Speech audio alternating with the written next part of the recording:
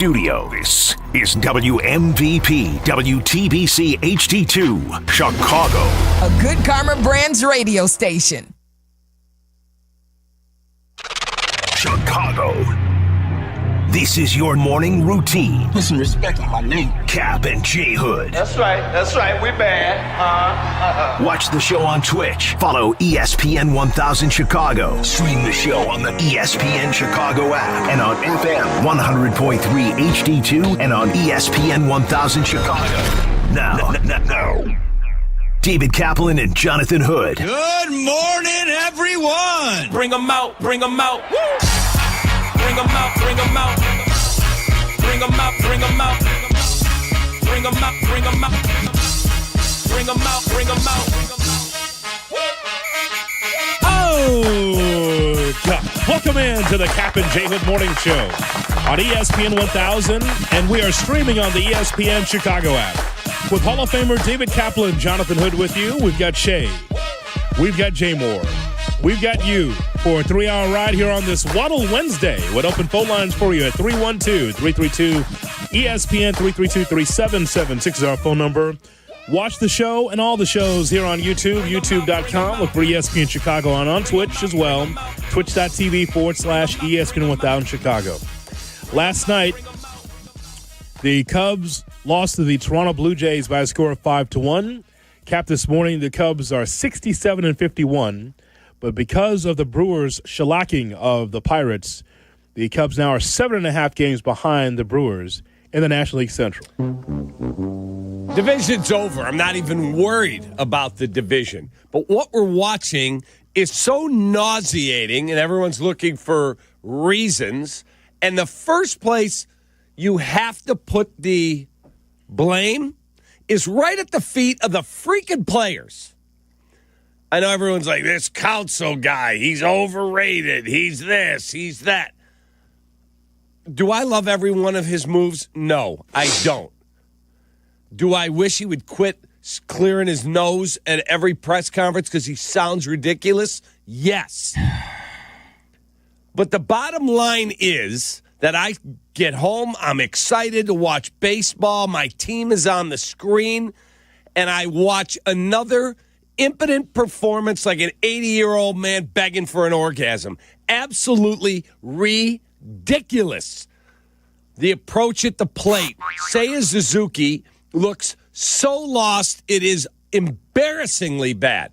So I have a question. First of all, I do want to make an apology. Carson Kelly, we're all, me included, going, what are you batting this guy cleanup for? Let me just give you Carson Kelly's numbers. These are his splits. Last 7 days, he's hitting .389 with an .839 OPS. For the last 15, .273, and the last 30, .262. And in the month of August overall, he's hitting .321. He's not the problem. Now, I don't believe you're a serious team if that's the guy that you have hitting cleanup. He should be down in the order. You didn't bring him in here to be your number one offensive player.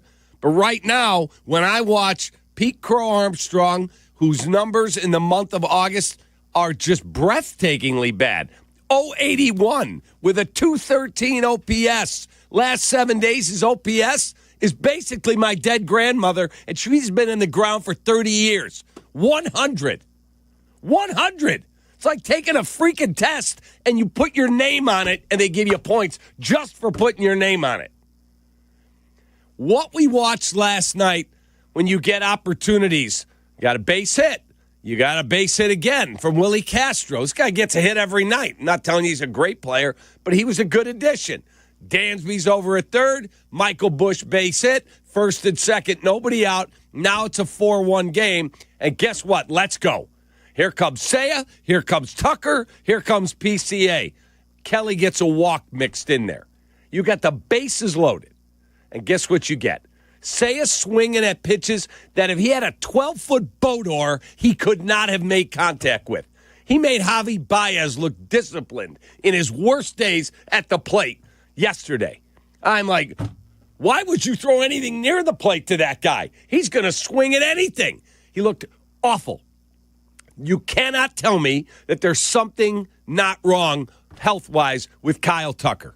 Because I just went through in our meeting with you guys his splits. And if you look at his numbers, Kyle Tucker in the month of June, 311 with a 982 OPS. And then he drops off, and I went back. I had somebody on Twitter send me a note. Check when he got hit in the knee. Since he got hit by a pitch or he fouled one off his leg? There's something wrong. He's not turning on a ball. He's gone down to a July, hit 218 with a 295 slug. Awful. August, he's hitting 188 with a 188 slug. All he does is walk. His numbers are horrifically bad. And Pete Crow Armstrong, he's a kid. He's in a bad spot right now. He had a good month of July. He'll work his way out of it. But he's like 3 for 39. I have a question for Jed, for Mr. 2032, Carter Hawkins. That's still one of the most galling comments I've ever heard. We have to be as worried about the 2025 Cubs as the 2032 Cubs. If you said the 2026 Cubs, I'd say, well, I wish you were more focused on 2025. 2032 Cubs? Carter, I'd like to congratulate you because that's the single stupidest remark I've heard a Chicago sports executive say in my career since Ed Lynch came up with, we want to just play big games in September. No, Ed, the job was to win championships. And I'd like to send that memo now to 1060 West Addison. Because if you couldn't trade Owen Casey at the deadline, right? Nope, we can't trade him. What did Bob Nightingale report? We cannot trade Moises Ballesteros. They're refusing to put Ballesteros in a deal. Were we not in Milwaukee and Ballesteros is in the lineup? They woke him up at 3 a.m. You got to get to Milwaukee. We got an injury. Can you play? Yep. He gets there, and he's in the lineup. Bases loaded. Big spot. You're trying to get to one game out. God, I wish those days were back. And he comes up with a bases clearing, bases loaded double with a shot to the outfield. And then you send him right back down. Here's my problem. Ian Happ looks inept at the plate. He does. He looks lost. Kyle Tucker, I've given you the numbers. PCA's in a bad way. Suzuki looks dead at the plate. So if we can't trade these two guys, then why are they not up here getting an opportunity for at least a few days? Hey, Kyle, we're going to give you a few days off, see how the knee is doing, see how the finger's doing. We're going to bring these kids up because we couldn't freaking trade them.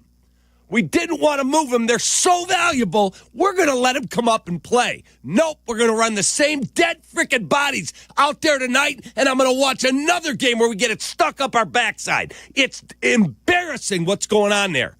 Absolutely nothing reactionary to come out and say, guys, we got to shake the lineup up. We got to put other guys in here. I don't care if you get a freaking vendor in Toronto who said I played in high school. Put him in the lineup because the guys playing right now suck. 2 down, and here's Alejandro Kirk, who bounces one into center, a base hit. Bichette around third, on his way to the plate, and will score the first run of the night. Hits it sharply, Bichette's got it. The long throw, the big stretch, and they got him! 99 for strike 3 call. Good morning, good afternoon, good night. He doesn't mess around. Swing and a miss, blows him away. Who hits a fly ball pretty well tagged to left field. Cap's going to turn and watch it go. How about Ernie Clements? Cap, whether it was runners in scoring position or bases loaded, this team cannot come up with a big hit. 1 for 9 with runners in scoring position, a batting average of 220 in that spot. And I just thought after Barrios, the starter, was in there, I thought that the Cubs could do some damage against the Jays bullpen, and that was not the case. We did not see that yesterday. I do want to address Kyle Tucker, though, because what I keep hearing in Cubs circles is that, well, Kyle Tucker, man, something's going on, man. He must be injured. If Kyle Tucker's injured, then the Cubs need to do something about it. If he's injured or doesn't want to say anything, or if the doctor sees something, then the Cubs need to do something about it. Because otherwise, here's the answer: he sucks. I think that's the answer. The idea that something must be going on. No, he just sucks. like a number of Cubs in this lineup. And every time that he steps into the batter's box, you know what he's doing? He's leaking oil. He's going over. And every time he steps in the batter's box and is unclutch, you know what's happening? Potential money is leaving his pockets. He's not only kicking his own ass, but he also is kicking the Cubs' ass every time that he plays. So the idea that it must be something wrong, I don't get it. You know what I would tell you? He just sucks. And if he's injured, shame on the Cubs for not being able to sit him down for 10 games or 12 games for him to heal up, whatever the issue is. Unless there's a news story that I don't know about with Kyle Tucker, I just declare him sucks, just like a number of other Cubs. Yeah, then if the Cubs, if he is, then they should do something about it. You don't just keep running him out there. There's no way he's healthy, Hoodie. Okay, well he doesn't suck. He's got what, Shay? We figured up a couple weeks ago, 1,500 at bats. It says he's one of the best hitters in the sport, and all of a sudden, after a really good start for multiple months, now all of a sudden you look and you go, hang on a second. Kyle Tucker in the month of June had a 982 OPS, 311, 404, 578 slash, and then the calendar flips to July and he goes 218, 188. That's the next 2 months. There's something wrong. And then I'm watching the StatCast broadcast the other night, and they said he has dropped another 2 miles an hour in his bat speed. That's humongous. That's fine, but he's not healthy. Well, then the Cubs need to do something about it. It's got to be one or the other. Either they sit him down or he sucks right now, and I'm leaning toward he sucks right now. It happens in baseball where there's sometimes that guys come up and they cannot come up with a base hit or come up with runners in scoring position and come through. He's far from the Astro that we saw in years past. Far from that guy. I don't know who that guy is, but he's not the Astro that we saw, let alone a $400 or $500 million ball player. He certainly is not that. Every time he takes the plate, you know what you see? Look down, by the way, by his pockets. That's money falling out of his pocket that he's losing because he's not helping the Cubs. I'm just telling you, like, there's this whole thing of, well, it must be something. It must be. Well, then that's for the Cubs to find out. That's for them to determine whether or not he's healthy or not. Maybe they know it, and he's just saying, I'm going to try and play through it. That's the only thing I know how to do. Well, then shame on the Cubs for rolling him out there. Shame on them. Fair. That's absolutely fair. If that's the case, I just declare him sucks, just like some of the other Cubs that have not hit the baseball lately. That's all. Just not playing good baseball. If he's not healthy, he should not be out there. Damn. He's just hurting the ball club. So I just watched that game yesterday, and I thought, Cap, the Cubs might be scuffling now, but somehow they're going to get a breakthrough. And it didn't happen yesterday. Did not happen. Look up and down that lineup. Runners in scoring position, bases loaded, Pete Crow swinging through his ass. Suzuki up there swinging at pitches he normally would not swing. So what I'm seeing is a team that is pressing in August. In August, not September, Cap, not like around the All-Star break. They are pressing. That's what we see every night with this team because they're so frustrated. You saw the helmets being just launched left and right yesterday because they couldn't come up with the big hit. They are pressing.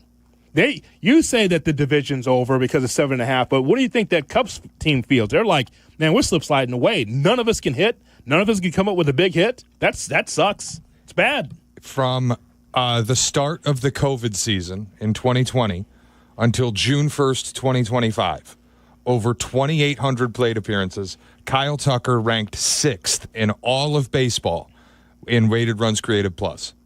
Since June 1st, 2025, Kyle Tucker ranks 125th. He's not there. There's something going on, whether it is the finger injury, and then against the Royals, he fouled the ball off his right knee against the Royals at Wrigley.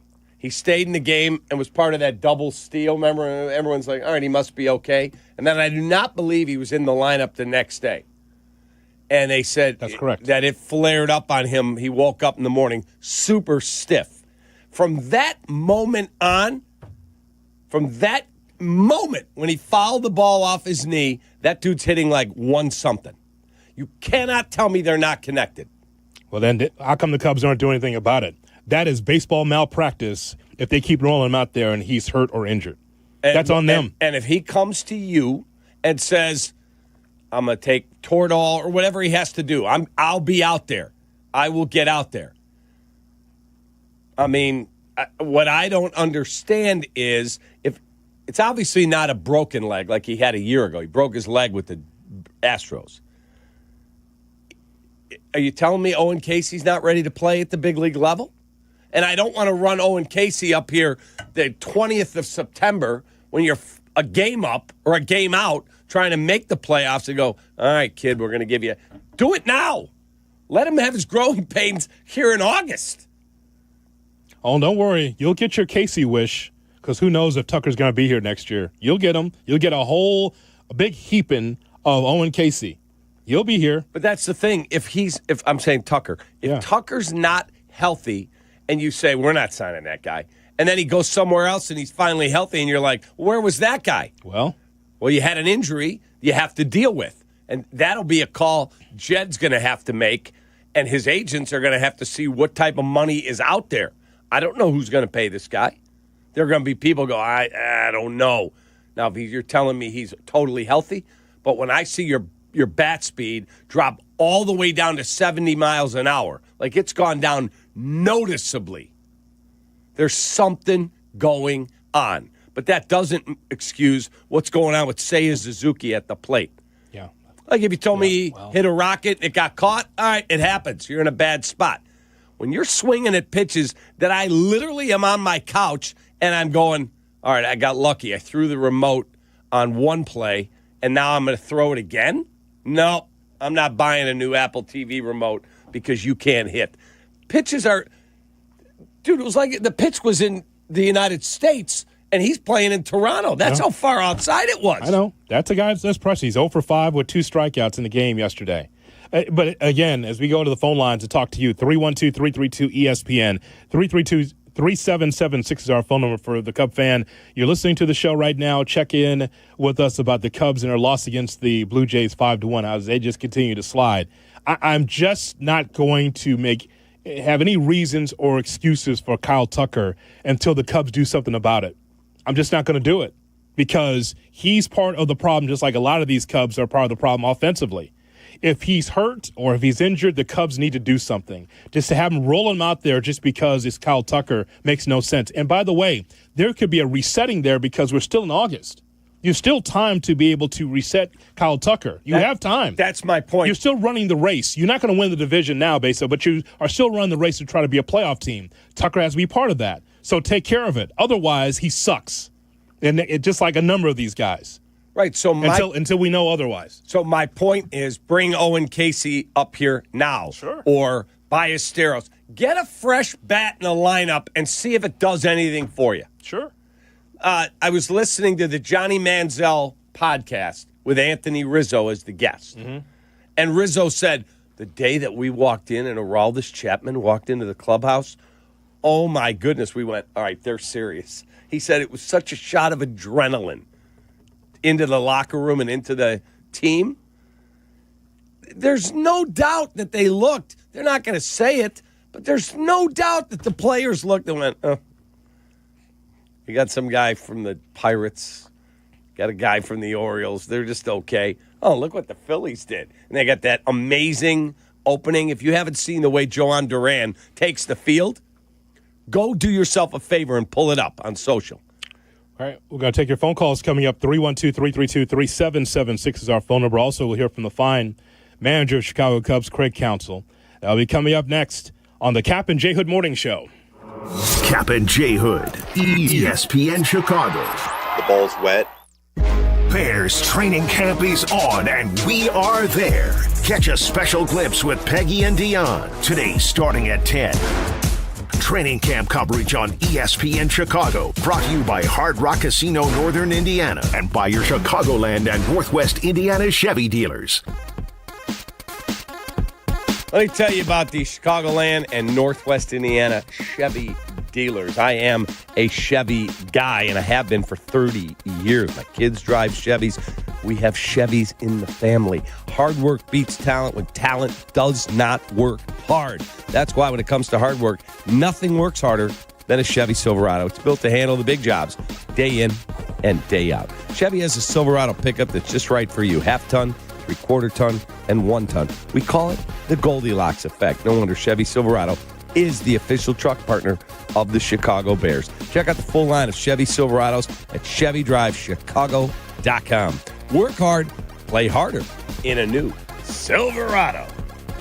Hey, fellas, it's your pal Yurko, Johnny the Good Kid. As we shift from summer nights at the ballpark to fall weekends on the couch, one thing stays the same. You still got to bring the heat when it's your turn to perform. Now, let me ask you, are you throwing the high heat or just floating the soft stuff over the plate? Oh, my. But that's where Blue Chew comes in. And I've been telling you about my friends at Blue Chew for years. It's a chewable tablet with the same active ingredients as Viagra and Cialis, but without the awkward doctor visits or the pharmacy lines. Everything's online, and it ships right to your door in a discreet package. No pills to swallow, no weird conversations, just confidence you need when it counts the most. Blue Chew's licensed providers work with you to find the right fit.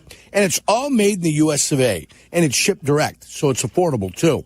So if you're ready to step up, I've got a deal for you. Your first month is free. Just pay $5 for shipping. Go to BlueChew.com. Use promo code ESPN. Chew it and do it. Blue Chew, your playbook for better performance. When you're injured, you need a team that knows how to win. Postman Law delivers. Simple, right? Even simpler. Remember this number, 844-POSTMAN. Postman Law has secured over $3 billion for clients. Fast, easy, and stress-free. So think Postman Law when you've been hurt in a crash, on the job, or anywhere else. Call 844-POSTMAN today. That's 844-POSTMAN for Postman Law Offices Chicago. Guests appearing live on ESPN Chicago. Call in on the Yingling Hotline. Yingling is in Chicago. After 196 years, you can now enjoy Yingling Traditional Lager, Light Lager, Golden Pilsner, Black and Tan, and Flight. Great Clips is your answer to back to school. You can get a kid's haircut for just $5.99. That's right, for kids 10 and under, haircuts are just $5.99. For a limited time, no coupon needed. August 4th through August 21st at participating Chicagoland salons. Great Clips. It's going to be great. We're brought to you today by GNC. Hope I'm not interrupting your workout routine, but the GNC Live Well sale is going on right now. Buy one, get one, 50% off everything in the store and at GNC.com. That's right, everything. Protein, pre-workout, creatine, vitamins, supplements, and so much more. Go for it all and don't miss out. At GNC, nutrition isn't just the department, it's the whole freaking store. You got goals, GNC has results. Visit your local GNC store or go to GNC.com. Whether you're building a single roof or a successful roofing business, roofing contractors like you need the right tools for the job, and software is no exception. Service Titan is on a mission to be the most powerful software platform for the trades, with purpose-built technology proven to maximize revenue, streamline operations, and deliver 5-star customer experiences. We are taking roofing companies like yours to the next level and beyond. Service Titan, we are built for this. See what we can do for roofers at servicetitan.com. Hey guys, it's Sylvie for Window Nation. Right now, save 50% on every window style and pay nothing for 2 years. No money down, no payments, no interest. This deal ends soon, so hurry. Call 866-90NATION or go to windownation.com and let them know that Sylvie sent you.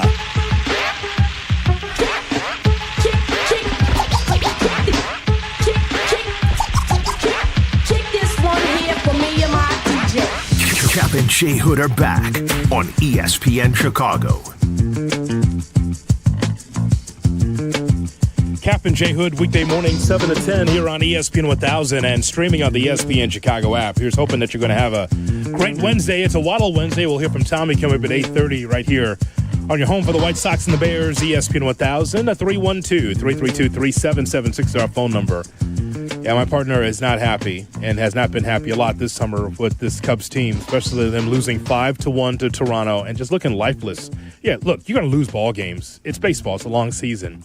But when you start to slip slide like the Cubs have done, it's a whole different ball club than we saw in the first half of the season. The same clutch type of hitting and top-shelf relief pitching helped this Cubs team accumulate a really strong record in the first half. And now in the second half, not so much. As we go to the fine manager of the Chicago Cubs, Craig Counsell, talking about the loss against the Blue Jays yesterday.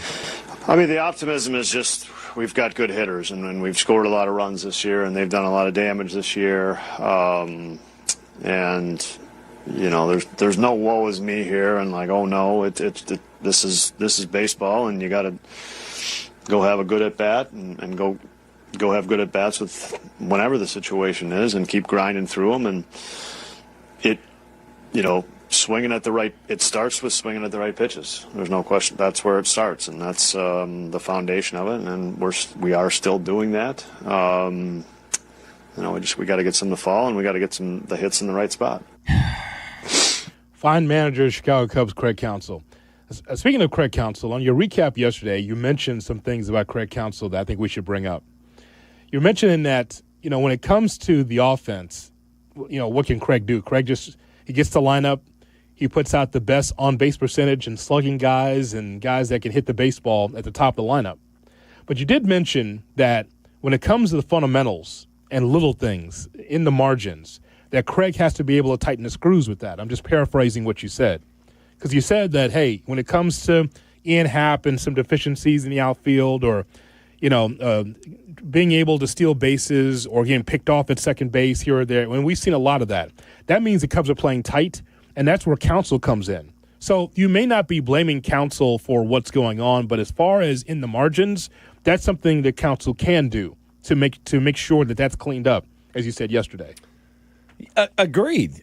Well, you said it, so you have to agree. That was your thoughts yesterday. Yeah. On the recap. Yeah, you've got to figure out, okay, guys, we are watching a historically awesome Brewers team do things. We got to quit looking up the scoreboard going, hang on a second.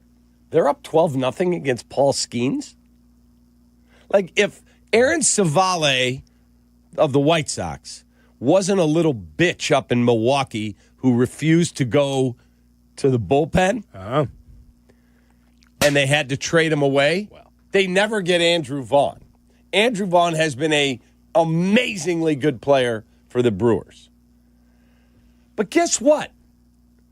That opened the door for Colson Montgomery to come up from his struggles where he was literally being called a bust that they should just release from the organization. And 2 months later, what is he doing? He yesterday comes up with another big hit in a big spot. They beat a good Tigers team. They're down 1-0. They get it tied. They got men on, and here's Colson Montgomery. Bam! Base hit. There's your ball game. That was basically it. Oh, yeah. Everybody relaxes. The other night, he hit his 10th home run. A few days before that, he hit his 9th home run. Like, this dude's rocking. So my point is, even the really amazingly good Milwaukee Brewers, best team in baseball, they found a way to get Andrew Vaughn in their lineup. They found a way to make changes. They find a way to get young people up from the minor leagues. Quinn Priester was on the scrap heap. They bring him in. He's competing for the Cy Young. Mizorowski's down in the minor leagues. Now he's pulling Pokemon cards. He's playing in the All-Star game. What about us? What about this team? I can't trade those guys because I got to be worried about 20 effing 32, Carter Hawkins. Yep. And why not bring them up? Why not today? Say, guess what? Kyle Tucker's going on the 10-day IL. We want to see if we can get his knee right. Yeah. Even if it's a mental break, just do it. You have time. Like, That's I'm the not point. advocating for PCA because I need him defensively out there, and he just had a great July. Tucker did not. PCA's in a really bad spot. Guess what? We're going to let you try and work through it. I need your defense, 100%. I absolutely do. But guess what? Owen Casey's in right field tonight. And Moises Ballesteros, he's coming up, and he's the DH tonight. And say, you're sitting. I don't want to watch guys go up there that I literally know have zero chance of coming through. Cubs are doing all the right moves as far as DFA and people left and right. But when it comes to their minor league system, no, stay down there until you're old and gray. Seriously. Where's John Birdie? Well, see you later, John. Holy bleep. You know what I'm saying? Okay, and here's my other question. You want this bench cleaned up, right? Yeah. The one thing about this season, the yearbook of this season is, my God, do the Cubs DFA people left and right. John Birdie, whose oven mitt was in there at second base the other night against the Cardinals. Yeah, DFA'd. Okay, so here's my question. I'm just a dumb fan with a microphone. I'm not an executive. I'm not a former player. Just a question. If you were going to DFA Vidal Brujan, who sucked. Yep. And then like a week and a half later, 2 weeks later, you're going to DFA John Birdie. Then why didn't you get your bench stronger at the deadline? Why didn't you make moves to get guys who are better than them? Because you obviously did not have any tie to either of those guys. Within 2 weeks, you took both guys and said, get the F out of here. You suck. That's what a DFA is. Designated for assignment to somebody else's crappy bench. Damn. So why didn't we trade to get guys better than that? You know why? Because they looked at your IL guys and said, oh, you know what is good as a trade? Assad. You know what's good as a trade? Miguel Amaya. Well, he's healthy now. The guys that were hurt and on the IL, they said, you know what? That's as good as a pickup. And you know what that is? That's what my mom used to say, what she used to hate. That'll do. You did that'll do. That's exactly what you did. That's what the Cubs did. Correct. Like instead of making wholesale changes for better players to have a better bench, you know what they said? Is Assad healthy yet? You saw what that looked like, right? By the you saw way, what that looked like. And then from there, Shay, instead of going and actually getting fresh meat, fresh players, you just got guys like Amaya and guys that's been on the scrap heap on the IL. That's what they decided to do. I also don't understand. Miguel Amaya comes back. Why the hell are they carrying 3 catchers? You got Amaya, Reese McGuire, and Carson Kelly on the roster. I would tell Reese McGuire, thank you for your services. We're launching you out of a cannon. Your roster spot is going to Owen Casey. Thank you. Yeah. Have a great life. I got no problem with it. This is not the 2016 Cubs who carried Contreras, Montero, and David Ross. Correct. It's not the same thing. That team won 103 games and had it on cruise control. This team does not. So, again, I'm just a dumb fan with a microphone. Some of this stuff makes no sense. We can't trade those guys. They're having really good years in AAA. Can't bring them up. And then I'm going to DFA the 2 crappiest bench guys I got. Oh, yeah. But I'm not going to use the deadline to improve it. No, because you got guys that are coming back. You need Assad back, you know. Assad threw an 80-mile-an-hour cement mixer for the home run. You saw that, right? Ernie Clement. So no movement, no velocity, 80 miles an hour. He threw it up there. Who is Ernie Clement? Sound like a guy that owned a gas station when I was growing up. Good player. Yeah, be my Clementine. I'm like, oh, can we get this guy, please? Yeah, I know he's a good player, but bam. When I saw the back of Ian Happ's jersey, I'm like, it's all over. 4-0, Mindy. And it hadn't even landed in the seats. Nope. You were already on the phone, walking to the phone when the ball was launched in the air. Why would you make a move, Cap, when you've got Nate Pearson up and down between Iowa and the big league? You don't need anyone to, we got Nate Pearson. He's available, right? That's exactly what they did. Right. That's what Jed did. Jed said, we got some of our guys coming back. That's good enough. 2032. That's a 2032 mentality. I mean, if I was Jed and I heard Carter say that publicly, I would call him in and go, have you lost your effing mind? You cannot say that. Do you know what? Even if you believe it in the offices, Carter, what are you doing? That quote is going to go down with anyone that thinks we can catch Cleveland is crazy. That was Jerry. 3 games out at the time. Yep. He told Tony Giannetti that from the Sun-Times and got skewered for it, rightly so. Yep. Or Ed Lynch, we just want to play big games in September. Or we're working on it. We're working on it. That's your ball club, too. That was Dallas Green. Was that Dallas Green? Yes. Rest in peace. Oh, we're working on it. Okay. There you go. Right. So we see the White Sox. The kids can play. The kids are all right. Mike Caruso still coming? Yeah, 1999. Kids are all right. That was Who was it? Bob Howery, Scotty Air. Yeah. Mike Caruso, and there was one more who I don't remember who it was. Those are our kids. Yeah, the kids are all right. And then you had Danny Darwin. Yeah. Who was like 9,000 years old at that point. I'm a player. 312-332-ESPN, 332-3776 is our phone number. If you're on hold, you will be on the air as we talk to you about the Cubs and their loss against the Blue Jays. How can they turn this around? Let's talk about it next on Kap and J Hood. You're listening to Kap and J Hood on ESPN Chicago. Chicago. Chicago White Sox baseball. Do you believe? Len Casper and Darren Jackson bring you the call of White Sox and Tigers. Live coverage begins today at 12:30 on ESPN Chicago, the home of the White Sox. Now backed by the power of the Pope. This is your White Sox Minute. I'm Len Casper. The Sox waited out another rain delay, then beat the first-place Detroit Tigers 9-6 Tuesday night. The offense was great top to bottom as they compiled 13 hits. Colson Montgomery not only notched the go-ahead hit in the 5th inning, he made a game-saving defensive play in the 7th. And on the mound, Yoendrys Gomez got the win after an impressive 5-inning, 1-hit, 1-run performance. The rubber game today starts at 1:10. Save all summer long with our summer savings section. Enjoy $20 weekday and $25 weekend select lower level tickets while supplies last. The summer savings section is presented by Wintrust. Different approach, better results, includes fees. To purchase tickets, visit whitesox.com/section. This has been your White Sox Minute.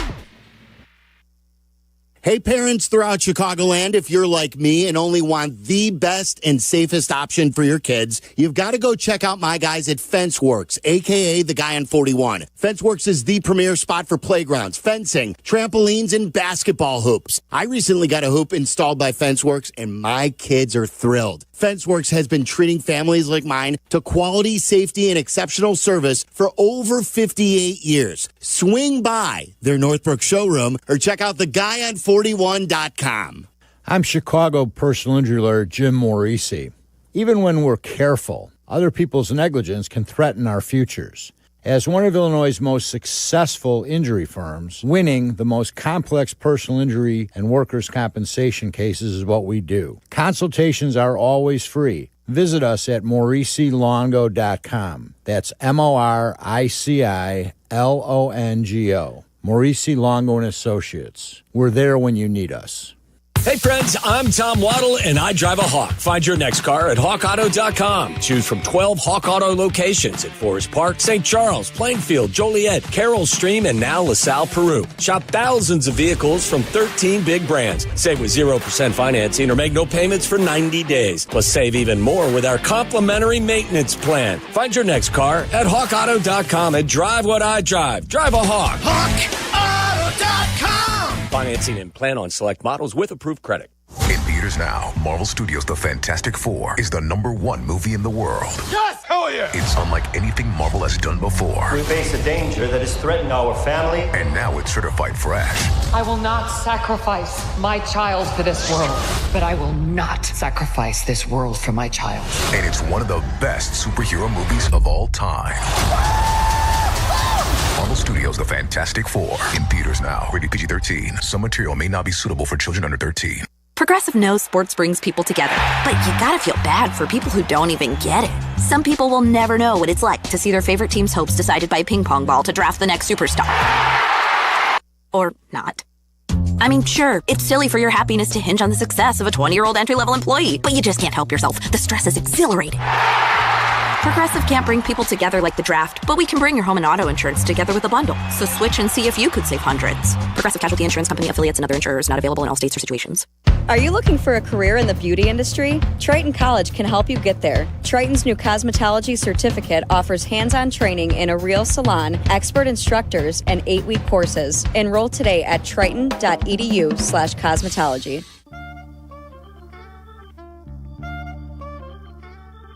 Change something. All right, Vivid. Let me tell you about Vivid Seats. Sorry, I didn't know you were back. Let me tell you about Vivid Seats. Oh, boy. Tune out the Mattel. Freaking Cubs. I understand, but I got to tell you about Vivid Seats, though. It's a great spot. I just used it to get tickets. All right. Well, it's the ultimate destination for all your sports and concert needs this summer. Visit VividSeats.com or download the app today. It's a game-changing rewards program, an unbeatable selection of tickets that make it easy for every fan to watch their favorite teams and players in action. Jay Moore.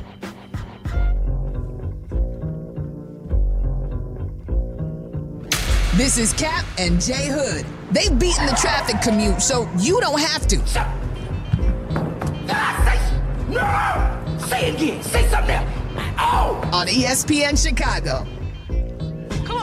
It's the Kap J Hood Morning Show on ESPN 1000 and streaming on the ESPN Chicago app. With you until 10 o'clock, and then Peggy and Dionne will be at Lake Forest at Hallis Hall for a special broadcast at 10 o'clock. Followed by White Sox and Tigers baseball. Sox and Tigers at 12:30 with the pregame right here on the home of the Sox, ESPN 1000. After the game, it's Waddle and Sylvie, Bleck and Abdallah at 6:30. All part of the mix right here on your home for the White Sox and the Bears, ESPN 1000. 312-332-3776 is our phone number. Yes, the Cubs offense in a malaise at this point in time, Cap, as they lose to the Blue Jays by a score of 5-1. Malaise? Malaise? I'd love to have a malaise. This is way worse. I mean, you can parse words if you want. They're just going through a slump right now. That's a malaise also. Slump? I mean, well, what do you want to call this? I mean, they're slipping out of the National League Central race. That's number one. But number two, they're still a playoff team. Do you call what Kyle Tucker's in a slump? It's been since June. The guy's been horrific. We're 7 weeks later. There's absolutely, I would stake my paycheck that he's injured. There's no way that he has 2,800 at-bats where he's the sixth best player in the sport offensively, and then all of a sudden it hits July, he takes a pitch off or fouls a pitch off his knee, and from the moment July turned over, he's literally can't swing his bat. Okay, let's not take it too far. You're a top earner around here. Let's go to the phone lines to talk to you. 312-332-3776 is our phone number. Palos Heights, here's Russ on Kap and J Hood. Russ, good morning. Hey, good morning. Thanks for having me. I like your criticism of all the players on the team, but you guys got to take the bubble wrap off a guy who's been lousy for 2 years, not just since last June. He can't hit unless there's nobody on base, and that's Dansby Swanson. He's terrible. You got to take that bubble wrap off. Put some criticism on him. Put Nico back at shortstop. Put Willie at second base, and you might get some hits out of the team. Hold on a second. Boy, Willie Castro. Well, he plays everywhere, huh? Second base, too? Okay, the last 7 days, Dansby Swanson has a 1,029 OPS. He's hitting .421 with a .450 OBP and a .579 slug. That's the last week. In August, in the month, he's hitting .313 with an .833 OPS. So, hey, you know what? You want to look at what he's doing when somebody's on base. Every time he comes up, when there's people on base, he never advances a runner. Never. I don't disagree with you that he's been way below par with men in scoring position. He also, and last night he was terrible defensively. He would tell you that. Dansby Swanson is not the problem with the team. I didn't like that Craig batted him earlier in the year in the cleanup spot, and you and I both complained about it, and it did get moved. He got moved down 100%. Dansby Swanson is now got the lion's share of his at-bats since then, hitting around 8th, sometimes 7th. 286 in the 7-hole this year with a 903 OPS, 389 with an 1153 OPS in the 8-hole. His problems were when he was hitting in the 4-hole, 30 at-bats, he hit 100. He, for sure, is a confounding player. It's turn off, turn on with him. There's times where you see him busted down the line, as I saw yesterday, going down to first base, busting his ass down the line. Yeah, he's a hustler. But then it's the defensive deficiencies, or it's the problems running the bases, or him being unclutch. It's always turn the switch on, turn the switch off with him. It's always something. I understand why Russ sees him to be a polarizing player, but can I just tell you, I know he makes a lot of money. That's not where your bread is buttered with him. He's supposed to be a dandy glove man and give you some pop offensively. There's a reason why he's down the lineup. It's because he's supposed to help you turn the lineup over. He's not a catalyst as a player. That fair to say? Like, that's not who he is. He's not a catalyst player. Yeah. He's a very, very good defensive shortstop. Yeah. He's won multiple Gold Gloves. There's a reason. Yeah. He is a polarizing player because if you go through his splits and you go, wow, the last 7 days he's hitting 421. Yeah, but go back. In the month of April, he hit 188. Horrible. And then he hits 293 in May. Goes back down to 250. Stays in that range in July. But he'll end up with decent numbers. He's hitting 253 right now. He's going to come in somewhere between 248 and 257. He's got 18 homers. He'll hit 21. He'll drive in 65. He'll have an OPS in the 700s. He's a mediocre offensive player. All right, back to the phone lines we go. Jim in Burr Ridge on Kap J Hood. Good morning, Jim. Morning, guys. My question to you is, with the Cubs being so hesitant on calling up these prospects and their hesitancy of dealing them and including them in some deals to get something out of it, think about Brendan Davis. They were hesitant to call him up. They were hesitant to deal him until it was too late. And what did we get out of him? Nothing. They let him go. Which guy? Brendan Davis. Yeah, he got injured multiple times, and now he's in another organization and fighting to keep his career alive. Yeah, absolutely. But as far as some added offense to this team, you have answers in the minor leagues. And I'm not telling you that that's going to be the end-all, be-all if they called up Owen Casey today. What I'm saying is that what you have right now is flat. It's flat. And it can turn around at any ball game, by the way, as you know, because that's how baseball works. But there's nothing wrong with having just a little extra juice in that locker room because you know about young players. Mm-hmm. They don't know what they don't know. Oh, the Cubs are struggling? Okay. Well, I just know I got to see the ball and I got to hit the ball. Some players are like that. They're not going to be part of this morass. Let me ask you a question. If every single time you did a particular thing, it drove your wife crazy, and you knew she was right, she wasn't being unreasonable. Yes. Jonathan, it really bothers me when you do that.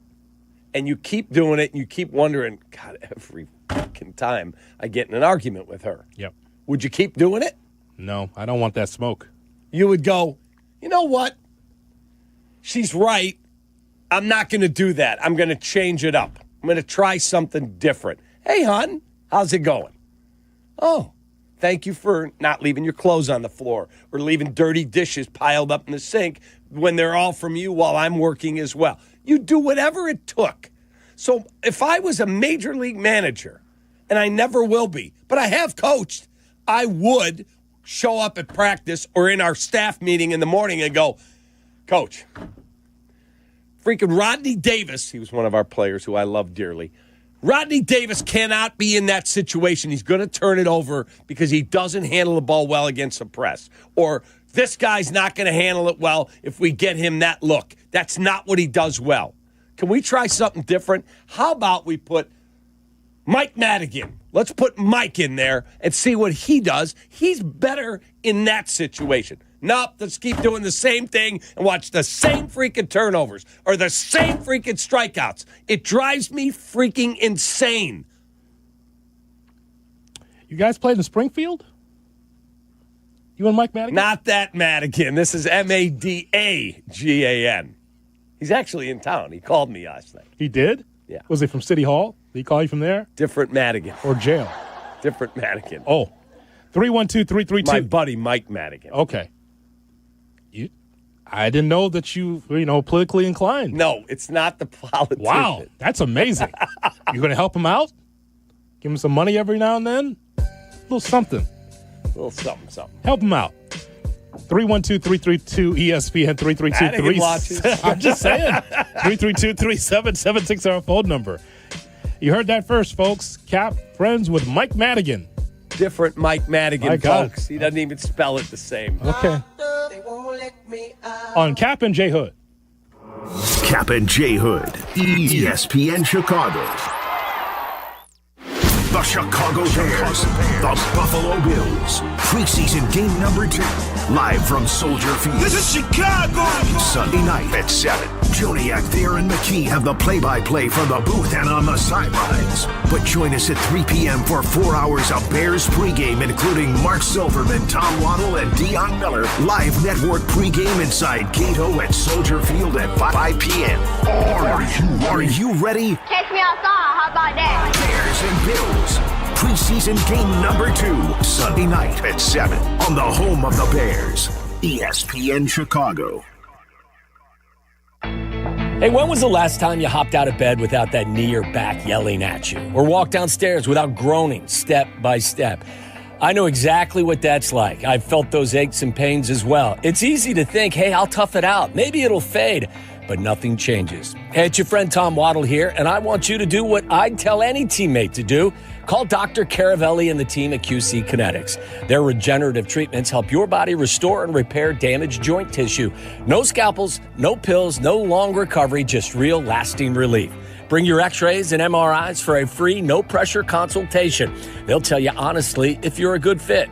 They even have Saturday appointments as well.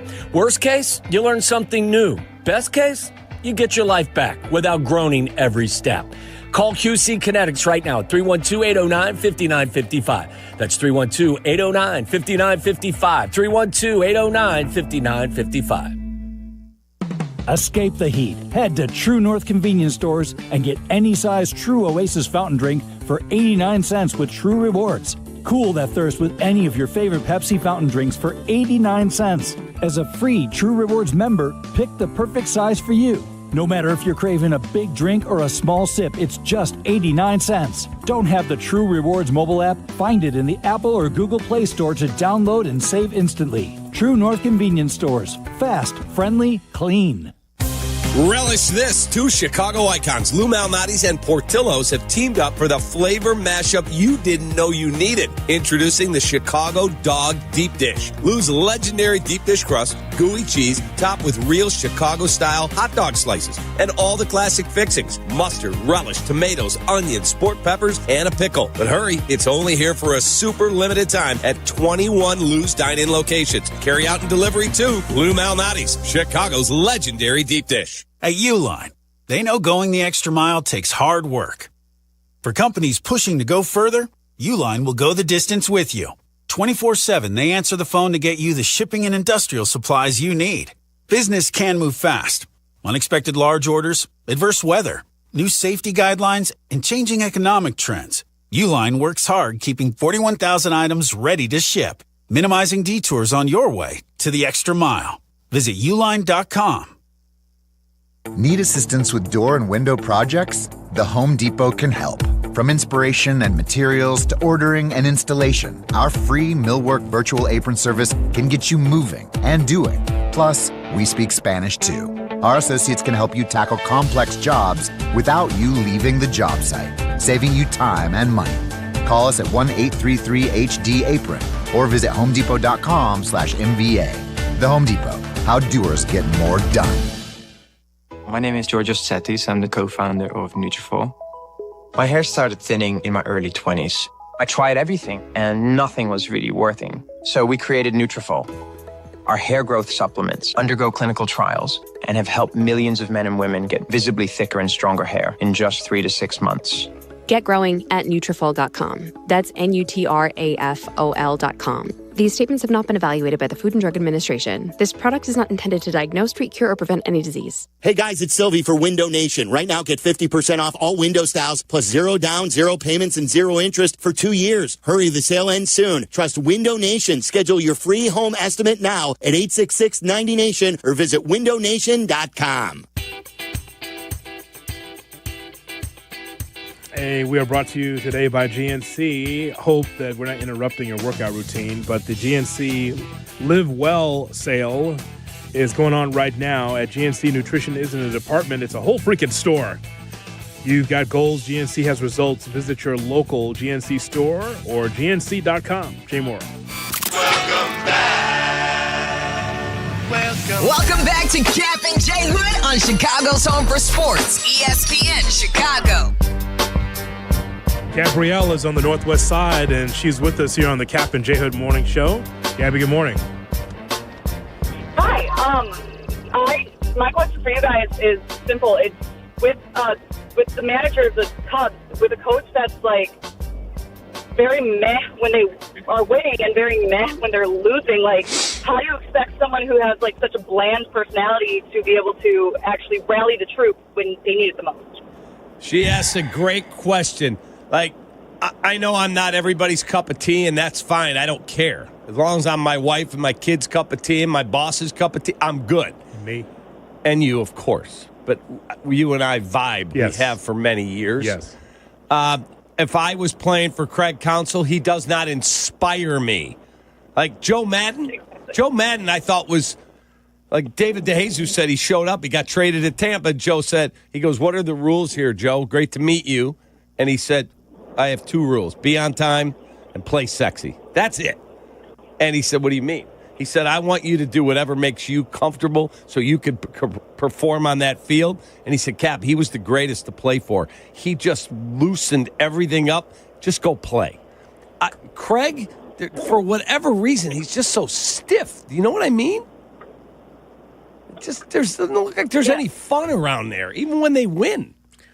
It's who he is, man. Love you, Gabrielle. But I think he was like that as a player, too, though. You know, it's a long season.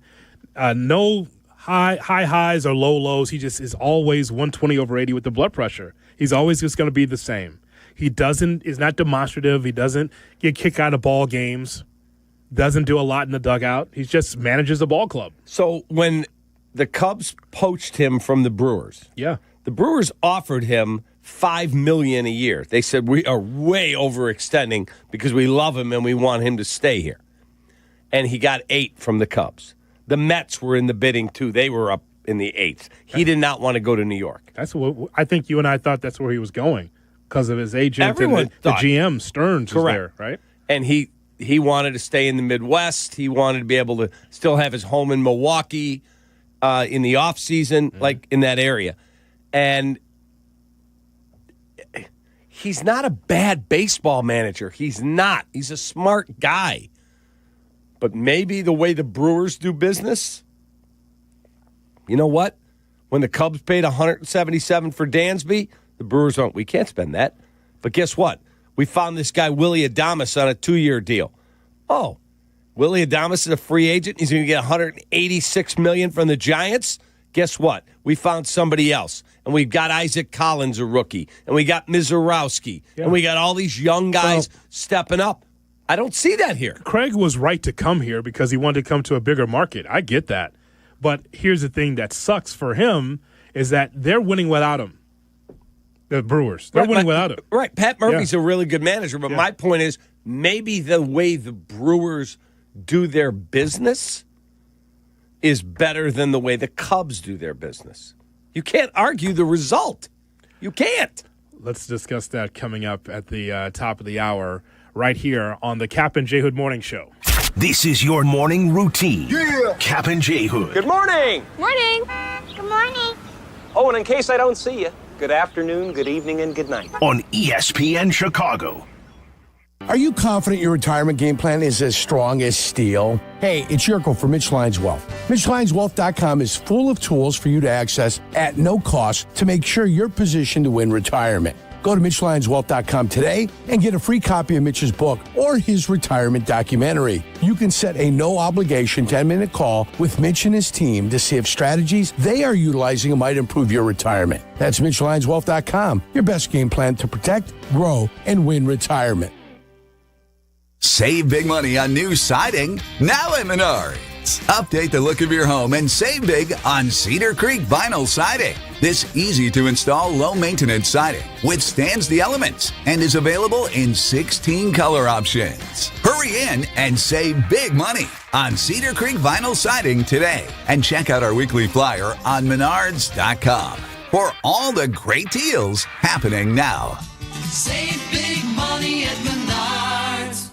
Hi, I'm Bob. At American Sail, we're known for having the largest selection of pools, patio sets, hot tubs, and grills. And as summer winds down, we need to make room so you can take advantage of our annual clearance event. Save up to 70%. That's right, 70%. And get 5 years special financing or 10% cash back. Plus, free delivery. See store for details. The clearance event is going on now at American Sail. So come in and see us or visit us online. American Sail. Bring the fun home. Kap J Hood here with Howard Ankin. Sounds of summer. An accident about to happen. Whoa! Come on, it's a freaking slip and slide. You mean slip and fall? Water may sound seemingly harmless to you guys, but anyone who's experienced a slip and fall injury at work, in a store, or at their apartment building knows just how serious they can be. If you've been injured, call 312-6-million. Howard is our attorney on the Kap J Hood Show. Weekday morning, 7 to 10 on ESPN 1000. Live from State Street in the heart of Chicago. This is the home of the Chicago Bears, ESPN Chicago. And this is Kap J Hood, WMVP, WTBC, HD2, Chicago, a Good Karma Brands radio station. Checkmate 1-6, suppression on target. That's why I see him in the shot. Shot or no shot with Kap and J Hood on ESPN 1000 and the ESPN Chicago app. That's why I see him in the shot. Good morning and welcome in to the Kap J Hood Morning Show on ESPN 1000 and streaming on the ESPN Chicago app with David Kaplan and Jonathan Hood with you. It's a Waddle Wednesday. We'll hear from Tommy coming up at 8:35. Time for Shot or No Shot. Here's Shay Norling. Good morning, boys, on a Wednesday. How we feeling? Feeling good, man. We're feeling good. I got a cup of cold brew. I'm up. I'm excited. Find a way to win a game tonight. I want to get you a blood pressure monitor for the morning after Cubs losses.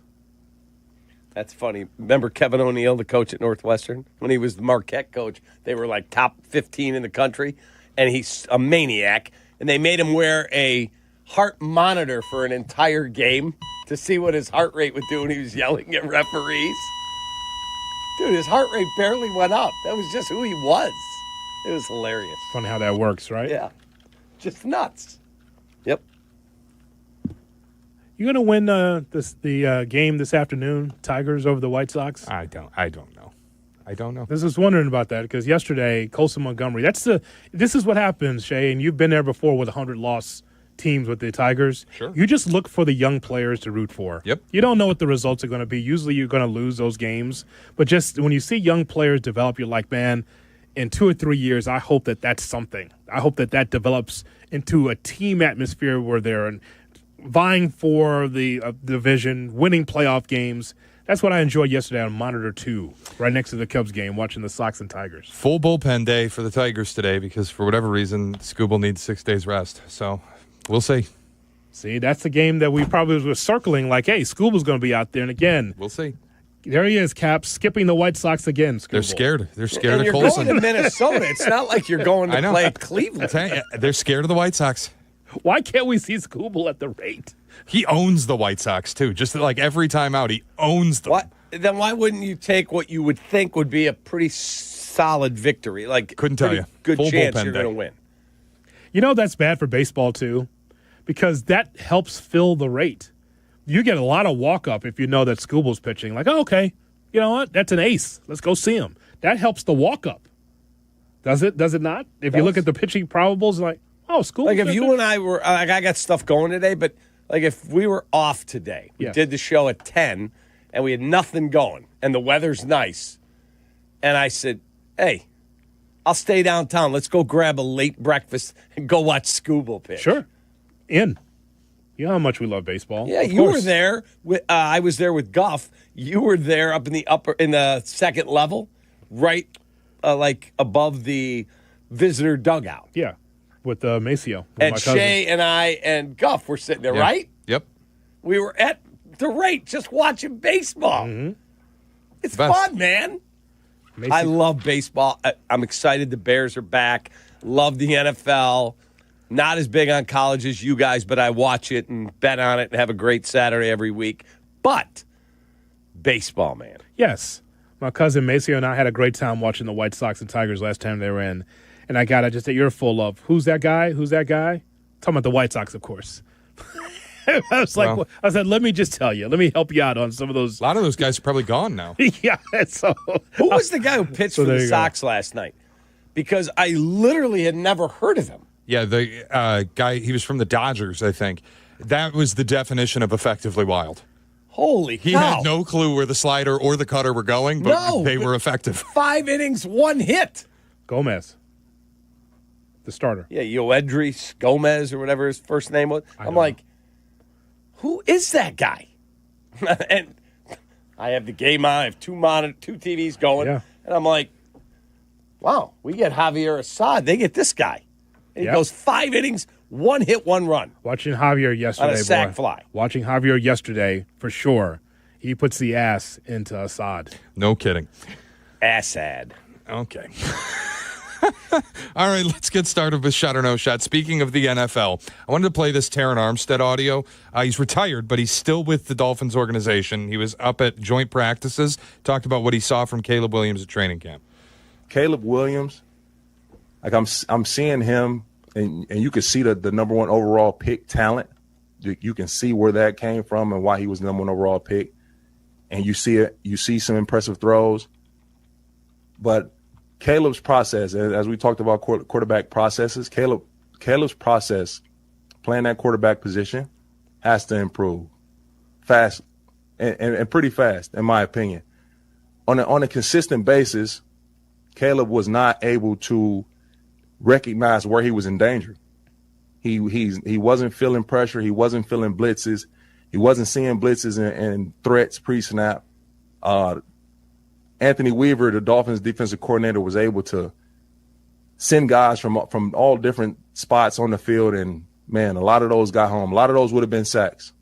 So as many times as Tua would have been sacked during this practice from what the Bears were doing up front, Caleb Williams would have been sacked even more. I have said it all offseason. The biggest concern for me facing Caleb Williams is his ability to avoid sacks and figure out what is going on. So you hear it from Terran Armstead. Shot or no shot, the ability to process what is happening in front of him is the biggest concern facing Caleb Williams. That's a shot. Yeah, that's a 100% shot. And when I hear Terran Armstead, who was a really good player, the Dolphins thought he'd come back and play 1 more year. He's like, I'm done. Body's done. I'm done. And he's also, I think, friends with Dan Rauscher, the Bears offensive line coach. So he was here, obviously, does stuff around the Dolphins. But he also, I think, was working with Rauscher, talking to him about the Bears' young left tackles and the offensive line. And he's a fountain of knowledge. Like that guy, I was talking to Olin. He goes, you want to talk about a dude that understands playing offensive line, knows the inner workings? That guy right there. That guy knows how. And so when I hear him say that, it's more than a little concerning. It's a shot because we watched it. We watched him trying to process and know when to release the football or when to be able to run out of danger. In his first year, for some quarterbacks, it's easier coming out of college, and for others, it's more of a learning curve. Caleb is going through that learning curve now. And again, this will be his, third head coach and 4th offensive coordinator. Hybrid, because Ben Johnson ultimately is the offensive coordinator. But the point is, it's another voice in his head. And so, yeah, for some, it's quick. But for him, he's got to learn how to process. Yeah. Brad Biggs said it was actually 87 plays that Caleb ran with Ben the other day. Some have said in the early 70s. It was over 80. And Ben's quote was, I wish I could do this every day with him. Time doesn't allow that. But he said that was more beneficial than taking one series at a preseason game. What I was able to do, where it was literally him and Caleb, and he'd give him a play call, he would throw a route, and then Ben would give him his feedback. I want your eyes here, then I want you to go back. That's coaching, man. He's never gotten that. That's fine, but you won't be handcuffed to Caleb Williams once the bell rings, whether it's a preseason game or the regular season. At some point, you have to cut the cord. Like, you're still teaching him, yes, but Fair. no. You're right. But both things could be true. A preseason game for a couple of series to get the feeling of being in an NFL game and practice is all beneficial. All of it. It's not one or the other. It's not. Well, it is if you can't run 87 plays with him and play him on Sunday. I mean, but you should be able to. That's my point. You should be able to say, okay, now that we've gone through practice, here's a preseason game with live rounds, because you got to deal with that for 17 games at the very least in the regular season. So why not do that in preseason? Just, again, the games at Soldier Field or on the road are not Lake Forest. There's no one. No, you don't have a coach out there with a whistle saying, stop, this sucks, let me get the second team in. You got to be able to get in a rhythm with this offense. All right, well, that leads me perfectly into the second one. Sean McDermott was asked yesterday what the Bills' plans are for playing their starters in Sunday night's preseason game. He was non-committal, left the door open, but said a decision has not been made. So reporters asked Josh Allen. He talked about it, saying he does not need preseason reps. He said what he gets done in joint practices is more than enough. That's the reps that he needs. He does not need to play preseason games. If they ask him to, he would appreciate the reps, but he said, I don't need them. If the Bills do elect to rest their starters Sunday night, shot or no shot, Ben Johnson still needs to play his starters at least the first quarter. That's a shot. Absolute shot. Absolute. I'll be very surprised if you don't see Caleb and the starters at least play 2 series, 2 possessions. Yes, that would surprise me, because then you're telling me you're going to play him against Kansas City, because that's the last preseason game. Yes. You're telling me Caleb's not going to take a snap in a dress rehearsal? I understand the joint practices, and these guys all said we get more out of that. I just need him to go through the dress rehearsal with Ben in his head. That's what I need. That's all I'm looking for. I'm not looking for the world. I'm looking for Caleb to be comfortable outside of Lake Forest, Illinois. That's all I'm asking for him to do. So I would say, Shade, that, yeah, that's a shot. And, again, that's just about the rhythm of things. If Josh Allen doesn't want to play in the preseason, I mean, that guy's established. But when you're Caleb Williams and you've had a hard time processing, and, again, excuses, reasons, coaching, offensive line, lack of weapons, whatever it is whatever you want to spin the wheel of excuses for Caleb Williams or reasons, whatever it is, that guy's got to get better in year 2. And the more reps, the better for him. Correct. He needs it. Josh Allen, well, that could be an MVP again, and maybe they get to the Super Bowl. That guy's established. He knows the hell he's doing. Caleb, not so much. That's only fair. Even though you can look at the numbers and say, not bad, but still the results were not there for the team. Fair. It wasn't there. Now you're limited the excuses with all the people that you brought in, offensive line, tight end. We still got to keep an eye on the running back room, Shay. Yeah. Keep our eyes on that and see exactly what that looks like. Kyle Monangai. Sure. That's a shot that I'll throw him in the mix, by the way. I'll throw him in the mix. Because tell Shay and the audience what you just told me right before we turn the mics on. Regarding which one that are you talking about? Not about Mindy. That's different. I'm talking about what you said about the running backs. Remember? Oh, yeah. The Greg Roman, who's the OC for Jim Harbaugh. Sure. He said the era of the one-back offense where you have a focal point bell cow running back, that's prehistoric. That's done. It's like a prehistoric animal. They're gone.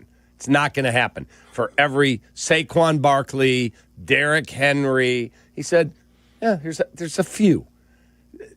Every team's not going to have one. You're going to have a running back by committee. Run that guy a little bit, run that guy a little bit. Always have a fresh body, period. That's why I would not bet Ashton Genty Rookie of the Year, because Pete Carroll's on record. We are going to split carries. So I just wouldn't do it. All right, I want to get a Brewers question in because they are on the heater of all heaters. They won their 11th consecutive game. It's their second 11-game win streak in just 38 calendar days. Since Memorial Day, the Brewers are 48-16. That's a 122-win pace. Since July 1st, 30-7. Since the All-Star break, 21-4. They're doing all of this, by the way, without a single player in their roster that has an expected slug north of 460. For context, the Cubs, who have the sky falling on them, have 6 players with an expected slug north of 460.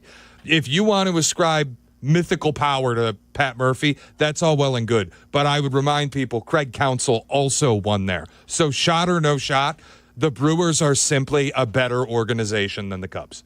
That's a shot. You cannot argue it. It's not me being a hater. I love the Cubs. But guess what? Go back and look at the last several years. Who's put up better teams? The Cubs or the Brewers? Who's had to bottom out twice and go through rebuilds? The Brewers or the Cubs? I'll give you an answer. They play on the north side of Chicago at Little Blue Heaven that's like a ATM machine. So last year they were 93-69. They're now 75-44. The Brewers have had 6 playoff appearances since 2018. Yelich, it's amazing that Yelich is the centerpiece of the team, but ultimately it's the others that get the job done. There's so many others where it's not just one guy. They have so many guys that come after you. Now, just think about this. Under Counsell, now under Murphy in year 2, how the Brewers have been able to maintain. Now, I'll say this about Milwaukee. There's no question that is a shot that they are run better than the Cubs. And so why that's unfortunate is that the Cubs have the most money in the National League Central. Mm-hmm. They're the big spenders. You're in the biggest market. But yet Milwaukee finds a way. There is a Bears-Packers dynamic to what's happening here. Mm-hmm. It is. Where, again, big city, big spenders, you're the Chicago Bears. There's no way that you let little Green Bay run you over year after year. You should never be afraid of them because you're the Bears, right? Mm-hmm. You should have the money. You've got the big crowd and all that. But with the Brewers, it's amazing, Cap, in the history of this team where there's always a ceiling to their success. They can never get over the hump. They can't win the World Series. They won't win it this year. But the Brewers have something on the Cubs, and that is saying we're just going to develop young talent. When you got to pay them, we can't pay them. We'll just move on, and we'll develop more talent, and we'll be sustainable. That's what they've done. Okay, it's the way they do business. It's not World Series caliber, but it keeps the train on the track for Milwaukee. Right. And Freddie Peralta has 1 year left. He's got a club option. They aren't going to pay him. They'll pick the option up. Yeah, but they won't pay him. And then they'll trade him next year and get something for him. He has him in the minor league system. That's how they do it. And they'll hope to ride him to a World Series championship this year. They are the ultimate culmination of Moneyball. Like, I always laugh when people are, Sylvie, bitching about Counsell being married to the analytics. What do you think the Brewers are? They're as analytic-driven as any team in baseball. They are the most analytically driven team in all of baseball. Along with Tampa. Sure, Tampa, Houston, Cleveland, you want to throw, but those are the teams that, Detroit, those are the teams that are living and dying by the analytics. Milwaukee's just done such a tremendous job at it. And the Pat Murphy aspect, it's not proof that Pat Murphy is some incredible, mythical, culture-setting manager. I'll give him credit for it. But the Brewers are proving more than anything, they'll win regardless of who is in the dugout. Yeah, so here's my question. I'm looking at the payroll rankings, and I keep hearing, well, the Cubs are cheap. They won't spend any money. And there are times I would like them to spend more. Let me be clear. Yeah. You're in Chicago, you should spend more. But the Chicago Cubs are at $210.2 million. They're 10th. Okay, I think they should be higher. Let me be clear. I look down at 23, Milwaukee, $113 million. Yeah. 113 to 210. And they're running away. And when Willie Adames became a free agent, had a great year, guess what? Yeah, good luck. Enjoy San Francisco. We'll go find some other cheap guy to play shortstop. You look at that disparity, that's $100 million. And they're dog-walking teams. Let me ask you a question. They are dog-walking teams. That's amazing. Okay, so if I took the top 10 Cubs players and gave each guy a $10 million raise, and now my payroll's at $310, are they any better? Still can't catch the Brewers. No. Well, and the key for Milwaukee. That's my point. It's who you spend on. And my problem with Milwaukee is I don't think they push all their chips in when they feel like they can win a World Series. Never. They definitely don't. That's one. And two, when guys get the free agency, see you later, thanks for coming. Yeah. Other than Yelich, who took a below-market deal because he loves living there. Yeah. Okay. So the Cubs should be able to say, that's where we got you. When we get a really good player, PCA, Kyle Tucker, whoever it is, we're going to pay them because we don't have to trade them away. But it's not only about what you spend. Yeah. It's how you spend it. And the quality. It's the quality also of the player. That team's at 110. They're the best. It's also how you structure your roster, because the one thing I will give immense credit to Milwaukee, I think they're on the cutting edge of, and I think they're the first team to really embrace it. I think they're the first all-in pitching analytics team. Their lineup is just fine. Their pitching is unbeatable. Everybody throws 100 miles an hour. Everybody has three-way movement. Everybody misses bats. It's all the analytical things that people look for now. Milwaukee's got it in spades, and they're the best team in baseball. All right, we will go around the National Football League and review my favorite column of the year. That's next on Kap and J Hood. Good morning. Good morning. Kap and J Hood Morning Show on ESPN Chicago. Thanks, J Hood. The ESPN Chicago Vegas vacation. Come with us and meet the full ESPN Chicago team to Las Vegas for a packed football weekend. True Fan Travel and ESPN Chicago have teamed up for this once-in-a-lifetime trip. Round-trip airfare, 3-night hotel accommodations, entry to special ESPN Chicago live broadcasts, and all-inclusive tailgate, and tickets to the Bears-Raiders game. Go to TrueFanTravel.com. Limited travel packages remain, so log on now. TrueFanTravel.com for the ESPN Chicago Vegas vacation, September 26th through 29th. The ESPN Chicago Vegas vacation. One, some say it's the loneliest number. But when one is a collection of many, one can stand for all. Blue Cross Blue Shield of Illinois is one company serving their communities across one country for nearly 90 years. And as they continue to empower whole person health with compassion and innovation, one member at a time, Blue Cross looks forward to keeping you and the ones you love at the center of everything they do. Blue Cross and Blue Shield of Illinois. Through it all, Jay Moore. Hey, it's Joe Aurelio, and it's time for Aurelio's Pizza, Chicagoland's oldest pizza chain since 1959. Indulge in our crispy thin crust, signature sauce, and 100% real mozzarella. Visit Aurelio'sPizza.com for the location nearest you. Aurelio's Pizza, it's a sauce.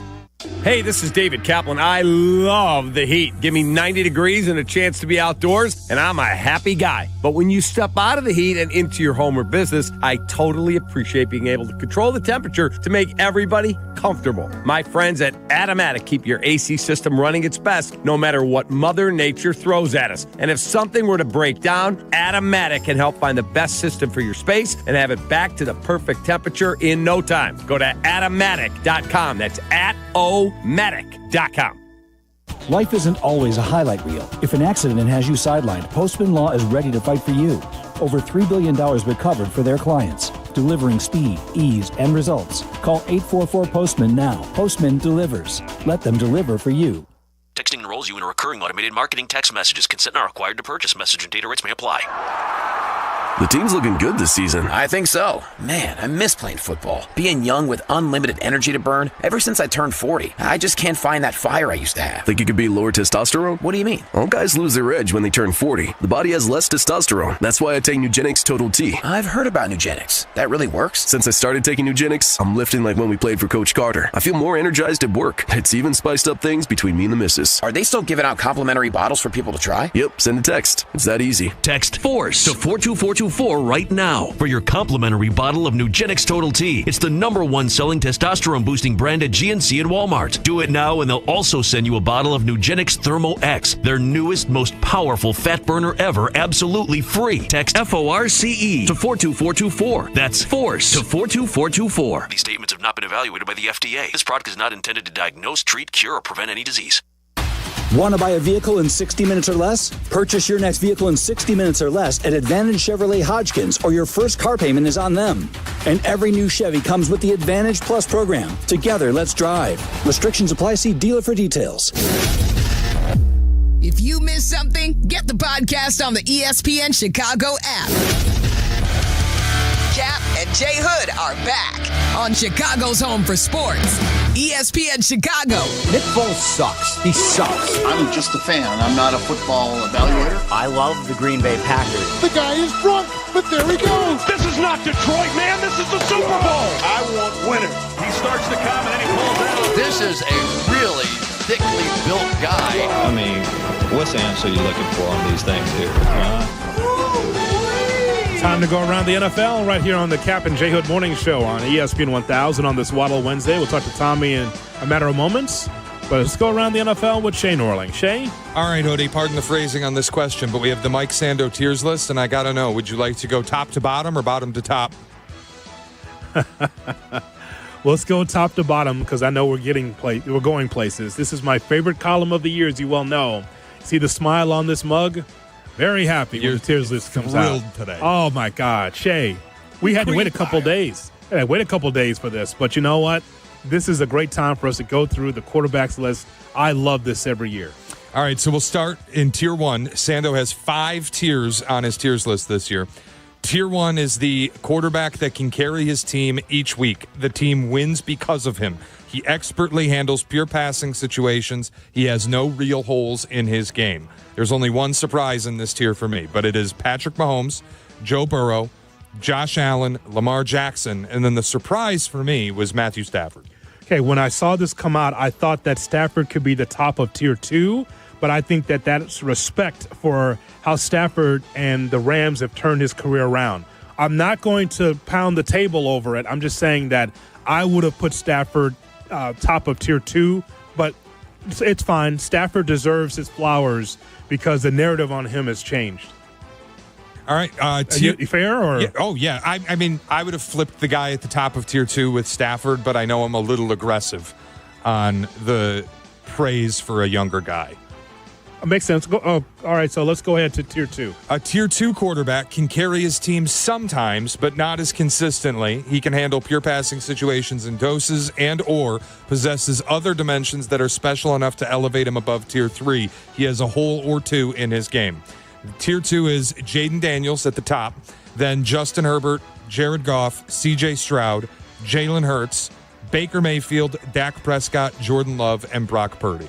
Okay, so we can make the case about Jaden Daniels. I would imagine the evaluators that were asked about this probably said, show me again with Daniels. They probably said, show me again. And by the way, no sneeze when you're the 6th overall quarterback on this list in the top of Tier 2. That means that you're on the precipice of being that elite guy. Again, no ring yet, but just how impressive he was. I just think that maybe some of the evaluators say, okay, great first year. Let's see it again. My issue also with this, Shay, is that when we go through, you mentioned Herbert deserves to be there, Jared Goff, C.J. Stroud, Jalen Hurts. I know some people are pissed at that. Hey, he's Tier 2. He's placed fine. Right in the middle of Tier 2. He's got a ring, yes. 9th again. But disrespect, Hoodie. No, it's fine. Nope. You know what? I'm not going to be that guy. I think that's just fine for him. And by the way, Jalen Hurts also would probably agree. I bet you he would. Anybody who's giving an honest appraisal, especially when you consider the criteria, which is a Tier 2 quarterback can carry his team sometimes, but not as consistently. The Eagles are not a win because of Jalen Hurts. They're a win because of the entire organization. So all fair. It's fine. Here's my issue. 2 things on the bottom of Tier 2. 1, Jordan Love, either he belongs at the bottom of Tier 2 or top of Tier 3 for me, because just like any other quarterback, let me see it again. Let me see if he goes backwards, sideways, or forwards this year. The other thing is I need help with, and I don't have an opinion on, and I need help with this, on what do I do with Brock Purdy? Is that fair where he is at the number 14 quarterback overall, or is he top of Tier 3? I don't know what to do with that. Okay, here's my question. Do you look at Jordan Love differently because he makes $55 million a year and he's not the guy on the 2-year, $22 million deal trying to make his way now that big bad Aaron Rodgers has gone off to the Jets at that point? And the same with Brock Purdy. What's he making, 60? No, 53 maybe. 53 million. Yep. Do you look at him differently than Mr. Irrelevant, basically, who was drafted in the 7th round? I don't, because it's not their fault that the quarterback market is what it is. The team either has to pay them that or move on. And you can't move on when you have a franchise quarterback, or at least believe that you do. Yeah, so but when you look at, I'll use a baseball analogy. You look at Colin Ray, who makes like $5 million. You go, solid year. But if he was making $15 million, you'd be like, we're not getting our value. Do you know what I mean? That's all fair. I just don't know what to. I need help on Brock Purdy. Is he fairly placed at the 14th spot, Tier 2, or should he be top of Tier 3? Far be it from me to tell 50 NFL decision makers they don't know what they're talking about, but I would put him in Tier 3. If I had a vote to cast here, I don't think he really ever carries the 49ers. He doesn't move me. I think he's a product of Kyle Shanahan and the roster that he's had. He doesn't move me as a quarterback. I'm not a dream killer. I'm not saying that Brock Purdy can't be better. I'm just saying that Tier 2 means that you're on the next level that you're going to be able at some point, we're going to consider you a tier 1 at some point. That means the arrow's pointing up, and I don't see that. I see it pointing down. What I would say for tier 2, everybody after Baker Mayfield who came in at 11, who I do think is very firmly tier 2. He's been fantastic. The 3 guys after, Dak, Jordan Love, and Brock Purdy, I'd have no problem kicking down to tier 3. And so go ahead to tier 3 because there's a name that we're going to know here. Tier 3 quarterback is a legitimate starter but needs a heavier running game and or defensive component to win. A lower volume drop back passing offense suits him best. Kyler Murray, Aaron Rodgers, Tua Tagovailoa, Trevor Lawrence, Geno Smith, Bo Nix, Sam Darnold, last year's rookies, Drake May, Caleb Williams, Bryce Young, and Kirk Cousins. Okay, so we're going to get to Caleb in a second. So for tier 3, I think Kirk Cousins should have been tier 4. he's on the bottom of tier 3. I'm just saying, he's a backup. Why is he on the list? Yeah, well, I'm just saying, I would have put him at tier 4, but that's fine. He's the bottom of tier 3. The 25th best quarterback, Cap, in the NFL is Kirk Cousins. Okay, you could do worse. That's fine. But they got Caleb at 23. But just as Shay just laid out now, Cap, Caleb Williams or Drake May? Give me one. Caleb Williams or Drake May? I would take Caleb. Caleb Williams or Sam Darnold? Caleb. Caleb Williams or Bo Nix? Caleb. Whoa. And that one's close. Whoa. Tight. I want to see how Caleb does with Ben. Caleb Williams or... You had Sean Payton versus Eberflus. Sure. That's secretariat against a 2-legged dog. That's fair. I just think if you're evaluating today and giving an honest appraisal, you'd have a hard time selling anybody on that. Caleb Williams or Geno Smith? Oh, wow. Caleb. Caleb Williams or Trevor Lawrence? Cap. I heard him.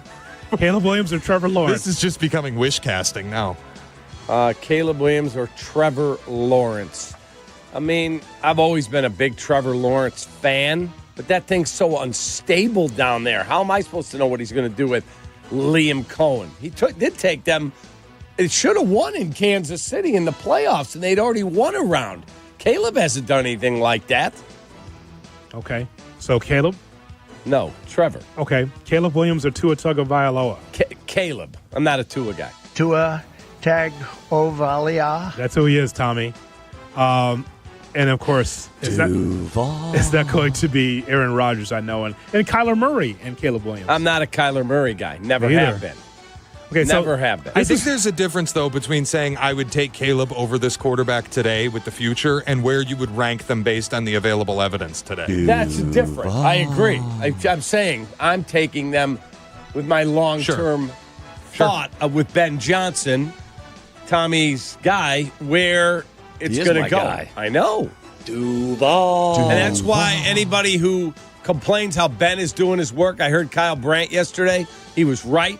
He said, whoa, time out. Kyle Brandt's my favorite, one of my favorite guys on the face of the planet. It doesn't mean that I can't have a different perspective. I'm not saying you can't. I understand what Kyle said. I think Ben has done a fantastic job, but I can still not be out on Ben because I wanted to see Caleb Williams in the I'm not saying that. All I'm saying is I liked what he said. You wanted the Wizard? Let the Wizard do his job how the Wizard thinks is best. What time out? Hey. Nobody's not letting Ben Johnson do his thing. And at the end of the day, this all may be, angst for no reason. But that doesn't mean, Cap, that I've got to go brain dead and not have a perspective that may not align one for one with Ben Johnson. I'm not saying that. I said I just liked what he said. I liked it. I liked his presentation. So we're going to go through some of the quotes about Caleb Williams in just a moment. But, Shay, go ahead and finish up Tier 4. And, Tommy, I know you've seen this, the tier list on theathletic.com. Would you like me to just package Tier 4 and Tier 5 here, Hoodie?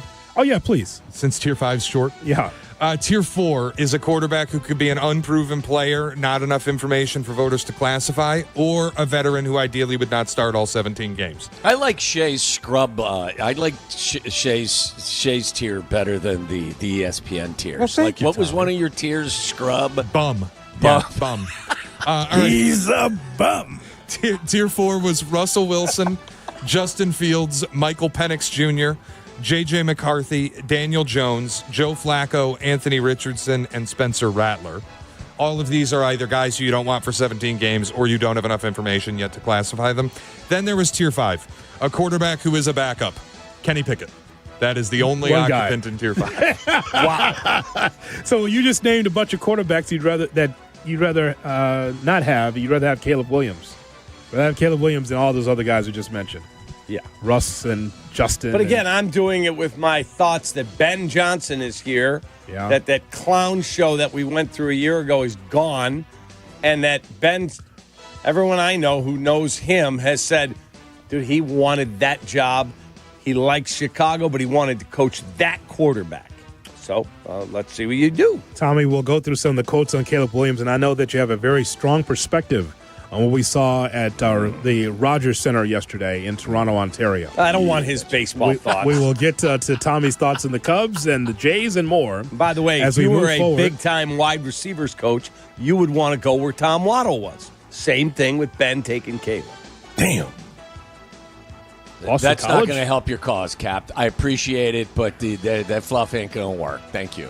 More fluff right around the corner baseball from on him. the Kap and J Hood Morning Show. Kap J Hood. Kap and J Hood. Mornings on ESPN 1000. Chicago's home for sports. Ooh, jackass. Chicago White Sox baseball. Do you believe? Len Casper and Darren Jackson bring you the call of White Sox and Tigers. Live coverage begins today at 12:30 on ESPN Chicago, the home of the White Sox. Now backed by the power of the Pope. Hey, fellas, it's your pal Yurko, Johnny the Good Kid. As we shift from summer nights at the ballpark to fall weekends on the couch, one thing stays the same. You still got to bring the heat when it's your turn to perform. Now, let me ask you. Are you throwing the high heat or just floating the soft stuff over the plate? Oh, my. But that's where Blue Chew comes in. And I've been telling you about my friends at Blue Chew for years. It's a chewable tablet with the same active ingredients as Viagra and Cialis, but without the awkward doctor visits or the pharmacy lines. Everything's online, and it ships right to your door in a discreet package. No pills to swallow, no weird conversations, just confidence you need when it counts the most. Blue Chew's licensed providers work with you to find the right fit. And it's all made in the U.S. of A. And it's shipped direct, so it's affordable, too. So if you're ready to step up, I've got a deal for you. Your first month is free. Just pay $5 for shipping. Go to BlueChew.com. Use promo code ESPN. Chew it and do it. Blue Chew, your playbook for better performance. Crash, bang, suddenly you are on the DL. If that happens as a result of somebody else's negligence, we can help. I'm Jim Morisi, Chicago personal injury lawyer. Our experienced attorneys and support staff will talk with you during a free consultation, tell you your options, and ensure that you take the right steps throughout the entire process. Visit us at MorisiLongo.com. That's MoriciLongo.com. Your future is our priority. White Sox fans, don't miss out on great promotions during the Twin Series, August 22nd through the 24th. Starting off with Elvis Night and a post-game fireworks show presented by Beggar's Pizza on Friday, August 22nd, a 1980s sweater vest presented by Rate on August 23rd, and a Hall of Famer Ken Griffey Jr. bobblehead presented by United on August 24th. There's something for everyone. To purchase tickets, visit whitesox.com/promos. The Paramount Theater in Aurora is proud to present the Chicago area premiere of Come From Away. What can we say about Come From Away? Maybe we don't say anything, except that it's an important tale of acceptance when the world needed it most. Based on a true story, Come From Away is the start of Paramount's exciting new Broadway season. The season also includes White Christmas, Dear Evan Hansen, and South Pacific. Subscriptions and tickets available now at ParamountAurora.com. Come From Away at Paramount Theater in Aurora. Starts August 20th. I'm Brent, and I've been on Nutrafol for almost 5 years now. I like Nutrafol because it was a hair growth supplement that was completely drug-free. After 3 months, my hair got stronger and thicker, which gave a huge boost to my social life. I mean, it was life-changing, to be honest. Get growing at Nutrafol.com/men. That's Nutrafol.com/MEN. These statements and products have not been evaluated by the FDA. These products are not intended to diagnose, treat, cure, or prevent any disease or condition. Real customers were compensated to share their stories. A SoFi personal loan is here to help you achieve something once thought impossible, overcoming high-interest credit card debt. Walk the tightrope of your finances with one low, fixed-rate monthly payment, no fees required, and as soon as the same-day funding. That's right. Pull off your own debt-defying stunt with a SoFi personal loan. Visit SoFi.com/trick to learn more. Loans originated by SoFi Bank, N.A., member FDIC. Terms and conditions apply. NMLS 696891.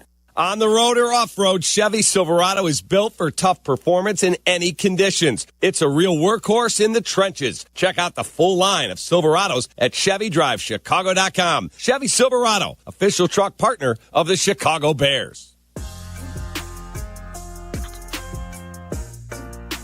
Here's Jonathan Hood, baby. Or just Jonathan Hood. That's good enough. As you know, managing maintenance, repair, and operations is never easy. But I like Jonathan Hood, baby. Well, I'm sure that you guys do, but you're going to get a knuckle sandwich. But for the ones who always rise to the challenge, Grainger has your back.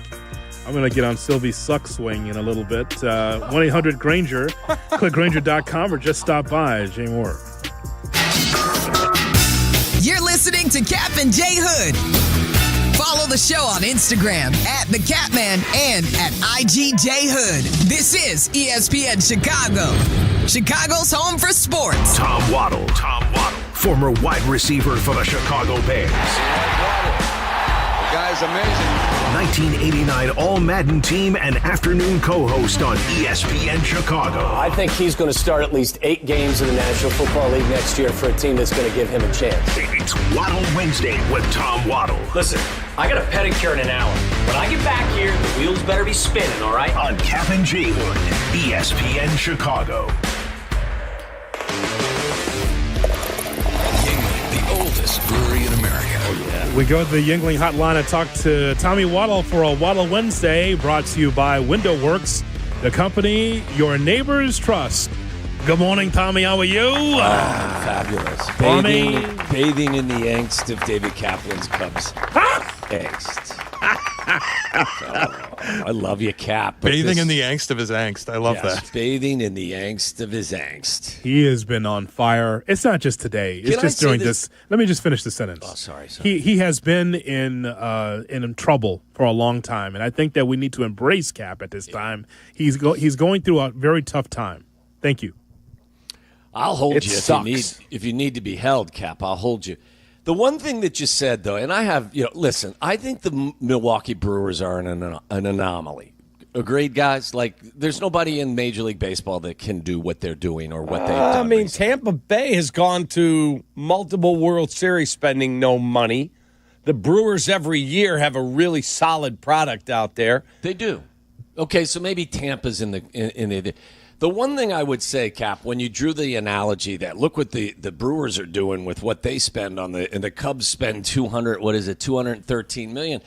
The only thing I would say is that the ratio has never worked for me. Based on what the Cubs bring in revenue, which was $584 million, which ranked third. And I don't disagree with what they spend, which was $213 million, which ranked 14th. You can't be third in revenue and 14th in payroll. 12th, yeah, I think they're 12th. Okay, 12th, 13th, 14th, if you know what I'm saying. That ratio doesn't work for 10th. me. Do you realize Cubs are 10th? Do you realize, based on these numbers, that in 2024 the Cubs' revenue was $584 million? They spent $213 on payroll. Do you know what that payroll to revenue ratio is 36.4%. That ranked 26th in Major League Baseball, Cap. Agreed. And I said I would spend more money if I owned that team. But it is not only about what you spend, because I could give the top 10 guys on our roster a $10 million raise each. And now I'm at $310, and I'm third. And I still am 7.5 up the track. It's how you do your freaking business. No question. But if you are in the third largest market and you want to compete with the Dodgers and the Mets and the Phillies, you got to act like them. The Mets, in the same comparable payroll to revenue ratio, they spend 90% of their revenue on payroll. And that's including luxury tax, which they were willing to go into. Look, I don't dispute what you say. You got to spend your money wisely. But being in a large market, what it does is allows you to buy yourself out of some of your own mistakes.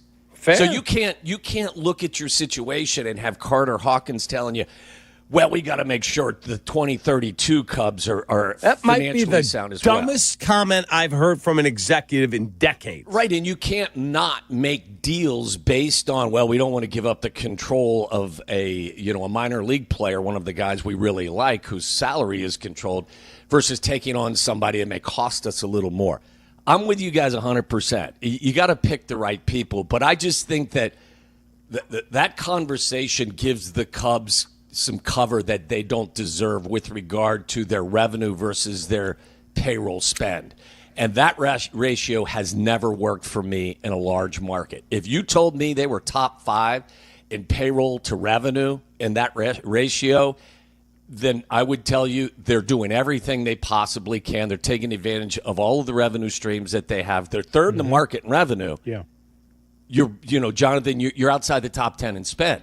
That ratio will never work for me in professional sports. It may in other lines of business. I don't disagree. Well, just to answer your initial thought, Tommy, about the Brewers, it's about the team who is playing the best, not necessarily the team with the best one-loss record to try to get to the World Series. Like, you'd be far-fetched to tell me that a team that's playing at a 26-4 clip or a team that's been 30-7 since July 1st will win the World Series, because at some point there's going to be a downward spiral for the Brewers. And by the way, I mean, God bless them if they can get to 122 wins. I don't think that's going to happen. But what I'm saying is that that at some point they'll unplug and then they'll try to plug it back in. So, you are correct. I made the parallel about the Bears and the Packers. Why is it that the Brewers, small market team, that they won't pay for top-notch talent free agency, why are they ahead of the Cubs? Makes no sense. Yeah.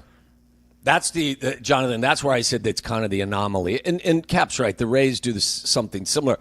Listen, you tip your cap to them, not KAP, but your CAP to them and what they've done. Now, in the postseason, it's been a different story. I don't think they've won a playoff series since, what was it, the division series in 2018? Something like they've played. I think they've lost their last 5 or 6 playoff series. So they haven't had the same type of success when you get to the postseason.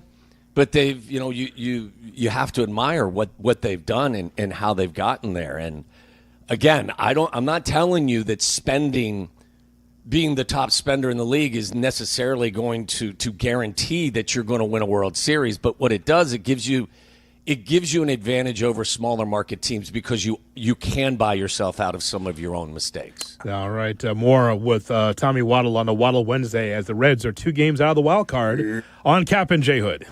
Kap and J Hood, ESPN Chicago. Bears training camp is on, and we are there. Catch a special glimpse with Peggy and Dionne today starting at 10. Training camp coverage on ESPN Chicago, brought to you by Hard Rock Casino Northern Indiana and by your Chicagoland and Northwest Indiana Chevy dealers. Johnny, let me tell you about our guy, Howard Enkin in Chicago. There are hundreds of personal injury law firms, but only one firm that's injury law made personal. May I approach? Brought to you by Enkin Law. That's our sidebar, 312-6 million for Howard Enkin. Think about this. 80 attorneys and so many more that are ready to take your phone calls. You need help? Howard Enkin is there to help you. He explains the details of your case, helps you navigate the legal process, and returns your phone call. You want to talk to your guy? You get Howard on the phone. You're hurt? You need help? Howard Enkin. Give him a call right now. He's standing by waiting to get your phone call. 312-6 million. 312-6 million. Enkin Law. Injury law made personal. Enkin Law. Take it from me, when you want the job done right, you call the pros. And that's why Chicago trusts Window Works. For over 30 years, they've delivered custom windows and doors that fit your home, your style, and your budget. No cookie cutter stuff, just certified pros who get it done. And it's not just about beauty. These windows can help cut down your energy bills, too. Right now, buy one window, get one free. Dial pound 250 on your phone and say Waddle to book your free consultation today. Time now for ESPN Chicago's Sports Business Minute. Brought to you by your Chicagoland BMW Centers. From Crane Chicago Business, here's Danny Ecker. Fans started spending more money when attending major sporting events as the pandemic faded, and the trend isn't going away. Bank of America analyzed spending by its card users on game days in zip codes that include stadiums and found fans today are shelling out about 25% more during the day of a game in those areas than they were in 2019. Inflation likely played a role, but B of A said the growth is far outpacing that of other entertainment options such as concerts and movie theaters. It's part of the post-pandemic movement towards spending on services over goods and U.S. consumers having more disposable income today. It's also a product of more teams giving fans more places to spend time and money outside their venues, like Gallagher Way at Wrigley Field and the future 1901 project around the United Center. For the Crane Sports Business Minute, I'm Danny Ecker. Summer's meant to be wide open, and with BMW, nothing stands between you and the road ahead. The BMW X3 makes every journey effortless with xDrive and expansive cargo space. The plug-in hybrid X5 moves through summer without limits, combining uncompromising power and electric adaptability. And the all-electric i4, sporty, sleek, and unmistakably BMW. Find your ultimate driving machine now at the BMW Summer Sales Event. Hurry in for exceptional offers now through September 2nd. Tired of losing power? Feeling powerless? Call Four Seasons Heating, Air Conditioning, Plumbing, Electric today for a free estimate on a whole home standby generator. Never be without power again. Fully installed systems starting at just $99 a month. Power your sump pump, your fridge, your freezer, your garage doors, your heating and cooling so your home stays safe and comfortable. Four Seasons is the largest and most award-winning Generac dealer in Illinois. Call 866-4 Seasons. This is the story of the one. As a lineman, he does whatever it takes to keep the power on in his community. And he wants a partner like Grainger who does the same. Grainger offers the professional-grade products he needs, from voltage detectors to harnesses to hard hats, plus fast, dependable delivery, so he can rise to every challenge. Call 1-800-GRAINGER, click Grainger.com, or just stop by. Grainger, for the ones who get it done. Your fantasy draft is here. The Smack Talk is starting, and this season, ESPN Bet is giving you more ways to ride with your squad. Introducing ESPN Bet Fan Center, where you can instantly link and bet on your fantasy teams right in the ESPN Bet app. An enhanced sports betting experience only from ESPN Bet, the sports book for sports fans. Download the app today. Must be 21 plus. Gambling problem? Call 1-800-GAMBLER. In New York, call 877-8-HOPE-NY or text HOPE-NY 467-369. Beat the heat with any size True Oasis fountain drink for 89 cents with True Rewards at True North convenience stores. True Rewards members can pick their favorite Pepsi fountain drink and pay only 89 cents. Find the app in your favorite app store to sign up and save instantly. You ever get decision paralysis, like figuring out what to watch or what to eat? Well, the same applies if you're hiring. It can be overwhelming if you have too many candidates to sort through. So ZipRecruiter can help you proactively find the best ones quickly. Try it for free at ZipRecruiter.com/USL. That's ZipRecruiter.com/USL, Jay Moore. Follow Chicago's Home for Sports on Twitch at ESPN 1000 Chicago. Kap and J Hood are back on Chicago's Home for Sports. ESPN Chicago.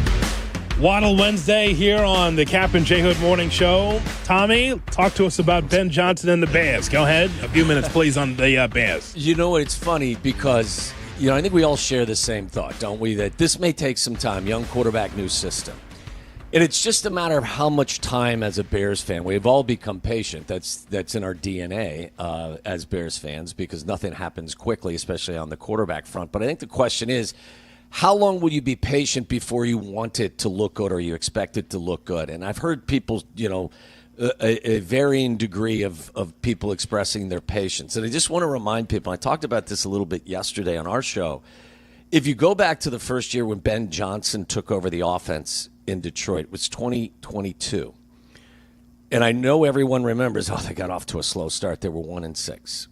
Their offense scored 35 points in a 38-35 loss to the Eagles to start the season.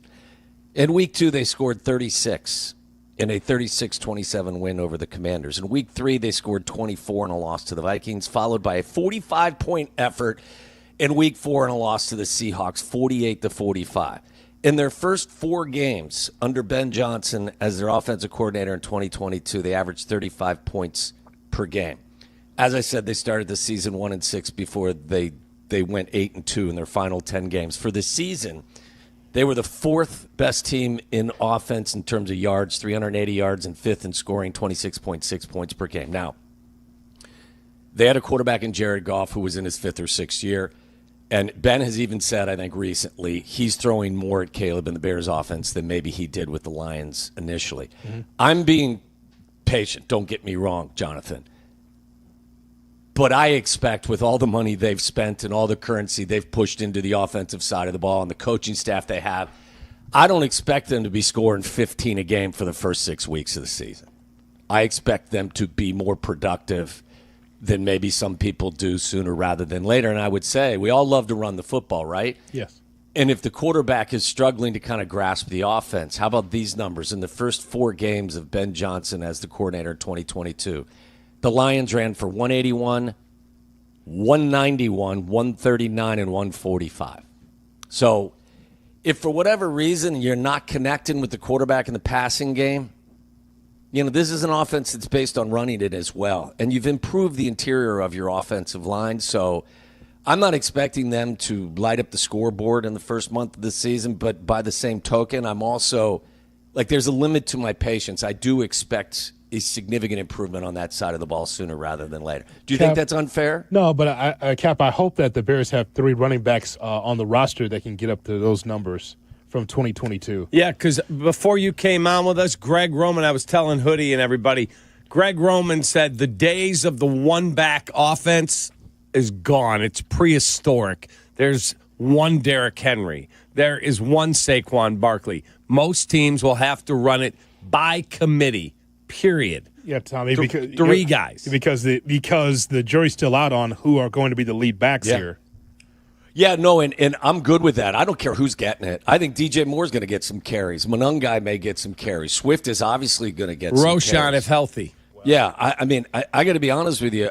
I'm not as concerned about who's carrying it more than I'm worried about who's creating the holes up front. So get it blocked. Yeah, I was just going to mention that Lions team in 2022. That wasn't Jahmyr Gibbs and Derrick Henry. No, that was Jamal Williams, DeAndre Swift, and 2 guys named Justin Jackson and Craig Reynolds. Yes, sir. Yeah, and the other thing, Tommy, Shea said it, I don't know if you heard it, that they had more touchdowns on the ground last year than any team in the National Football League, despite having a quarterback who understands that system and can sling it.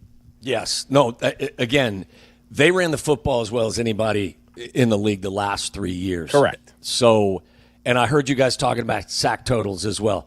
Jared Goff was sacked 35 times in the 2021 season. His sack totals went down to 23, 30, and 31 the following 3 years while his completion percentage went up. That's how you know the offense is working, because they're functioning efficiently. Caleb is processing. The completion percentage goes up. The sack totals go down. That, to me, is much more symbolic of a positive season versus passing yards and even touchdown passes. Tommy, have a wonderful rest of your day. Lose my number if the Cubs lose tonight.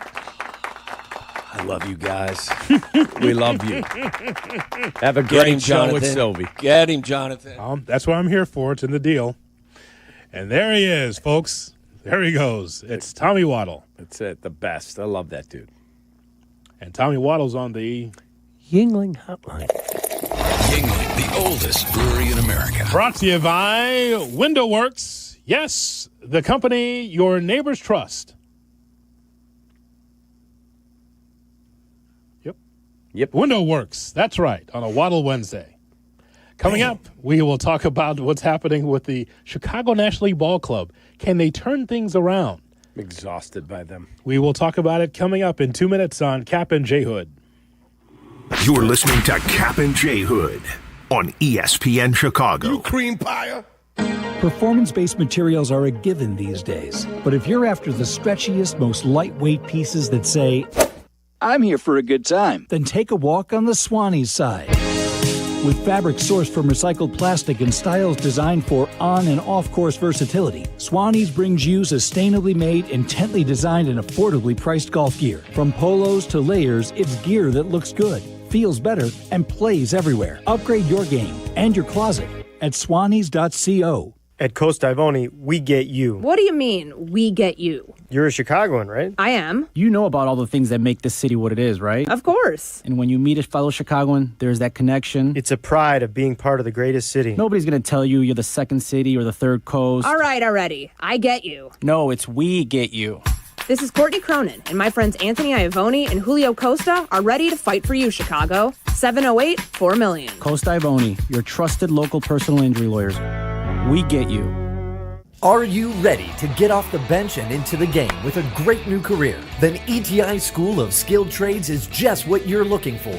As the Chicago area's premier welding and HVAC school, we've helped thousands of people just like you get started in great new careers. Step up to the plate and swing for the fences with a brighter future. Learn more at eticampus.edu or by calling 888-830-7678. ETI, it's your future. Own it. Illinois born, nation strong. That's Blue Cross and Blue Shield of Illinois, sharing the same communities with their members for nearly 90 years. And while they'll always be your one local and trusted healthcare partner, their national network of products and innovations continues to ensure access to the highest quality, affordable care. Because wherever your journey leads, Blue Cross will make sure you always feel right at home. Blue Cross and Blue Shield of Illinois, through it all. Live from State Street in the heart of Chicago, this is the home of the Chicago Bears, ESPN Chicago. And this is Kap J Hood, WMVP, WTBC, HD2, Chicago, a Good Karma Brands radio station.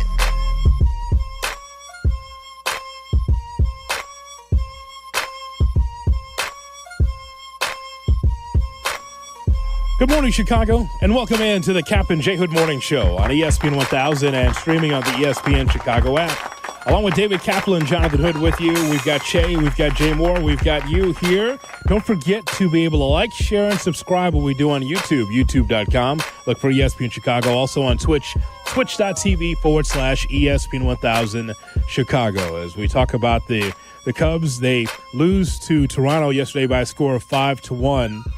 And, Cap, you take a look at the numbers. They're just not good. The Cubs have had random outbursts here or there. They had a 10 spot, as you remember, against the Brewers. We were there for that at AmFam Field. Their last loss came July 30th and 9 against the St. Louis Cardinals a few days ago. But since the All-Star break, this team has not had the same offense, averaging just 5 runs per game in the first half. And they're down to about 4 in the last 22 games since the break. It's just not the Cubs that we saw in the first half. Yeah, I cannot figure out, I said this to you at the start of the show, I cannot figure out what's going on with Kyle Tucker. Suzuki, his plate discipline looks awful. I mean, literally awful. He's swinging at pitches. Like when he got to 2 strikes with men on in the 7th inning, huge moment. And I'm thinking, can this guy put one in play, please? Just shoot one in the gap. That's it. Rocket one. He has great exit velocity when he makes contact. And I said to my wife, I'm like, why would you throw anything near the plate to this guy? He's a clown right now up there. And, of course, they throw one 19 feet to the left, and he swings at it. It's like, if you're that disconnected from reality of what's going on in the batter's box, then you need a few days off. I wonder if we have anyone in the minors who has successfully come up and hit the ball that could play DH. Oh, wait. A guy that Bob Nightingale reported on trade deadline day we wouldn't put in a deal. Moises Ballesteros, who had a bases loaded, bases clearing double in the win that we were at over the Brewers. Yep. Wonder why we don't bring him up and put Suzuki down for a little bit. I'm not saying put him down permanently. I'm saying just give him a few. I didn't want to be confused there. I'm not trying to euthanize the guy. I'm simply saying give him a few days. Hey, Saya, take a seat. We're going to let this kid play. That's 1. 2, my right fielder's bat speed continues to decrease. It was at 70 the other night. He's gone down multiple miles per hour. That tells me that when he fouled the ball off his leg against the Royals and then didn't play the next day, that he may not be able to turn on a ball very well. And so he's swinging. You know what he looks like? Jason Hayward. That's what he looks like. He's got no exit velocity. Jason Hayward. Why don't you just change your number to 43? Because everything you do is 4-3 to the second baseman. Oh, God. I mean, seriously. It's fair. You cannot tell me that if I truly had truth serum and I gave it to him, that he'd say, I am injured. Yes, I am. Yes. No blank. So if he's injured, how about we give you a 10-day IL stint? I really appreciate you trying to gut through it and doing what you have to do to get on the field. But I got this kid in the minors that I refuse to trade. He's hit his 22nd home run last night. He's killing the ball down there. Guess what? We're going to let Owen Casey at least get his feet wet up here. I'm not saying he has to be here for the rest of the year, but let's let him get his feet wet here in August instead of waiting till there's 3 weeks left in the season and go, yeah, this thing's been bothering Kyle. We're going to bring Owen Casey up now. Why don't you do it now? Just to have an injection of life into the lineup, something different. That's all. I told you on the Johnny Manziel podcast with Anthony Rizzo as the guest, Rizzo said when we looked up and Aroldis Chapman was walking into our clubhouse, he said everyone went, oh, wow. Stuff's about to get real. We've got a chance to win the World Series. And they did. And guess what? At this deadline, they went, who's that dude? Oh, that's guy from Pittsburgh. Oh, that's Andrew Kittredge. Oh, great. All right, I'm going to go take BP. Like, what'd you really do? And then the other one that just really ticks me off. You DFA'd Vidal Brujan. Yeah. Hallelujah. He sucks. Okay. And now you DFA'd John Birdie. Yes. He stinks too. We just saw him in the St. Louis series. Correct. Just saw him. So, yeah, as a pinch runner. Yes. Yeah. So if you are going to DFA these two guys 2 weeks after the deadline, then why did you not do anything really, really intensely to improve your bench? Because the two guys other than Justin Turner that you had on your bench are now DFA'd. Get out. You stink. We need to be better. Really? Then why didn't you make a deal at the deadline? You didn't want to give up these massive prospects for the price to get Joe Ryan or Mackenzie Gore. I get it. They were obscene. I understand. You didn't want to really go get a serious bullpen upgrade. The price was obscene. I don't agree with you. I would have done it, but okay. But you're going to get rid of two of the three bench guys you have for nothing. You're giving them away. And you got guys in the minors and you haven't brought them up, and you got nobody else riding in here at the trade deadline because those two guys stink. I could have told you if I walked into your staff meeting at 1060 West Addison, those two guys suck. You're getting nothing out of them. Can we please improve the bench? Now we're good with them. And 2 weeks later, you release them. Yeah. Well, you've been saying that for months that you needed to upgrade on the bench. Yes. For months you've been saying that. Yes, and I'm okay with Justin Turner being there. He plays a very good role on that team. Players have told me that. I get it. He's like David Ross was in 2016. But the other two, you're going to release them, but you don't make a move to improve them. Oh, no. What you did is you went to the bottom shelf and you got guys that are healthy now, and now you plug them in place. It's almost, they said at the deadline, we don't necessarily have to make a move. We don't have to get our bench right because we got guys that are going to be coming off the IL. It's like Assad. Why would you get a starting pitcher when you know Assad's going to get healthy at some point? And then you saw what happened yesterday, right? When we left together yesterday, we were under the assumption that Ben Brown would start. And then all of a sudden, Assad gets to start. And that was not necessarily a guy that gives you a lot of faith that he can eat up innings, let alone get outs. It wasn't great. It was just mediocre at best from him. Yeah, and look, you want a reason. You may not like the answer, but that's exactly what it is. Right before us, that's exactly what the Cubs did. The Cubs said, we don't need to add. We got guys that are already in the system or guys that are injured and are going to be healthy, and we're just going to plug those guys in. okay. Eli Morgan part of that as well, right? Yeah, he's not back yet, but I mean, he was on the IL forever, wasn't he? he still is. Or now he's pitching in the minors. Yeah. But my point is, on the bench, like you have to have a minimum number of pitchers. Yes.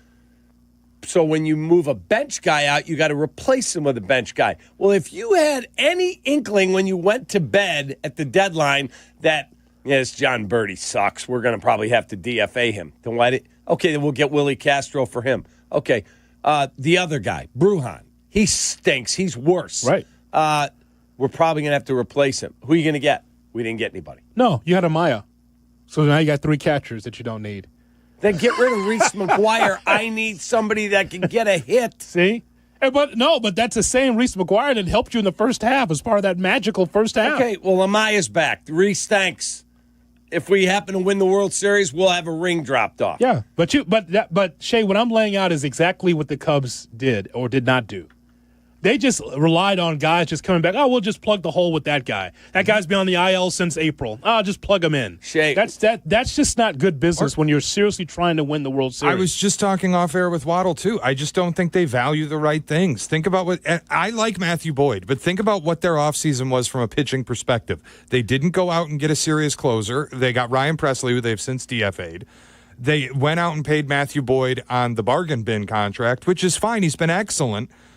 But he's gotten roughed up his past few starts, and he's another soft-tossing guy who doesn't miss. He has not gotten roughed up his past few starts. Cap, my broader point, he's another one of these soft-tossing arms that does not miss bats. And if I look at what the functional difference between the Cubs and the Brewers right now is, everybody the Brewers throw at you throws 100 miles an hour, and they will strike you out. And the Cubs don't have that top to bottom. I don't think they have valued the right things in their pitching. And now that the lineup is failing them, they don't have the pitching to overcome it. But yeah, I would absolutely DFA Reese McGuire, and I would give his roster spot to Moises Ballesteros. Yeah. And if Kyle Tucker's hurt at all, here's a 10-day, and Owen Casey's going to get some reps. Yeah. That's it. Let's just be clear on Matthew Boyd. 5 innings, 3 runs. The previous start, 7 innings, 0 runs. The previous start, he got roughed up. 5 innings, 5 runs.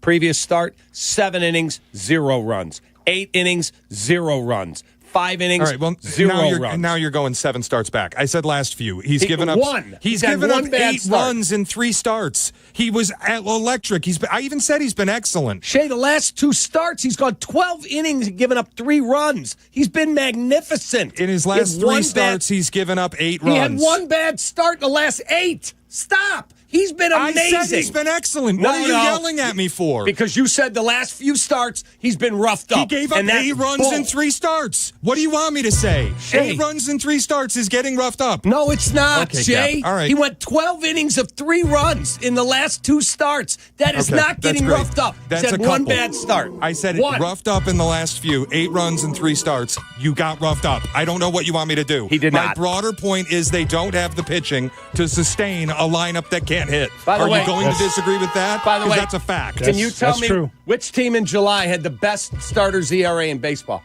That'd be the Cubs. That's fantastic. Kate Horton's been electric.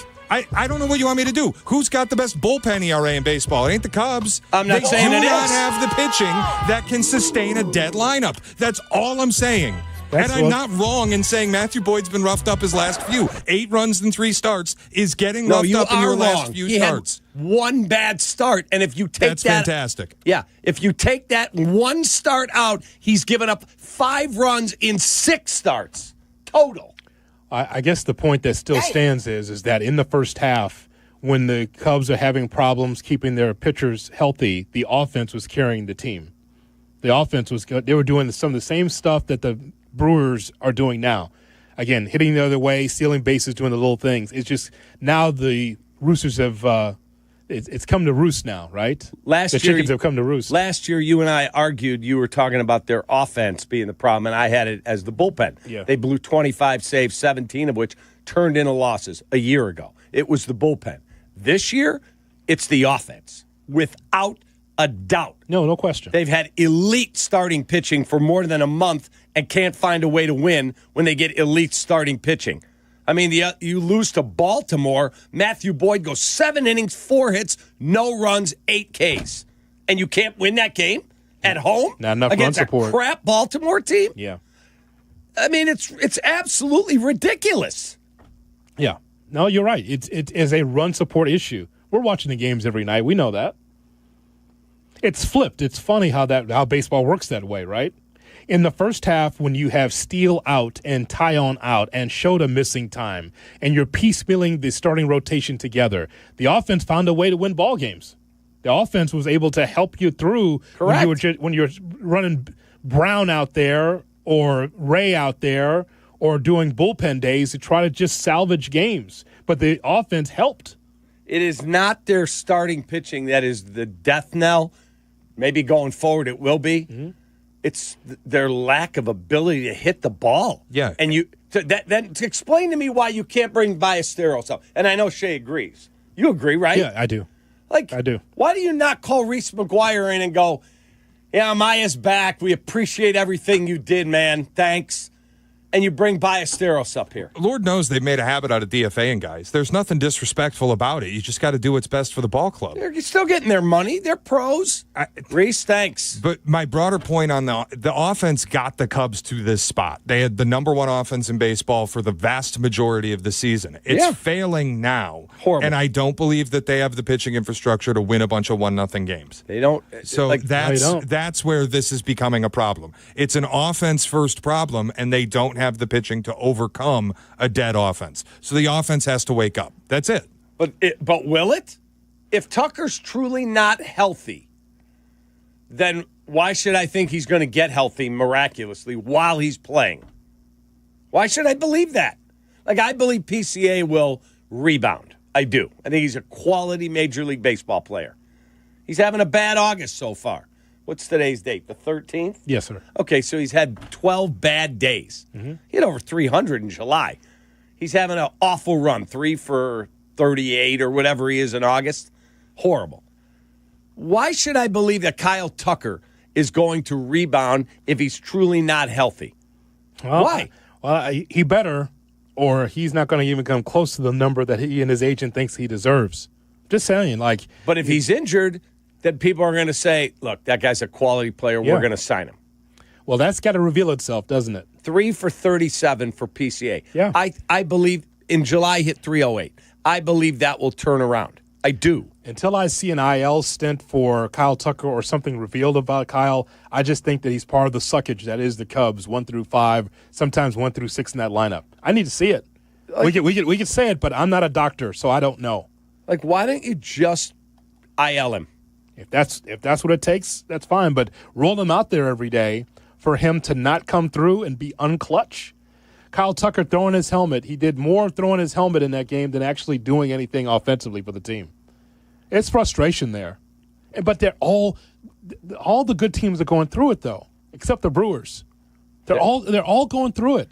The Dodgers are going through this right now. The Padres are on their heels.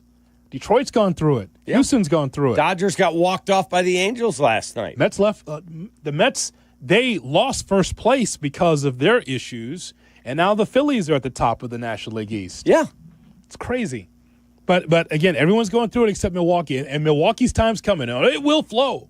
Oh, it will flow, Cap. Thank you, Leo. No, they are going to have theirs because, as I mentioned to Waddle, the 30-7 since July 1st in that 24-6 clip, that's not sustainable. It's sustainable for the moment, but they're not going to go all the way through September like that.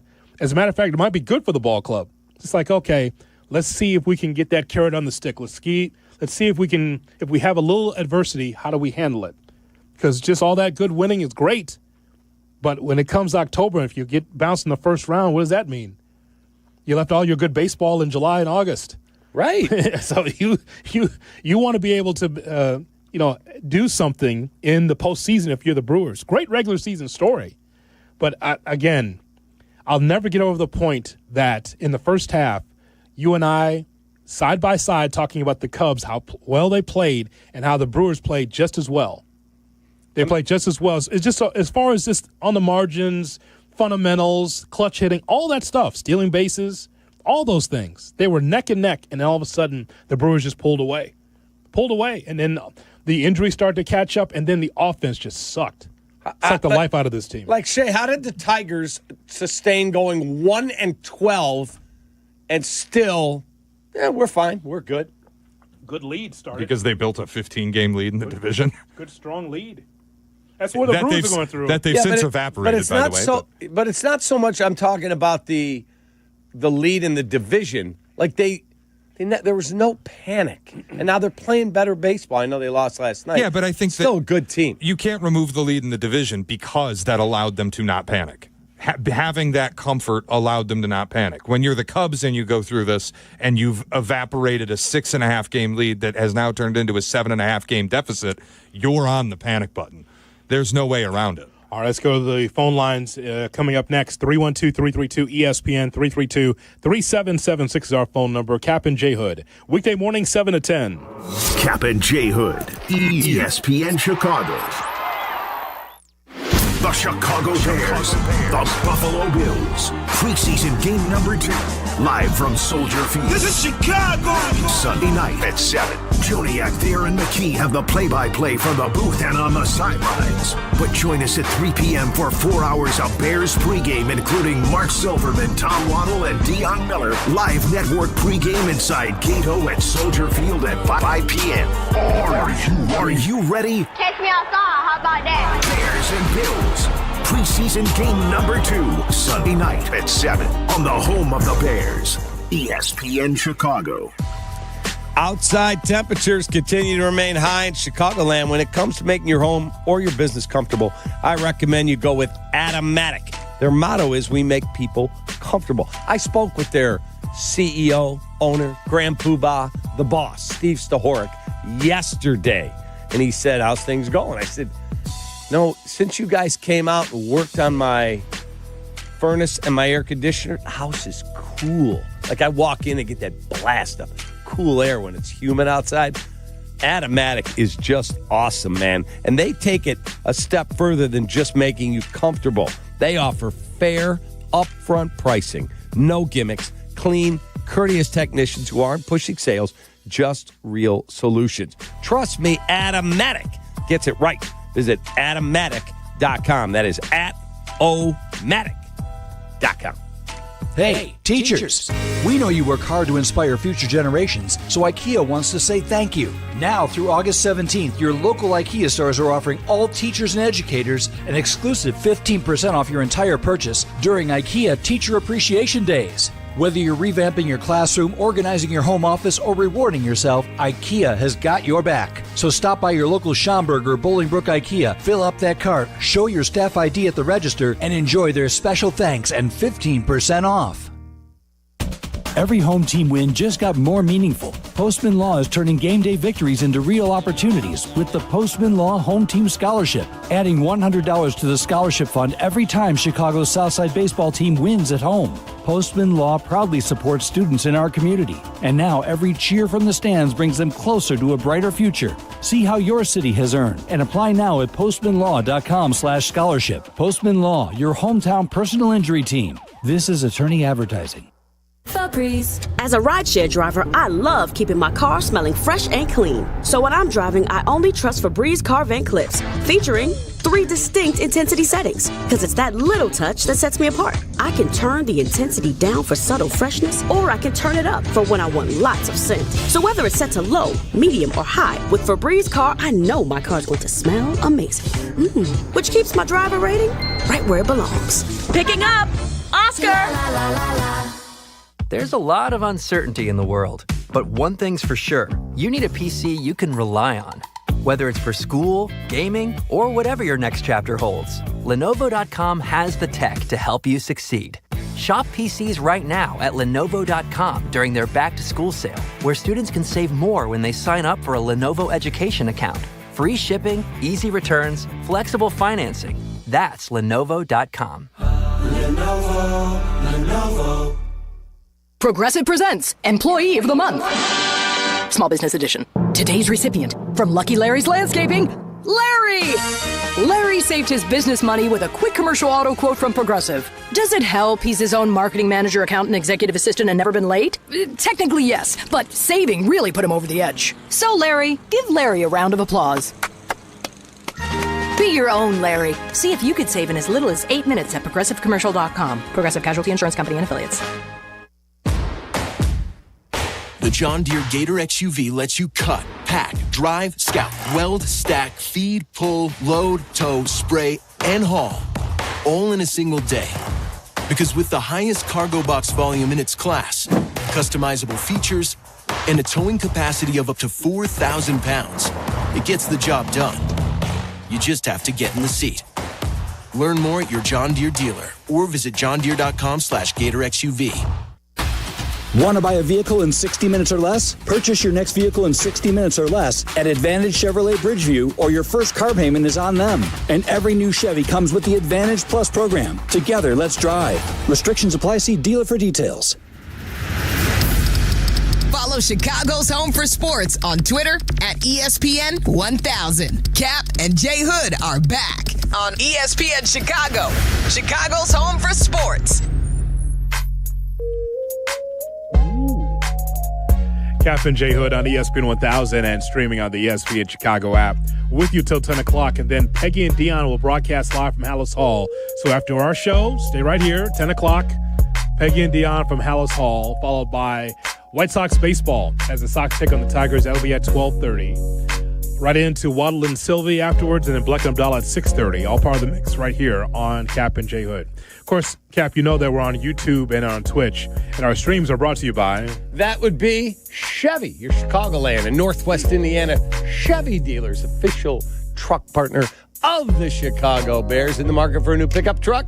The Silverado is the perfect ride for you this Bears season. And make sure to check out the Silverado EV. I'm an electric vehicle guy.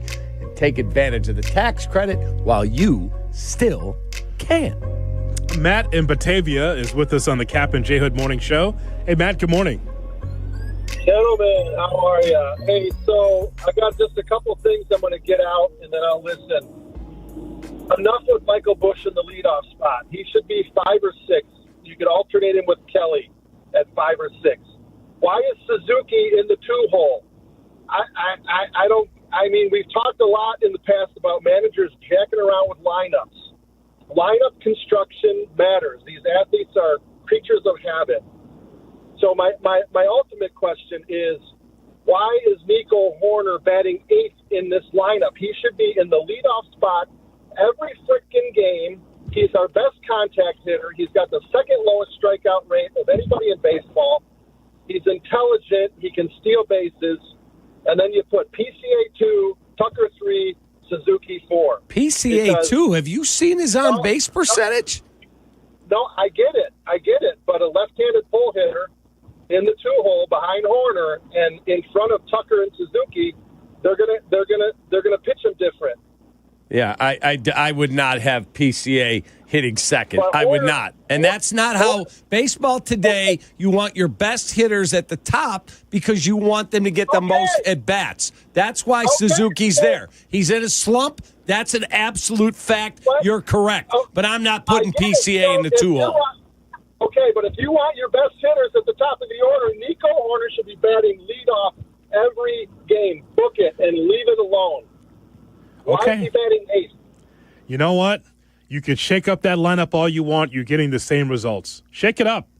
But you're getting the same results because the same cast of characters that cannot hit with runners in scoring position. And by the way, is he still there? Yeah. By the way, Nico Horner, when he hits in the 7-hole, which is 6 and 7, the majority of where he hits, he hit 339 in 124 bets. Not a small sample size. 272 in the 6-hole. In the 1-hole, he's a 242 hitter with very little power. Yeah, I'm not convinced. His on-base percentage in the leadoff hole, 286. But when you move him down to 7, where he's very good with men in scoring position, he's got an 831 OPS versus 589. It's not a layup that he's your number one guy. It's not. Ted in Lake Geneva asked a good question on Kap and J Hood. Ted, good morning. Hey, good morning, guys. Always good to chat with you. So let's just this team is in need of a spark, and I have a question for both of you to answer. We're going to compare this team to, unfair as it may be, the World Series teams. Who is the leader of those teams? Of the World Series teams? Yes. Ross? Probably David Ross. If you say Rizzo, no, he was not the leader in there. But David Ross is a name. But you wanted multiple names. Wait a minute, Ted. You wanted multiple names. Ted? You got Ross. Ted? You got Ross. Ted? Go ahead, J Hood. I was just going to say, you want multiple names, right? Just clarifying. I'm looking for the emotional leader. I'm looking for a spark. I'm looking for Cap. I would have said Rizzo. Think about the brawl that happened. What was that against the Reds? Yeah, that was even when Chapman was on the Reds. I just think this team doesn't have any fire. You've got Kyle Tucker as a rent-a-star, and PCA is not mature. He hasn't matured in his career enough to be that guy. Fair. I mean, who's the guy that's going to put a finger in these guys' chests and saying, let's get it going? If they sweep the doubleheader on Monday, and it feels like there is a spark, who's going to be the guy that's going to really, get them going? I feel like Rizzo was that better in the emotional state, different than Ross. Yeah, Maybe that's my amateur opinion as a fan. Anthony was a very, very good baseball player. He was not like they called him captain. He was not the captain in that room. He was not. No. It was the David Rosses. Jake Arrieta had a lot of fire in there. John Lester, without a doubt, was a leader in there. And even the brief time he was here, John Lackey had some leadership and some fire. I remember the first time I met him, I introduced myself. Yeah, I host the Cubs postgame, pregame show on TV. He said, 4 days a week, you can come ask me anything you want. Don't come near me when I'm pitching. Fair enough. I know the answers. Yeah. Okay, I'm going to leave you alone. And he could be a surly dude when it was around time for him to pitch. Day before, day of. Okay, I'm not going to go bother you. I get it. But they do. Who the alpha is in the room right now?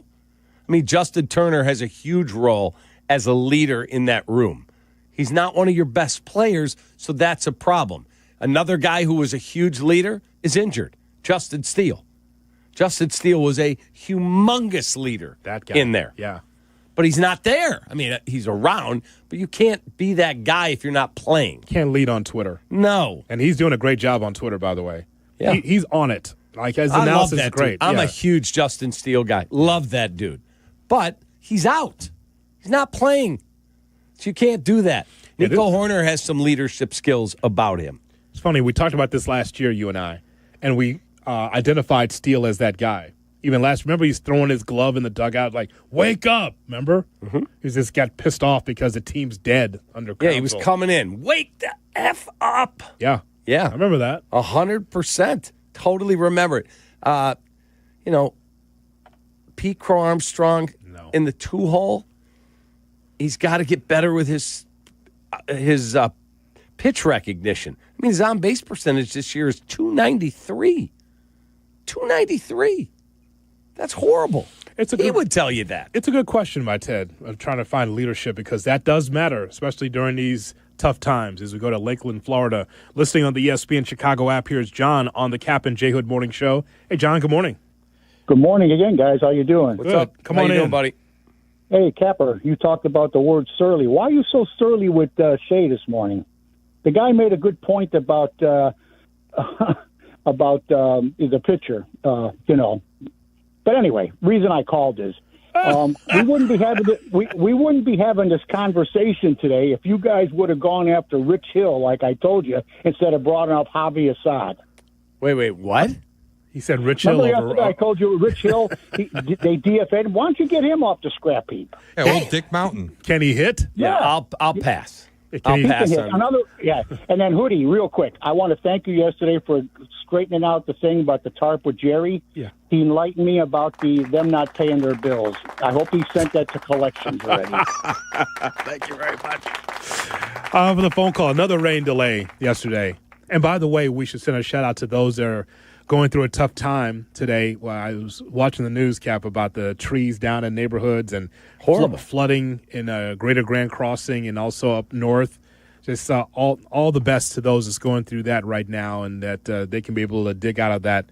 All the water, terrible in the basement, everything else. The flooding at my place was real yesterday. Oh. It just dumped on us for like 30 minutes. And I took my dog out in the garden unit in our building. She's just sitting there with the windows open while water was starting to trickle under the door.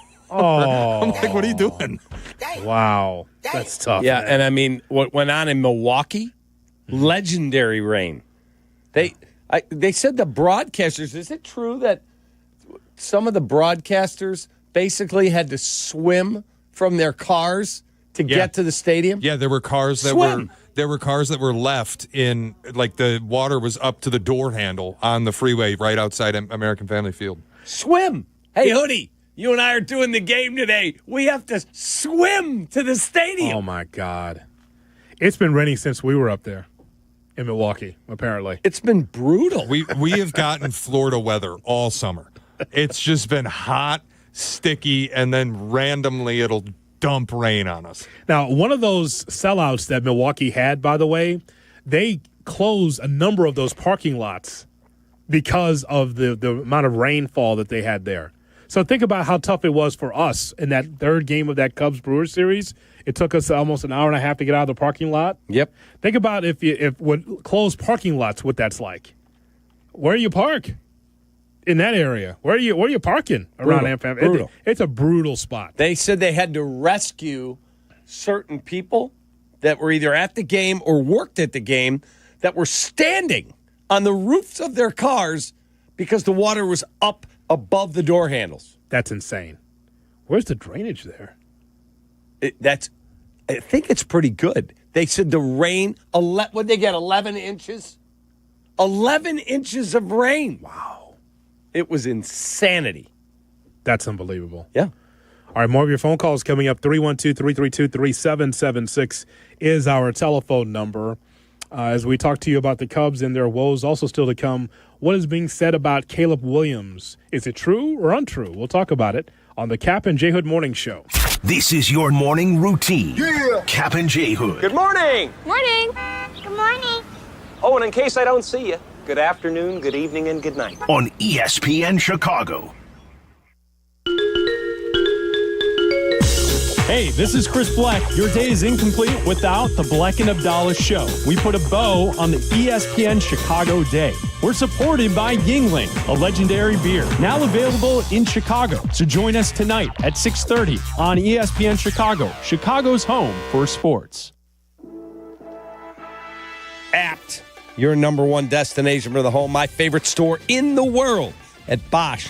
Thoughtful design isn't just a feature, it's built into every appliance. From whisper quiet dishwashers to sleek induction cooktops that wipe clean in seconds, every element is crafted with purpose. It's the kind of quality you could see, feel, and barely hear. Built to last, made for how you live, for free and home delivery, professional installation, and complete satisfaction. Shop where I shop. My favorite store in the world is Apt, A-B-T. Apt.com, pleasing people since 1936. Great Clips is your answer to back to school. You can get a kid's haircut for just $5.99. That's right, for a limited time, kids 10 and under, haircuts just $5.99. If summer fun has done a number on your kid's hair, you know what to do. Get into Great Clips and say goodbye to summer shaggy and hello to a school year sharp cut. Their hair will look great for those first day picks. The skilled salon stylists at Great Clips will even save their haircut details in clip notes. So the next time you come in, it's even easier than the first, and you've got one less thing on your mind. Whether your kid's hair has split ends from the pool, got shoved under a baseball cap all summer, or simply grew way too long, convenient online check-in makes it easy to get in for your back-to-school haircut. Download the Great Clips app today or visit greatclips.com to check in online. All haircuts for kids 10 and under, just $5.99 for a limited time and no coupon needed. August 4th through August 21st at participating Chicagoland salons. Back-to-school haircuts at Great Clips. It's going to be great. I'm Chicago personal injury lawyer Jim Morisi. Even when we're careful, other people's negligence can threaten our futures. As one of Illinois' most successful injury firms, winning the most complex personal injury and workers' compensation cases is what we do. Consultations are always free. Visit us at MoriciLongo.com. That's MoriciLongo. Morisi Longo & Associates. We're there when you need us. Hi, it's Chris Hune from Universal Lighting of America. If you own a business or manage a building, now's the time to upgrade to LED lighting and actually save money. We're an official 2025 service provider for ComEd and NIPSCO, and they may cover up to 70% of the project. We make it crazy simple from install to paperwork. I'm not kidding. You get better light, lower bills, and we handle all the hard stuff. Call us or visit ulasaves.com. I'll come out and show you what's possible. Let's light it up. This is an ad by BetterHelp. These days, there's advice for everything. Cold plunges, meditation apps, cleanses. But how do you know what really works for you?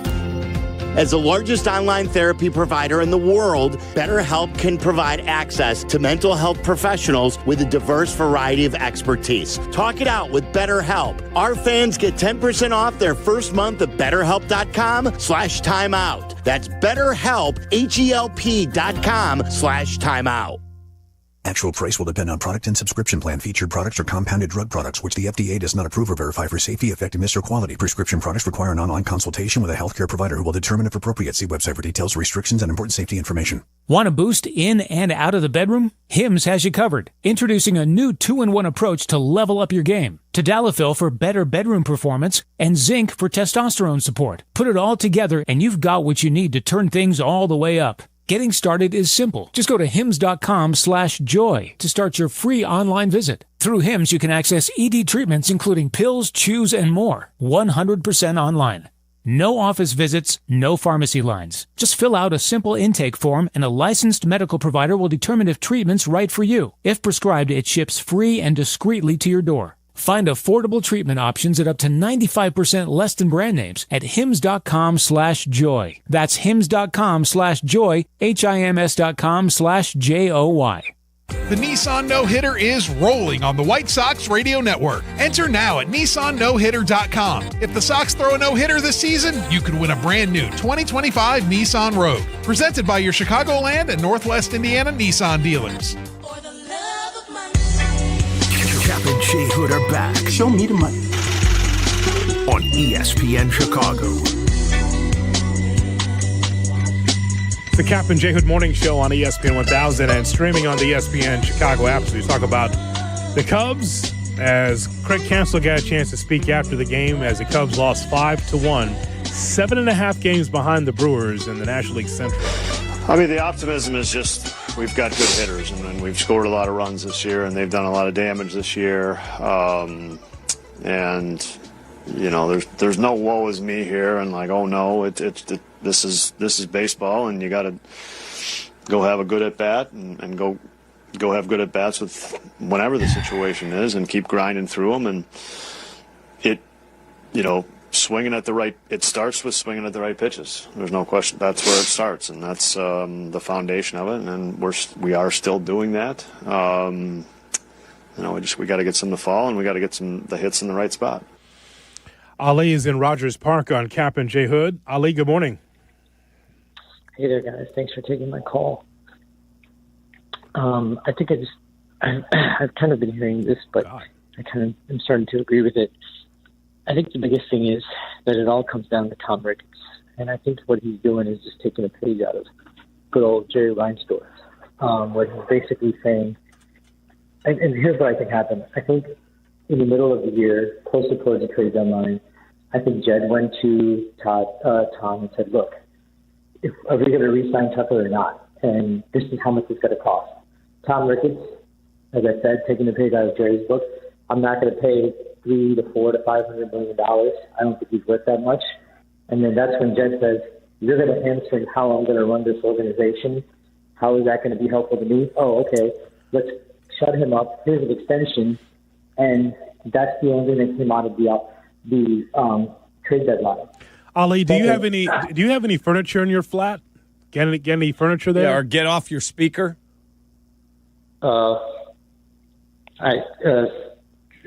Indeed. Yeah. We appreciate the telephone call. Echo. So there you have it. Yeah, he said that Jed went to Ricketts, and Ricketts said we're not paying for Kyle Tucker, and I don't. Guys have been determined. No, I don't believe that to be accurate at all. Because I do know that when the day they traded for him, they had a meeting at Wrigley.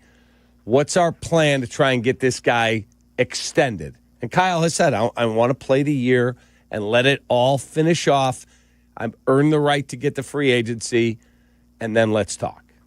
So now where this last 7 weeks fits, again, if he's just playing poorly, well, that's a concern. If he's injured, then that is a different set of circumstances. I need to know. I'd like to know one way or the other, because all I can go by until I see an IL stint or someone admitting something on either side is like, oh, he's struggling like the rest of them. I know, Cap. I'm not a damn dummy, Piniella. Yeah, exactly. I know that. 1 over 1,800 games. I'm not a damn dummy. I'm not a damn dummy on Cap. I know that you get the baseball. I said when he came over via the trade, I go, oh, the Cubs have a top 10 player. He was a top 10 player in baseball when he first got here. He's not playing like it now. Sidebar may I approach? Brought to you by Ankin Law, 3126 million for the single best personal injury attorney in Illinois, the award-winning Howard Ankin. Saw my ball. I know you read this from theathletic.com because you know I love the quarterback tiers. Mm-hmm. It's my favorite column. Yep. I love it because there's so many different ways you can go with it, so many arguments you can make. But when he got to Caleb Williams, rated the 23rd best quarterback in the NFL, according to former GMs, current GMs, players, personnel, all that, right? The quote from a GM says, I think it'll come in time. Maybe it's a little bit like Josh Allen early in his career, where he's had so much good other stuff that you can live with some of the negative plays, and when he gets more snaps under his belt, that part will come. That's actually a positive from that GM. But then someone else says that he got talent to go up, but in terms of processing ability and getting the ball out of his hands, it's the worst that we played against, a defensive coordinator said. He holds the ball forever. I'm thinking the ball should go right there. Throw it right there. And he didn't throw it. It's interesting how people look at the raw talent that is Caleb Williams. Mm-hmm. On one hand, a GM says he could be like the next Josh Allen, where it was raw early, bad offensive line, because Allen went through it, as you remember early in his career with the horrible. Buffalo Bills. Yep. But then the other side of it is you got a DC that says, you know what, since it's against my defense, I would have thrown it right there, right? So all of it is timing. We don't believe that every quarterback that comes out of college is supposed to be Patrick Mahomes of today, or Josh Allen of today, or Joe Burrow. For some, it takes time.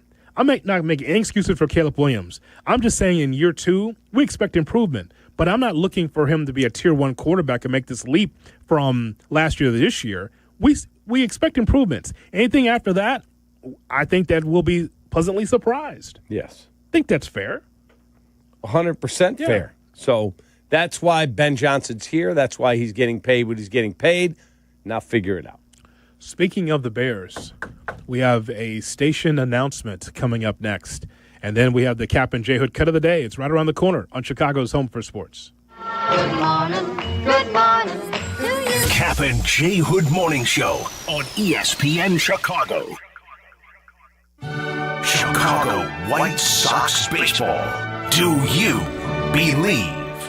Len Casper and Darren Jackson bring you the call of White Sox and Tigers. Live coverage begins today at 12:30 on ESPN Chicago, the home of the White Sox. Now backed by the power of the Pope.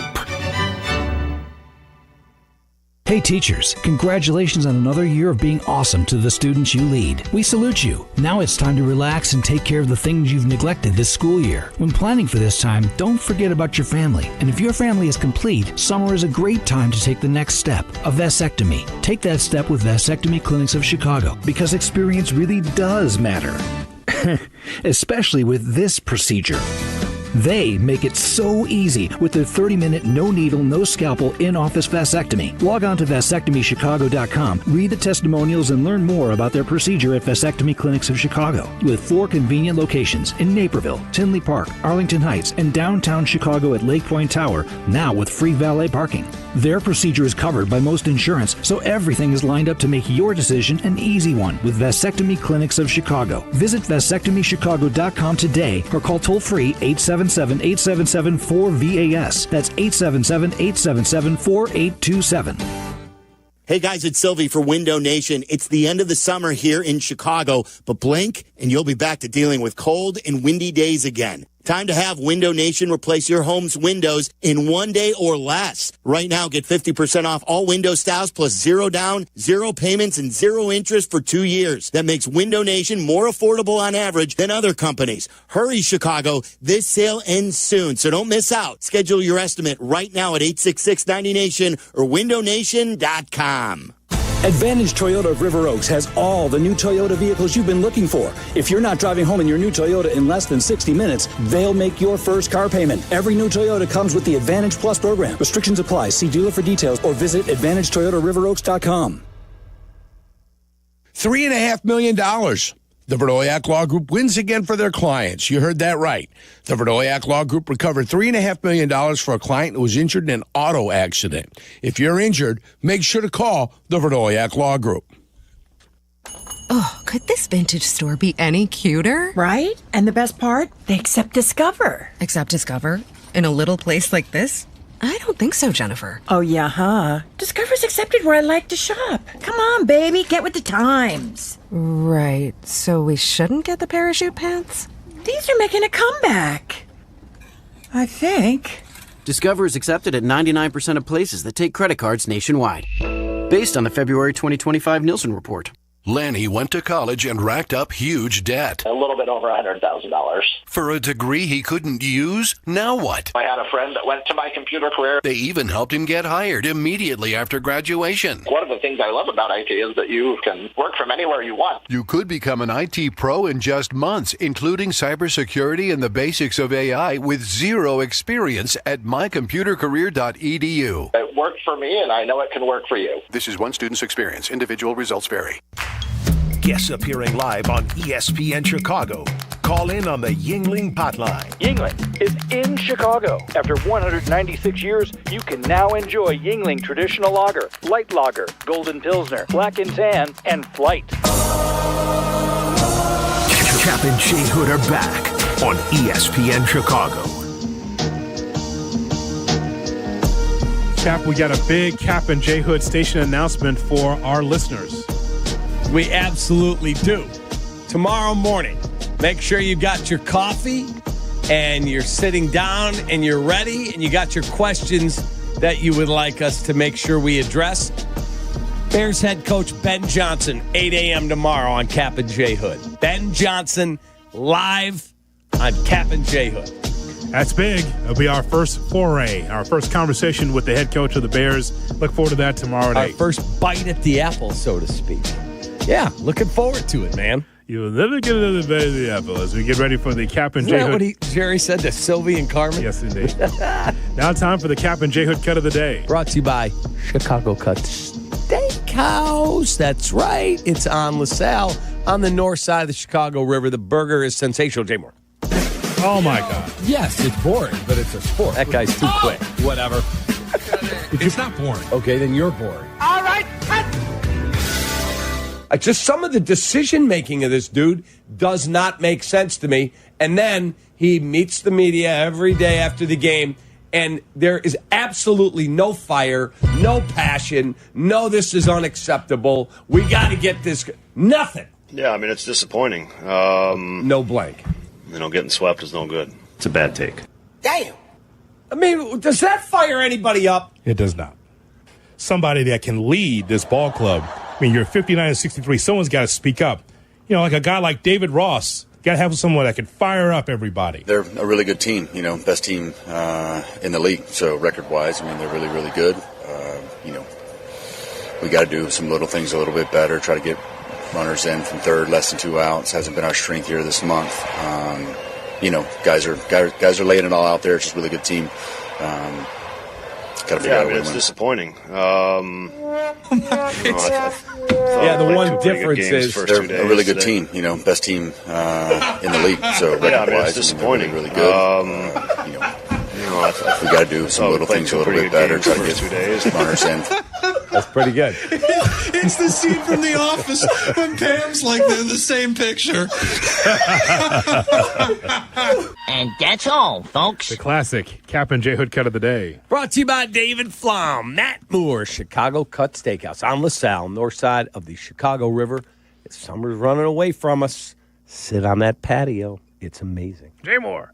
That's that part's done. No. It's always going to be around until 10. People are doing that in the office. It's not done. No, the J Moore part. No, he's still here. The beginning. No, he's still here. Where I try to trip him up, and I can never get that dude. I think I've gotten him once. Yeah. Yeah, I think it was a bus can go through it. That's it. I would like to say that is a classic cut of the day by J Moore, because it just shows you, for those that pine for the good old days of David Ross and his inspirational press conferences, well, that's a good sample of it right there. And it doesn't really inspire much. But he was Grandpa Rossi, and he was a 16 champion, so I guess it's okay. Today, Cap, is it's funny we mentioned Chicago Cut of the Day. It is National Filet Mignon Day. Oh, wow. Oh, that sounds good. I love filet. It's my favorite cut of steak. New York strip would be second. That sounds good right now. A little filet mignon. This picture here has got asparagus and like some potatoes of some distinction or something right next to it. That looks good. Also, going back to our Parents' Day, it's also National Prosecco Day. My wife loves Prosecco. And in fact, having Prosecco with a little bit of orange juice, just a splash, like a mimosa, that's a good way to spend a Saturday morning. Man. Prosecco is the best. That's interesting. Love Prosecco. Isn't he the running back for the Chiefs? He is not the running back for the That Chiefs. is Pacheco. That is Fight Doctor Ferdy Pacheco. Not even him. Huh? It's Isaiah Pacheco. Incorrect again. Boy, you're a fountain of misinformation this morning. Not Ferdy Pacheco. Boy, you're just bad today. Ferdy anyway. is white. Isaiah Pacheco is black. They're not the same guy, and Ferdy's dead. All of that inaccurate, folks. Don't listen to him. He doesn't know. Wow. He's Grandpa Cappy. He doesn't know anymore. You get tired of, you mentioned you get tired of these toll texts. Yeah. Because I get them too. These and toll you texts. look, and it's like international number. It's so ridiculous, right? Also, I'm getting those texts of just people, just random texts. Like, someone texted me 2 days ago, Cap. I don't have it because I just erased it. Asking, so what time are we getting together for golf? Oh, I get those all the time. Like, hey, had a rough day. Grabbing dinner tonight? And I'm like, I don't know who you are. And then this one came in during the show. You still breathing, my old friend. Who is that guy? Who is it? I have no idea. Was that 562 area code? Yeah. I don't even know what that is. Do you? 562, I think it's like Florida, isn't it? Is it Dr. Kaplan? No. Is he reaching out? I have his number. Yeah, no. That's a spam call. Yes. 562, sorry, is southeastern L.A. County and a small part of northern Orange County in California. I've been there before, but I lost her number. Yeah. She's not. I thought I blocked her. Damn it. Nonetheless, you get tired of those numbers, man. They spam calls, these spam texts. I mean, because they look like regular conversations. Hey, what time are we getting together for golf? If it's not Jackson Park, I'm not sure where. I don't even know where you're calling from. Where are you calling from?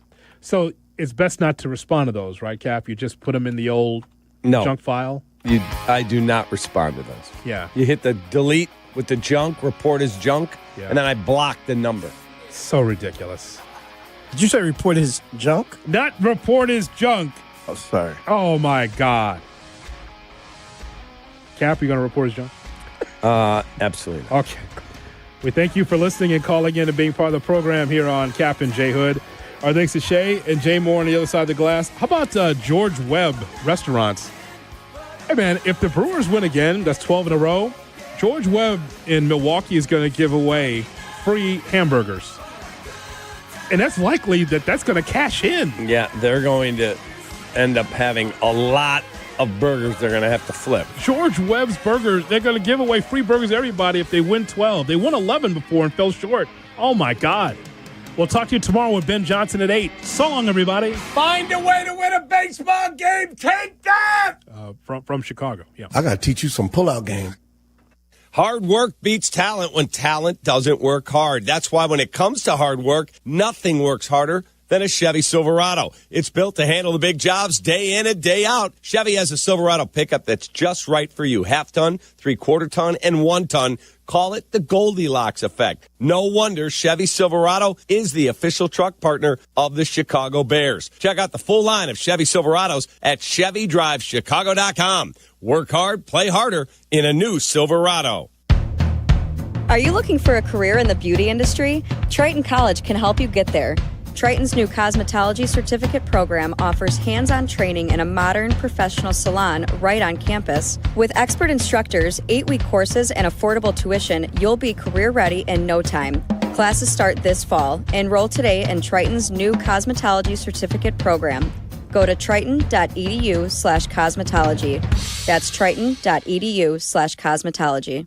Has the excitement of betting turned into worry? Feeling overwhelmed every time you roll the dice? Problem gambling doesn't just affect your wallet. It can impact your health, relationships, and peace of mind. But there's hope.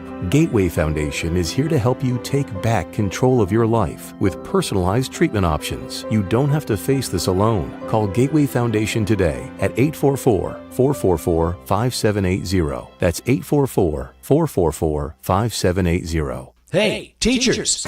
We know you work hard to inspire future generations, so IKEA wants to say thank you. Now through August 17th, your local IKEA stores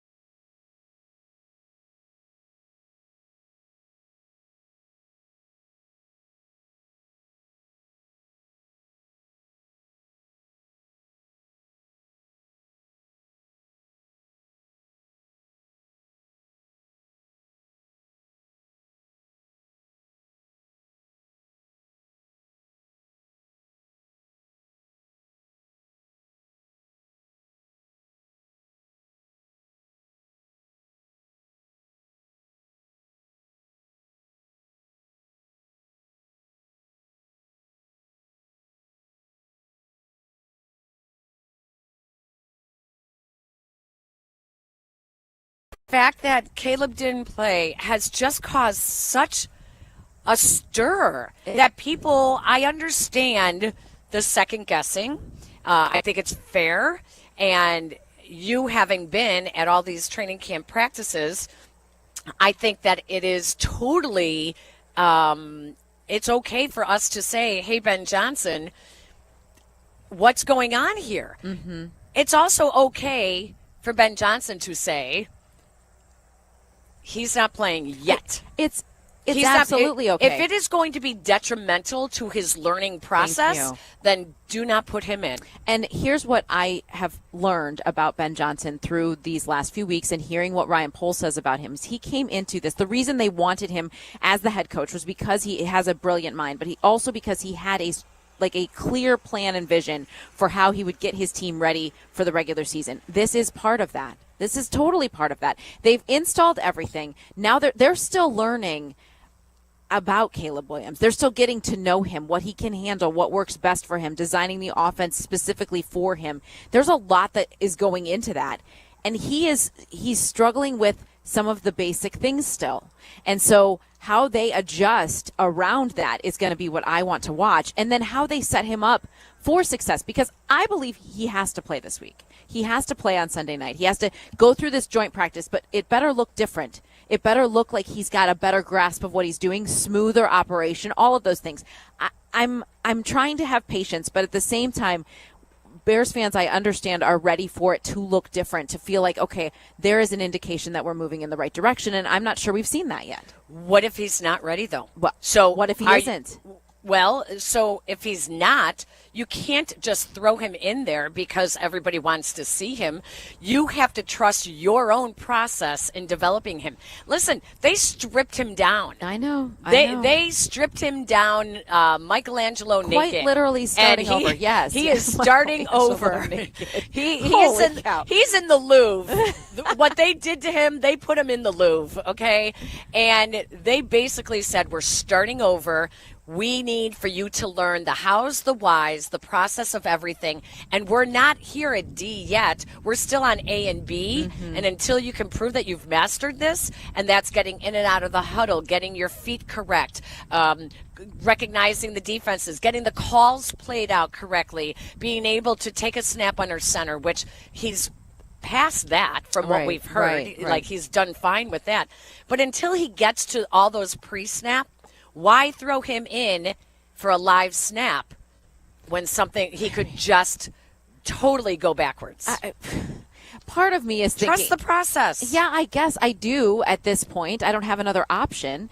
But at the same time, Peggy, sometimes you're not ready and you have to do it anyway. I mean, that's what they're going to come up to on September 8th. Yeah. Sometimes you're not ready, and you just have to try and go out there. I did find it. I'm not sure if you heard the interview that Waddle and Sylvie did with Tyson Bagent last week. Yes, it was so great. But the thing that sticks with me is he said the hardest part about learning Ben Johnson's offense is forgetting what you learned last year. So I want to give Caleb that space and grace to kind of process that as well. Yeah. But gosh, tick, tick, tick. Like the season is coming whether you're ready or not, my friend. And you can't wait for the perfect opportunity to feel like, okay, now he's ready to face a live defense. I don't know that you're going to get that before you actually go through it. There's a lot of credence to what you're saying. I had the late, great John Saunders from ESPN once told me when ABC Sports hired him to do NBA games.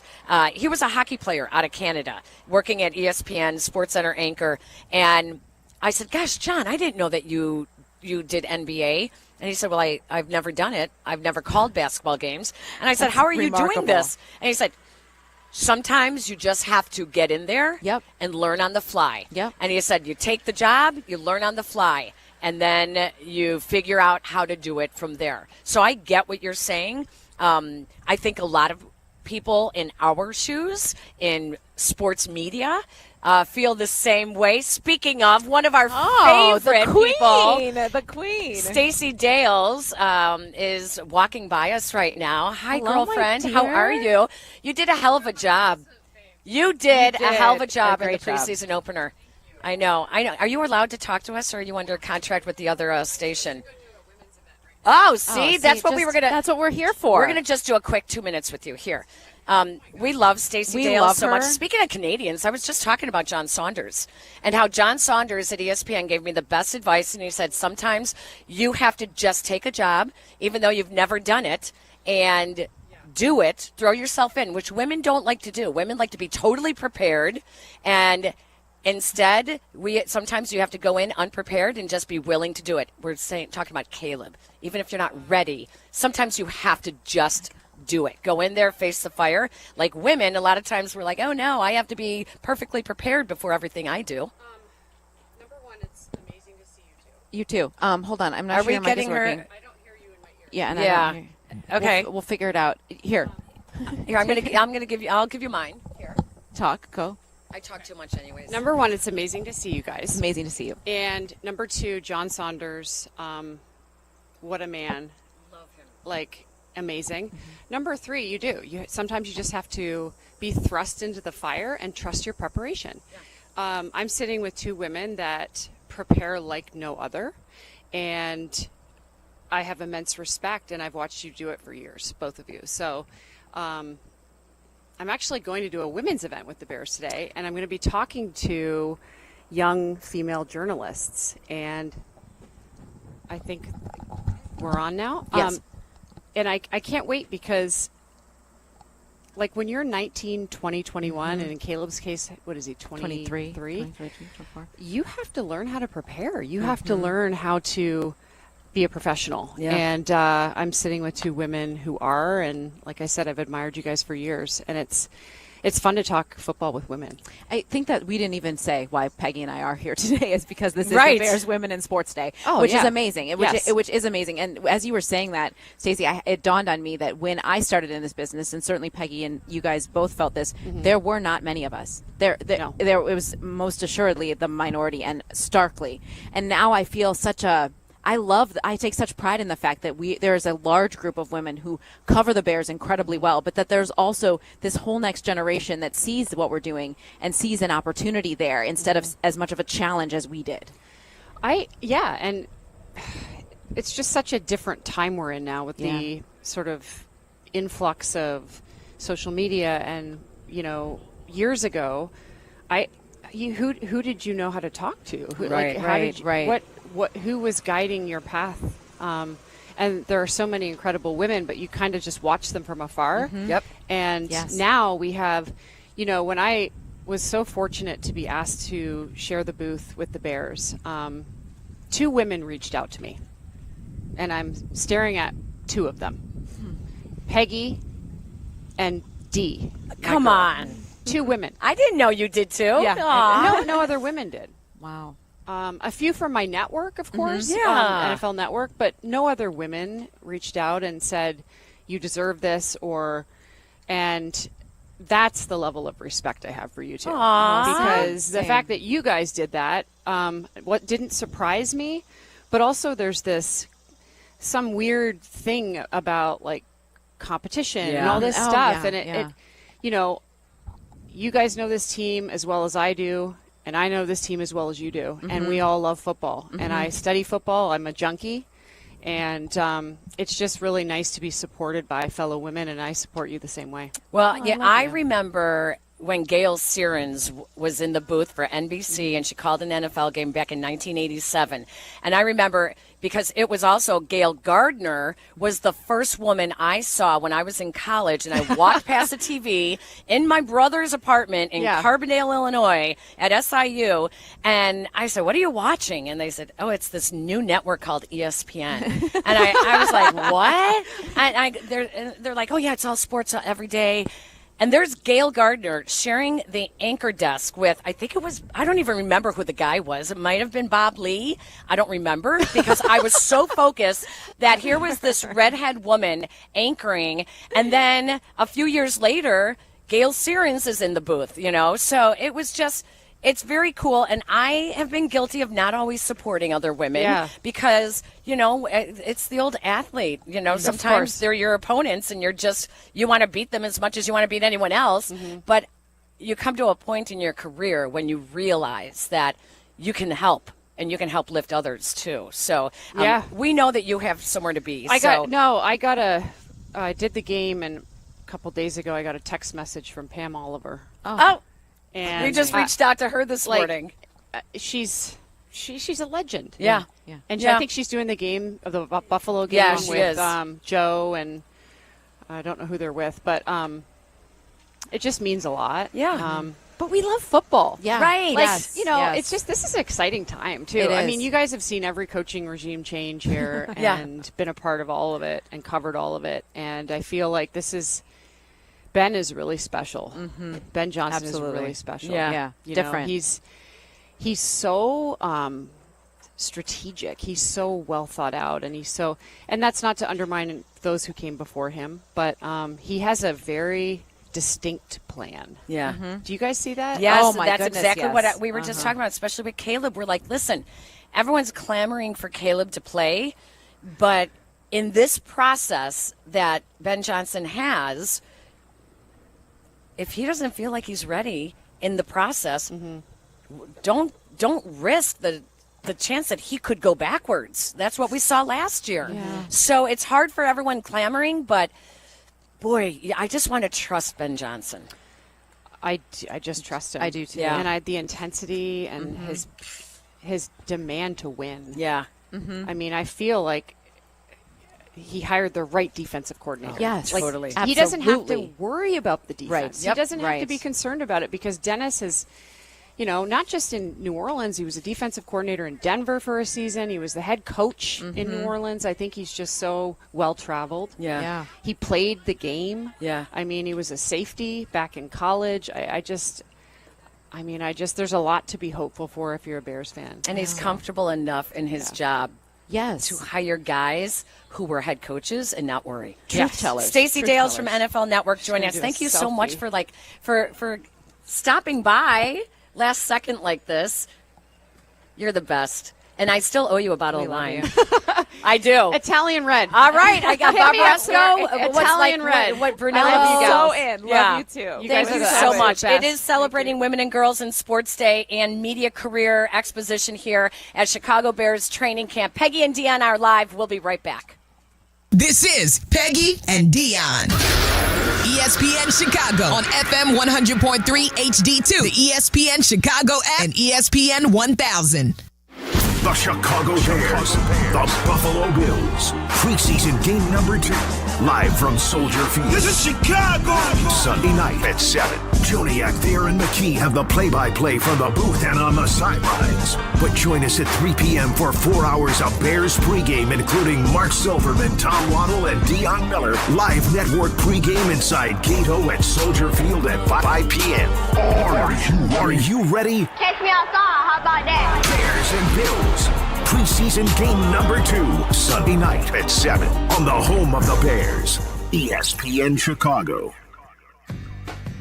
Vivid Seats is your ultimate destination for all your sports and concert needs this summer. With a game-changing rewards program and an unbeatable selection of tickets, they make it easy for every fan to watch their favorite teams and players in action. Catch every home run and thrilling comeback in person from your favorite seat. Plus, every ticket is backed by a 100% buyer guarantee, giving you peace of mind with every purchase. Visit VividSeats.com or download the app today. Vivid Seats, the official ticketing partner of ESPN.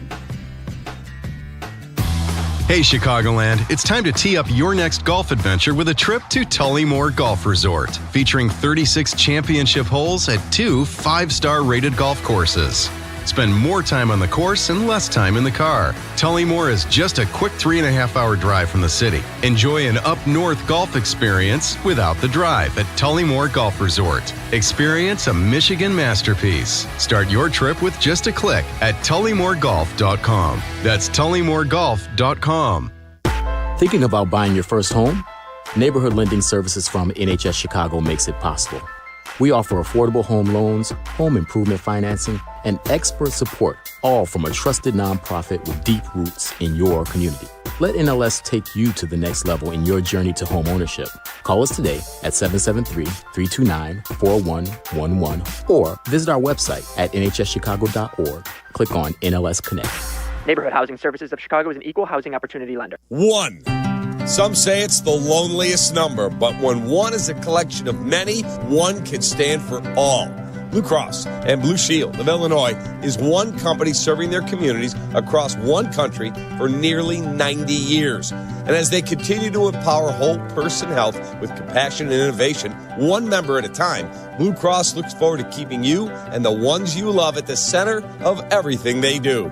Blue Cross and Blue Shield of Illinois, through it all. Get organized with new storage solutions at Menards. Dakota closets are versatile and can be installed in any room, from home offices and laundry rooms to walk-in or reach-in closets, and so much more. Use the You Create Closet Planner, available in-store or online, to design a closet system that maximizes your space and matches your style. Plus, check out our weekly flyer on Menards.com for all the great deals happening now. Save big money at Menards. You've probably heard of speed dating, but what if there was something similar for hiring, especially if you're running a growing business? There is Zip Intro from ZipRecruiter. You can post your job today and talk to interested qualified candidates tomorrow. Simply select a time, and Zip Intro finds and schedules qualified candidates for you. Then you can choose who you'd like to connect with and meet and greet people through back-to-back video calls starting as soon as the next day. Try it for free at ZipRecruiter.com/sports. That's ZipRecruiter.com/sports. Now that I'm a dad, I can't stop thinking about what would happen to my kids if something happened to me, like losing the house or not affording college. Yeah, that used to keep me up at night too. It's why I finally got life insurance from Ethos. It's 100% online. No medical exams, just a few health questions. I got $2 million in coverage for around $2 a day. I never realized it was that simple. Get your free quote at ethos.com/game. That's ethos.com/game. Rates may vary. Bill monthly. Sample rate 10-year term life policy for a 35-year-old healthy non-smoking male. Want to buy a vehicle in 60 minutes or less? Purchase your next vehicle in 60 minutes or less at Advantage Chevrolet Hodgkins, or your first car payment is on them. And every new Chevy comes with the Advantage Plus program. Together, let's drive. Restrictions apply. See dealer for details. Follow ESPN 1000 Chicago on twitch.tv or the Twitch app. Welcome back to Peggy and Dionne on ESPN Chicago, Chicago's home for sports.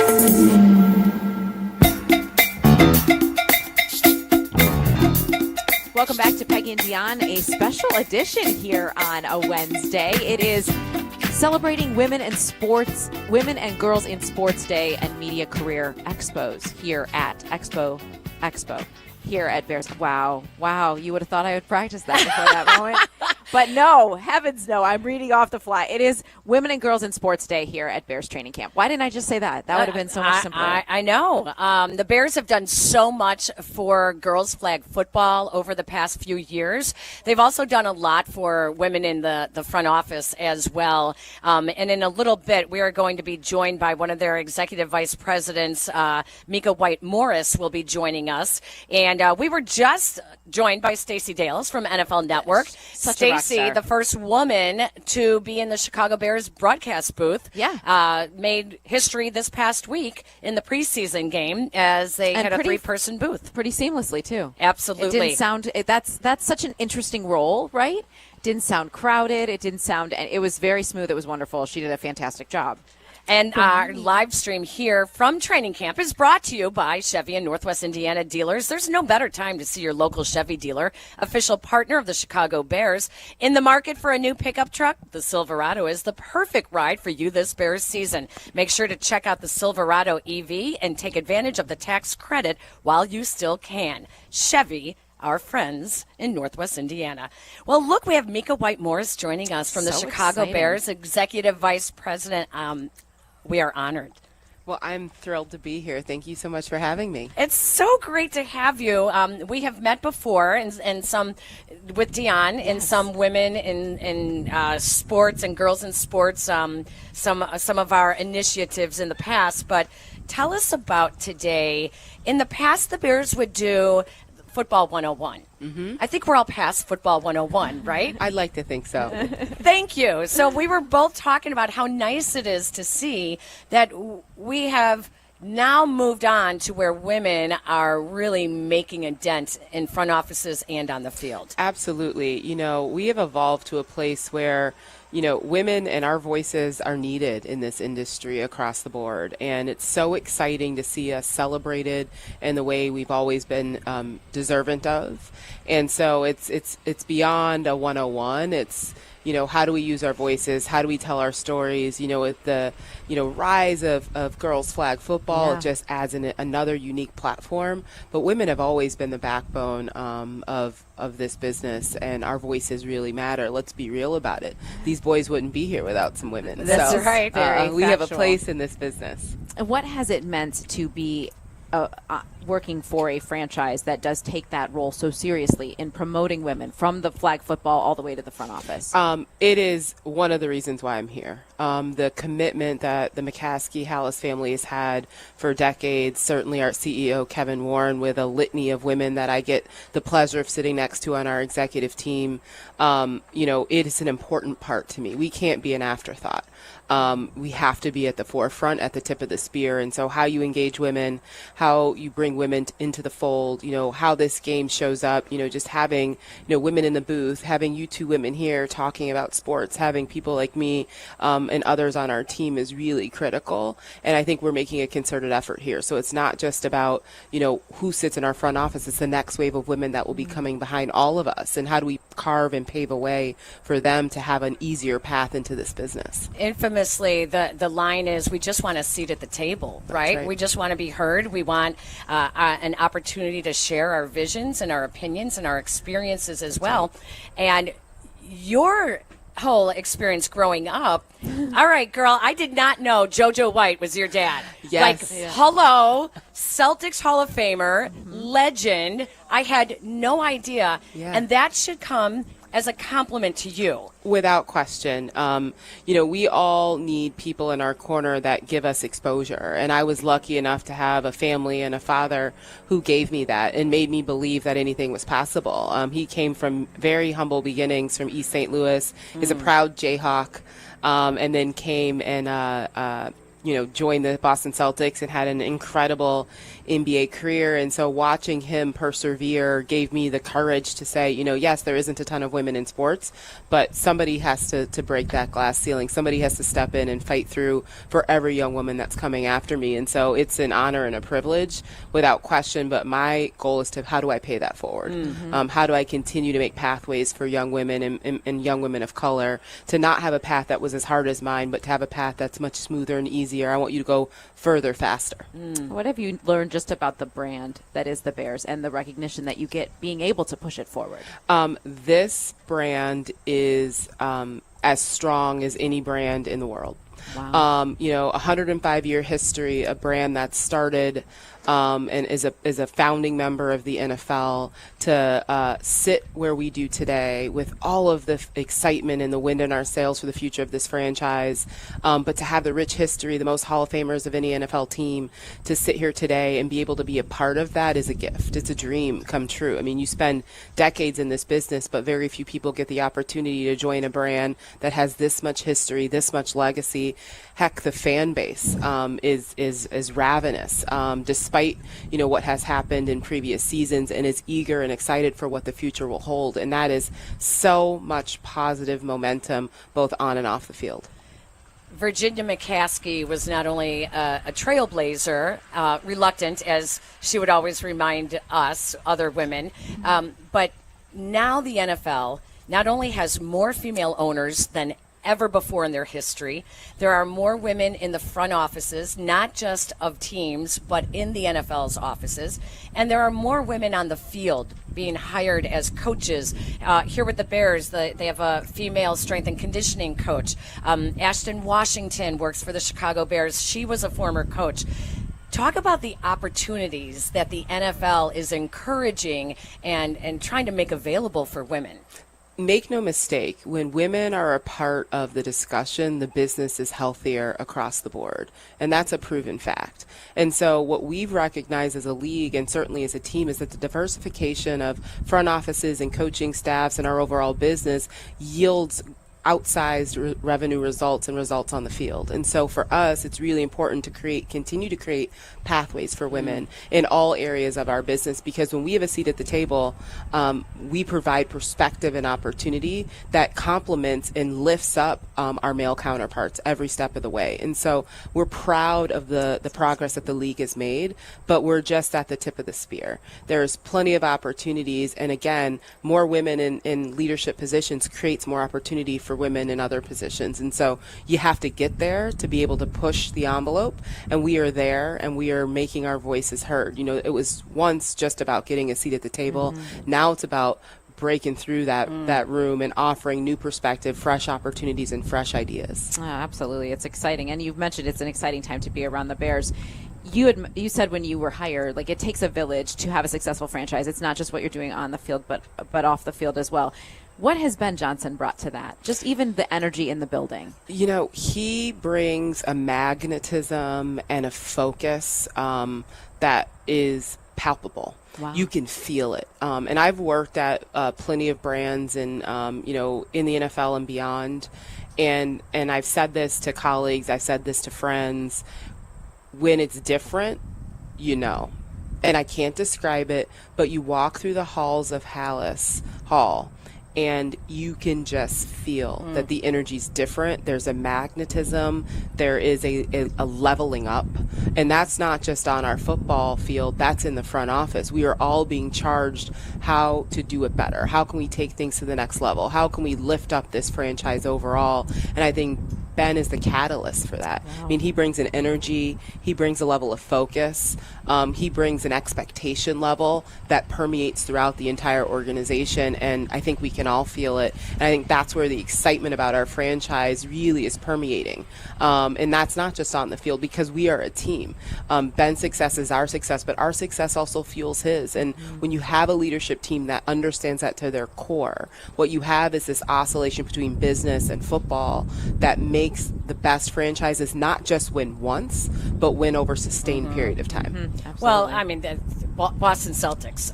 You went to Kansas Jayhawks. I mean, you're talking about traditional organizations that know how to continue that.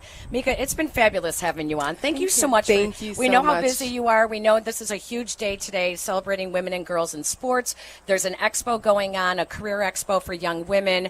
Awesome. It's an honor to have you, and the Bears are lucky to have you as well. Thank you so much, and we're lucky to have you two ladies here supporting us and lifting us up. What you do matters tremendously, and your voices matter and carry a lot of weight for young women and young girls as they look for futures in sports. So thank you so much. Thank you. Mika Whitemore is joining us here on Peggy and Dionne. More to come on ESPN 1000. You're listening to Peggy and Dionne on Chicago's home for sports. ESPN 1000. Picture it. Ice cold Yingling in hand, warm breezes moving through the bar. Odd sports takes being hurled from the stage. It's just about perfect. It's a Carmen and Yurko Summer Friday, presented by Yingling. Join us live from Old Republic in Elgin. It's this Friday, noon to 3. It's another great excuse to start your weekend early. Yingling presents Summer Friday. Join us live from Old Republic in Elgin. A live Carmen and Yurko show on ESPN Chicago. Please enjoy responsibly. With 3 locations to serve Chicagoland, Advantage Chevrolet gives you so much more. Visit and see the amazing inventory and savings at Advantage Chevrolet Bridgeview. And Advantage Chevrolet values your time. They'll have you in your new Chevy in less than 60 minutes, or they'll make your first car payment. That's right. Drive off in your new Chevy in less than 60 minutes, or they will make your first car payment. Visit AdvantageChevrolet.com. Together, let's drive. Must mention offer upon arrival before negotiation. Restrictions apply. Ask dealer for details. Do you ever scream at your screen when your 5G internet freezes? It's the worst. So why not switch to Astound? Wi-Fi that just works. With Astound Wi-Fi, you'll rage less, buffer less, and live more. Lock in gig speed Wi-Fi for just $35 a month, guaranteed for 3 years. Plus, get up to a $200 Amazon gift card. Astound Wi-Fi, it just works. Visit astound.com today. It's football season, and that means training camp game plans and getting your body in peak condition. But if you're still battling sinus pressure, allergies, or snoring every night, you're not game day ready. Take it from me, Sinus at Snoring MD is the place to go. They've got cutting-edge, non-surgical treatments that work. I've seen it. I've felt it. It's a total game changer. Don't wait till mid-season to get right. Go to sinusandsnoringmd.com today. That's sinus at snoringmd.com today. Hi, I'm Bob. At American Sail, we're known for having the largest selection of pools, patio sets, hot tubs, and grills. And as summer winds down, we need to make room so you can take advantage of our annual clearance event. Save up to 70%. That's right, 70%. And get 5 years special financing or 10% cash back. Plus, free delivery. See store for details. The clearance event is going on now at American Sail. So come in and see us or visit us online. American Sail. Bring the fun home. Hey guys, Sylvie for Window Nation. Summer has been awesome, but we all know what's coming. Football, but also the cold and the wind. Get ahead of it with new windows from Window Nation, installed in just 1 day. Right now, take 50% off all styles plus 0 down, 0 payments, and 0 interest for 2 years. They're more affordable than most other companies, and you won't pay a thing for 2 years. But this deal ends soon, so don't wait. Call 866-90NATION or visit windownation.com and let them know that Sylvie sent you. Your fantasy draft is here. The Smack Talk is starting, and this season, ESPN Bet is giving you more ways to ride with your squad. Introducing ESPN Bet Fan Center, where you can instantly link and bet on your fantasy teams right in the ESPN Bet app. An enhanced sports betting experience only from ESPN Bet, the sports book for sports fans. Download the app today. Must be 21 plus. Gambling problem? Call 1-800-GAMBLER. In New York, call 877-8-HOPE-NY or text HOPE-NY 467-369. A Progressive Home and Auto Bundle can protect you round the clock, but we can't protect you from those painful moments in sports. Why would we trade our best player? Well, at least you got to watch him in person when he was here. I named my only son after him. So you'll always remember his name. Yeah, but what do I do with this jersey? Luckily, the company has a great return policy. I wore it for 6 seasons. Well, at least your home and auto are protected with a bundle from Progressive. Progressive Casualty Insurance Company affiliates and other insurers. Not available in all states or situations. Life isn't always a highlight reel. If an accident has you sidelined, Postman Law is ready to fight for you. Over $3 billion recovered for their clients, delivering speed, ease, and results. Call 844-POSTMAN now. Postman delivers. Let them deliver for you. Welcome back to Peggy and Dionne on 100.3 HD2, the ESPN Chicago app, and ESPN 1000.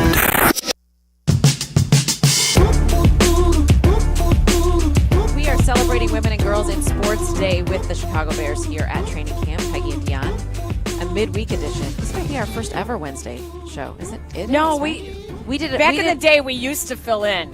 Remember those days? Louder. We did. I think we did a Monday. We did the Eclipse Day. It was like a tent pole moment. That was a morning. That was the morning show. And we were like, "What, Danny? What are you thinking?" That was a chaos day. Putting us on in the morning. and there's another woman in sports waving to us. Yes, Michelle. How are you? Hi, Michelle. Michelle McCaskey is.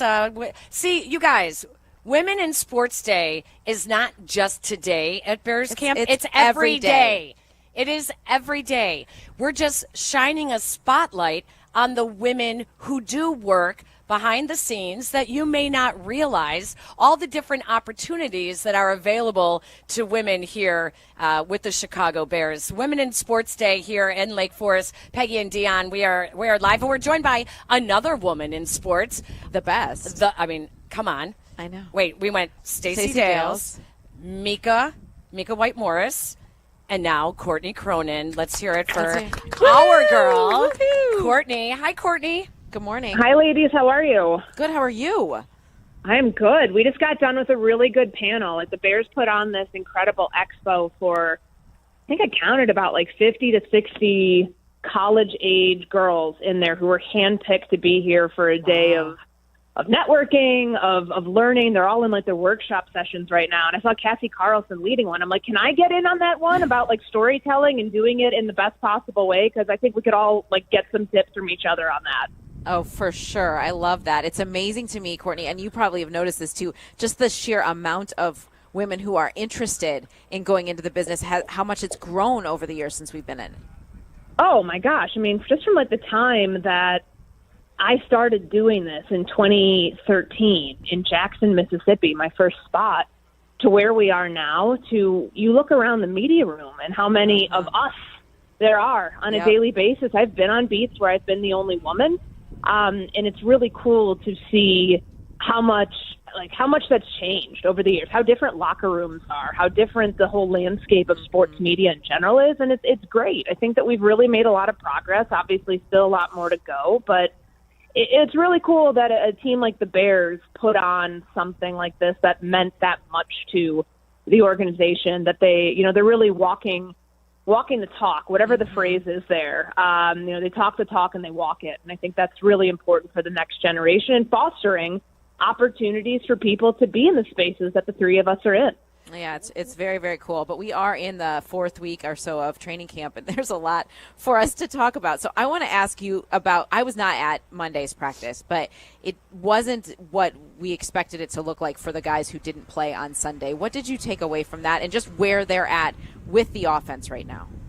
So I think the biggest takeaway from the ups and downs that you're seeing of the offense in general, whether it's coming off of a preseason game where Caleb Williams and starters didn't play, to going back to the joint practice where it was up and down, is that this is a complicated scheme and patience has to be expressed right now. And I know that that's a difficult thing for a lot of fans who want to see it click, but I was doing NFL Live on Monday, and Dan Orlovsky and I were talking about how long it took Jared Goff to master this offense. And I know that Ben Johnson made it clear when he got here that he wasn't just taking the Lions playbook and plopping it down at everybody's locker in Hallis Hall and say, learn it. But this is a complex scheme regardless of who the quarterback is. So when there are those days where the passing game looks like it's really struggling, I think that that's going to take a long time to come together. Now, it doesn't mean that it's going to, like, where they started on day one of training camp on July 23, should not be what it looks like at the end of training camp on the 26th of August or whatever that date is. But there's been a pretty steep learning curve, and there have been good moments. There have also been some moments that, it doesn't look clean. The operation doesn't look clean. The processing from Caleb Williams could certainly be faster.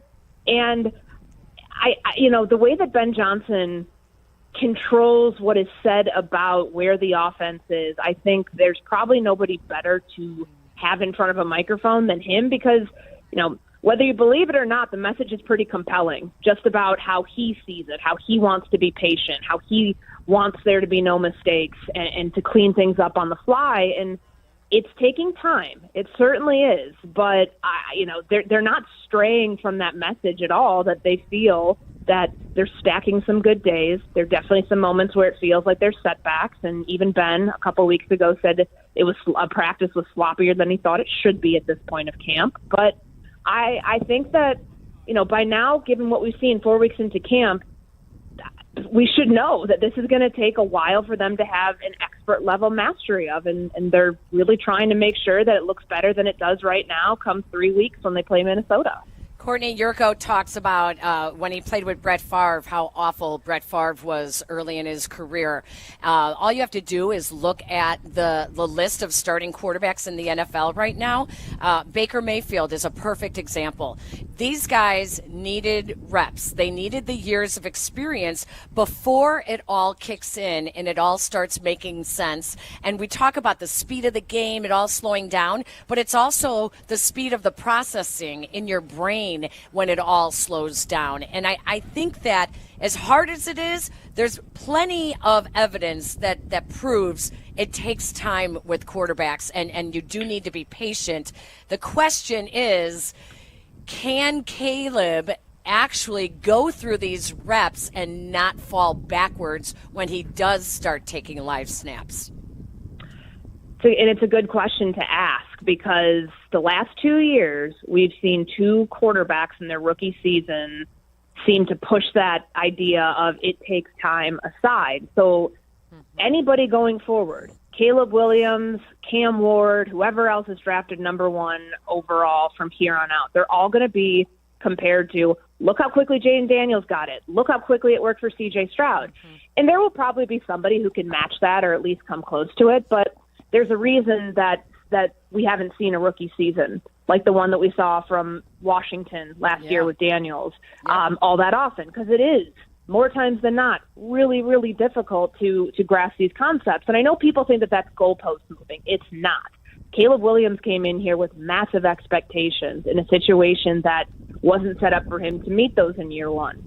Now they are set up, though. So I think that it doesn't lessen his burden to learn this offense, to, like you said, Peggy, not take steps back to where there aren't multiple days in a row of the same mistakes, of the same pre-snap errors, of him not identifying things, different coverages with the defense, of him not being able to locate, where am I hot? Where is the blitz coming from? Where am I feeling pressure? We saw a lot of that on Friday against Miami in the joint practice. There would have been a couple times where there were sacks because he was struggling to figure out where the pressure was coming from and what to do in those moments. And that's okay if it happens now. Obviously, it's not okay if it happens in a game because the stakes are that much higher and the perfection is expected there, whether you achieve it or not. But for him to continue to progress in this, to not revert back to bad habits. So what would bad habits be? Well, one thing, remember the thing that he went on Waddle and Sylvie and talked about, Ben told him, what to do if his headset goes out? There's a reason for that. They don't want to burn a timeout in that moment. Okay, so he has a solution there.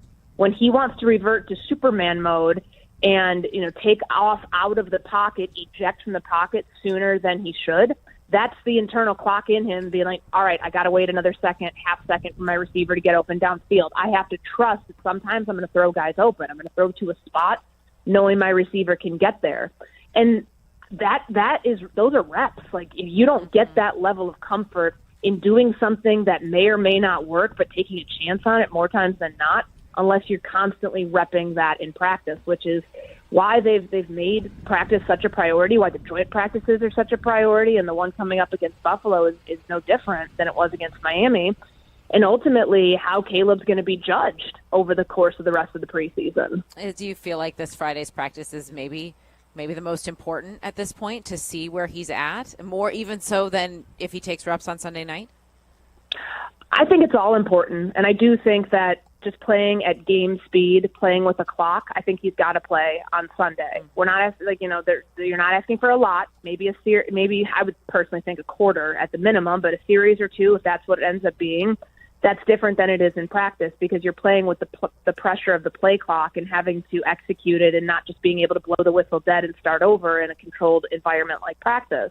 But given Buffalo might have the best defense in the NFL. I mean, it's a toss-up between them and the Denver Broncos.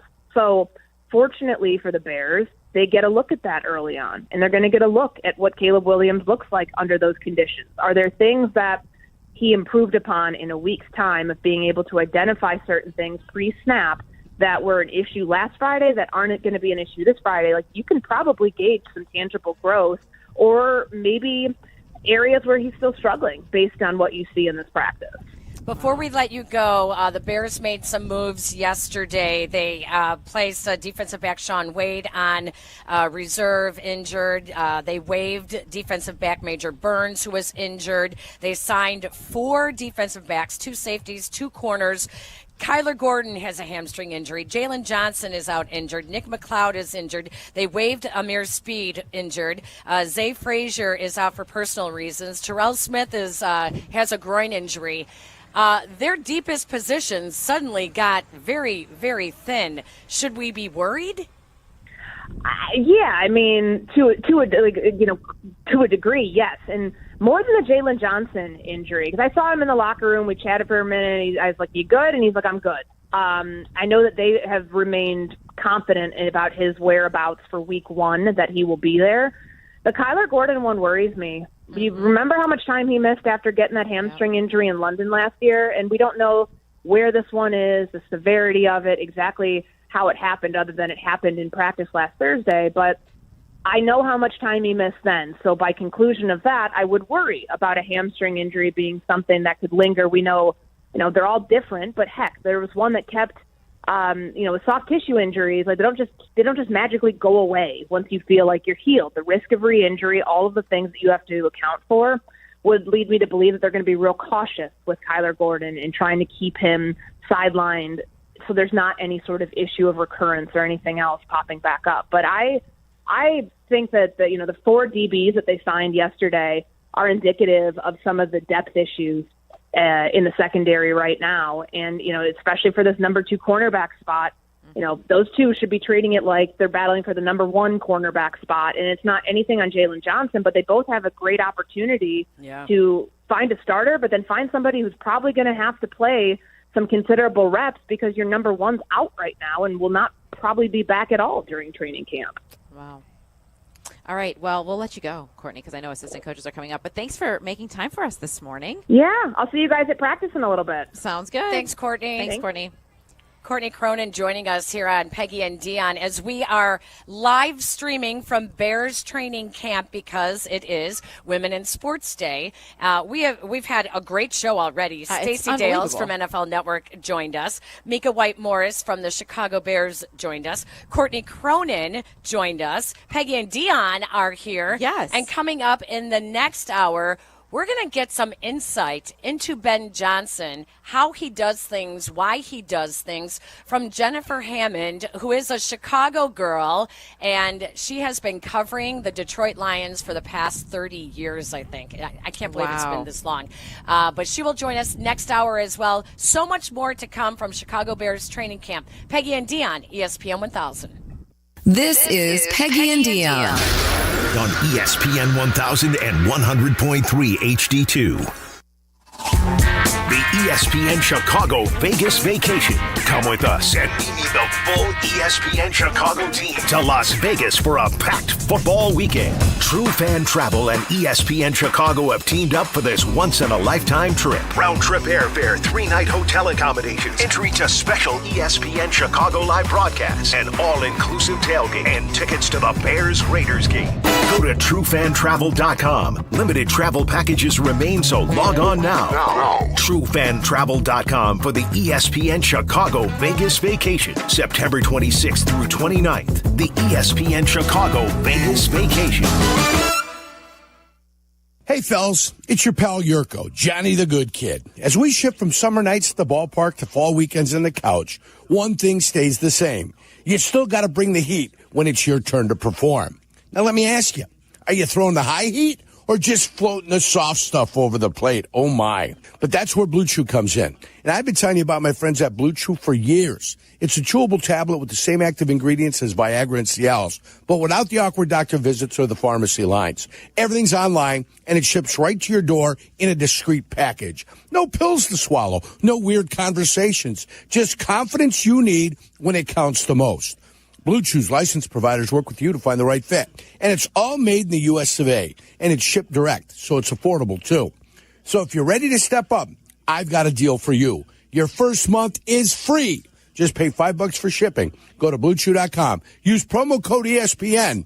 Chew it and do it. Blue Chew, your playbook for better performance. Save big on your next painting project at Menards. Pristine Exterior is Dutch Boy's most durable exterior paint. With its rain rinse technology, rain naturally washes away dirt and grime. Plus, it resists cracking and peeling, making it perfect to withstand the harshest weather conditions. Save big money on Pristine Exterior paint and start your painting project today. Plus, check out our weekly flyer on Menards.com for more great deals happening this week. Save big money at Menards.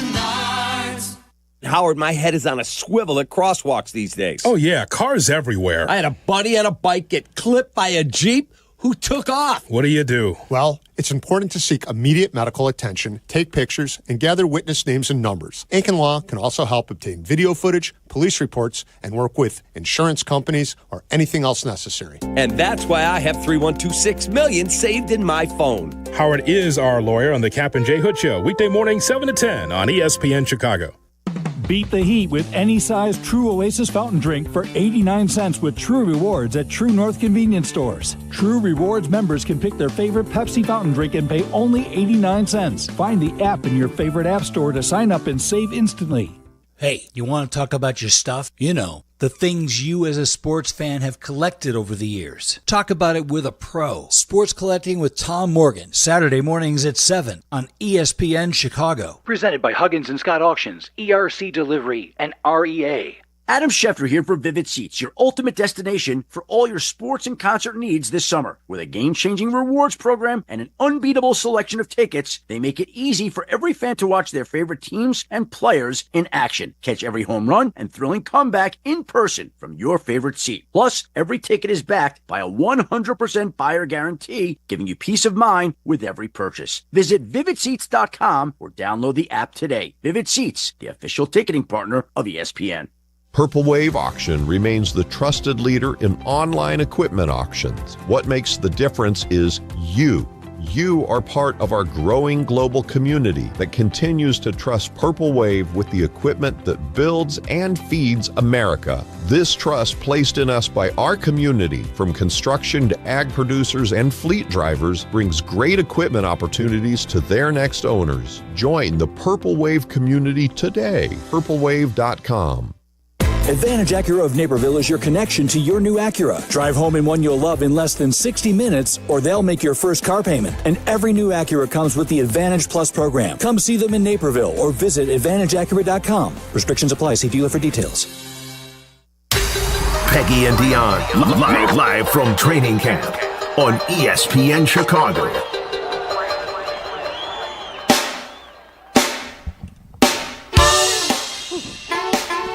Welcome back to special edition of Peggy and Dionne on this Wednesday morning. It's going great. It's going great. This has been super fun already. Really fun. For the third straight year, you can try to beat Peggy and Dionne in fantasy football. Yes, ladies, here we go again. And it's not that hard to do. I was just going to preface it by saying this is not a challenge, okay? Let me just assure you. We are inviting the women of Chicago to join their women-only fantasy football league brought to you by Advantage Acura of Naperville. First place wins a 2-year, 10,000-mile-per-year lease on a brand-new 2025 Acura ADX, courtesy of Advantage Acura of Naperville. Rookie, seasoned veteran, all of you are welcome. Leave the husbands behind. They do not get to do the draft for you. Don't let them near the screen. Peggy, Dionne, and you will draft, compete, and talk plenty of smack all season long, and one woman will walk away with the keys. Visit ESPNChicagoContest.com to enter. This is Dionne's favorite time of the year, because I get to ask her what her fantasy football team name is going to be. I don't know yet. I haven't even thought about it yet. I have some ideas. I do. I knew it. I have some good ideas because Dionne loves when I come up with fantasy football team names. Secret Agent Man. That's a great one. Okay. All throws lead to Rome. That's good. That's pretty good. Poles Dancers. I'm not doing that. I think that's going to be mine, actually. I like poles dancers. Oh my gosh! Okay, so what is wrong with that? If we ever have the GM on, you have to tell him that's what the name of my your fantasy football team is going to be Poles Dancers. It's either that or it's going to be Barely Legal. Maybe I'll do that one. That you are going to do Barely Legal? Oh no, you're right. Now that's uncomfortable. I didn't think about it at first. Now I don't like it. And then of course there's always the Bear Jewels. Come on, Dionne, take that one. No, I don't like that one. Do Bear Jewels. No. Do Bear Jewels. Look at me. I'm like, do it. I know, the pressure. Dicka's Disciples. No, it's the new era. We need something with Caleb. Fresh. Deep Dish Defense. No. Fridge and Friends. No, new era. Bear Huggers. That kind of does go with you, actually. Yeah, I think I should do Bear Huggers. That's fine. I'll do Bear Huggers. I think Bear Huggers for you is good. No, last year mine was really good, and I can't remember what it is now. That's hilarious. I know. I can't remember mine either, but I am definitely going with Poles Dancers, and I cannot wait until we have Ryan Poles on the show. Yeah, well, so that I can tell he's not ready for us yet. We're gonna. Sometimes you have to do things you're not ready for. Do you think that's Mr. why Poles? he's avoiding us? Probably. He's not ready for Peggy and Dionne.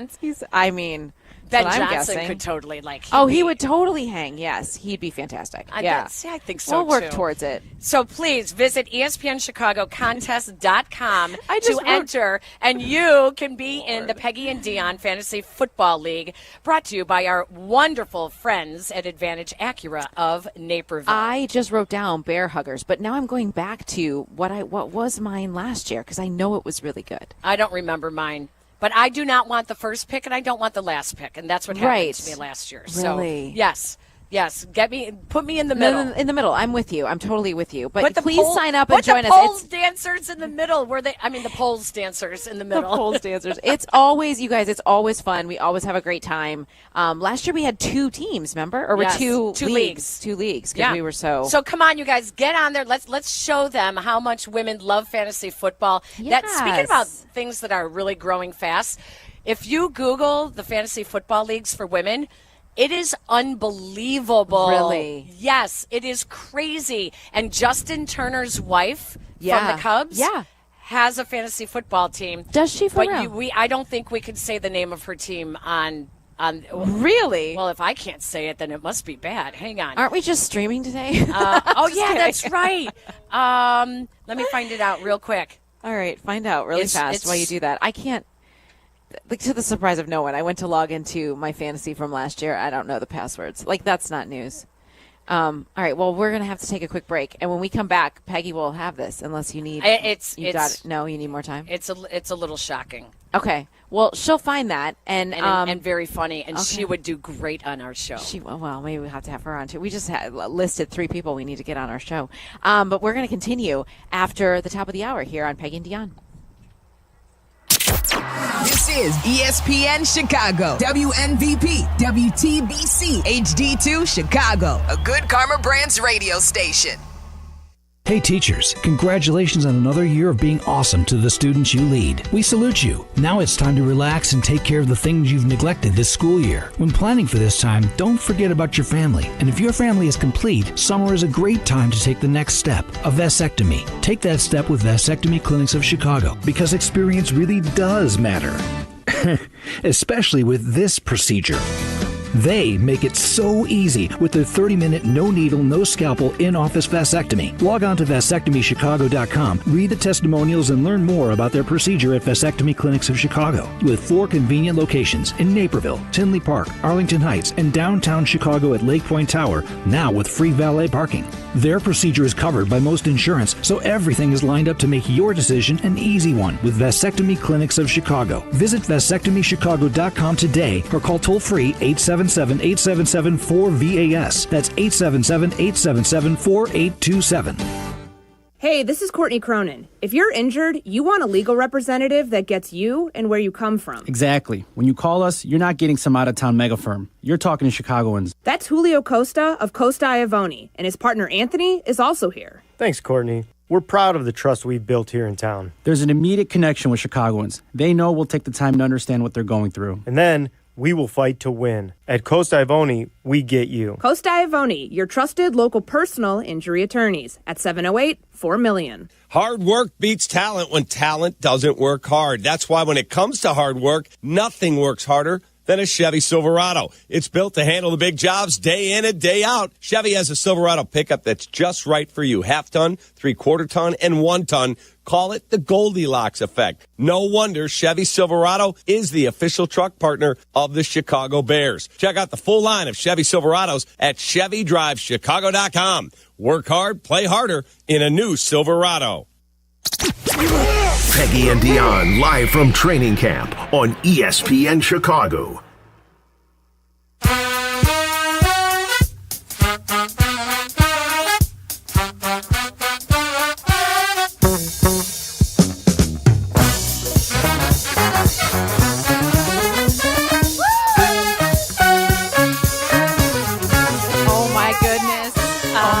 Okay, welcome back to Peggy and Dionne on this Women in Sports Day celebration at the Chicago Bears. Training camp is starting to come to life, Peggy. I believe the gates open at noon. Yes. And practice starts at 12:30. So things are starting to happen around here at House Hall on Women in Sports Day. They have been happening for our first hour, but we did promise you that we would have the name of Justin Turner's wife's fantasy team. So as we encourage you to join the Peggy and Dionne Fantasy Football League at the ESPN Chicago Contest.com site, you have to have a good name. Like your team name is everything. So mine is going to be Poles Dancers. Yes. You're going to be Bear Huggers? Maybe. I know my name last year was really good. Jeff Miller might remember. I feel like he gave it to me. I can't remember it right now because I can't remember anything. But Bear Huggers might be mine. Although this is so the next level that I feel like Bear Huggers is weak sauce. Justin Turner from the Cubs, his wife Courtney, has run a fantasy football league for years.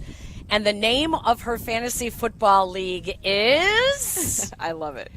Put Your Ditka in My Butt Kiss. That is so brilliant. I don't even know where to begin.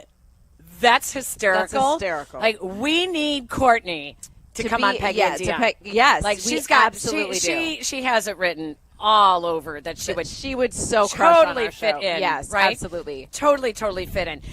It is Women and Girls in Sport Day here at Chicago Bears training camp in Lake Forest, and we have had such a wonderful show that Peggy and Dionne live streaming here from training camp.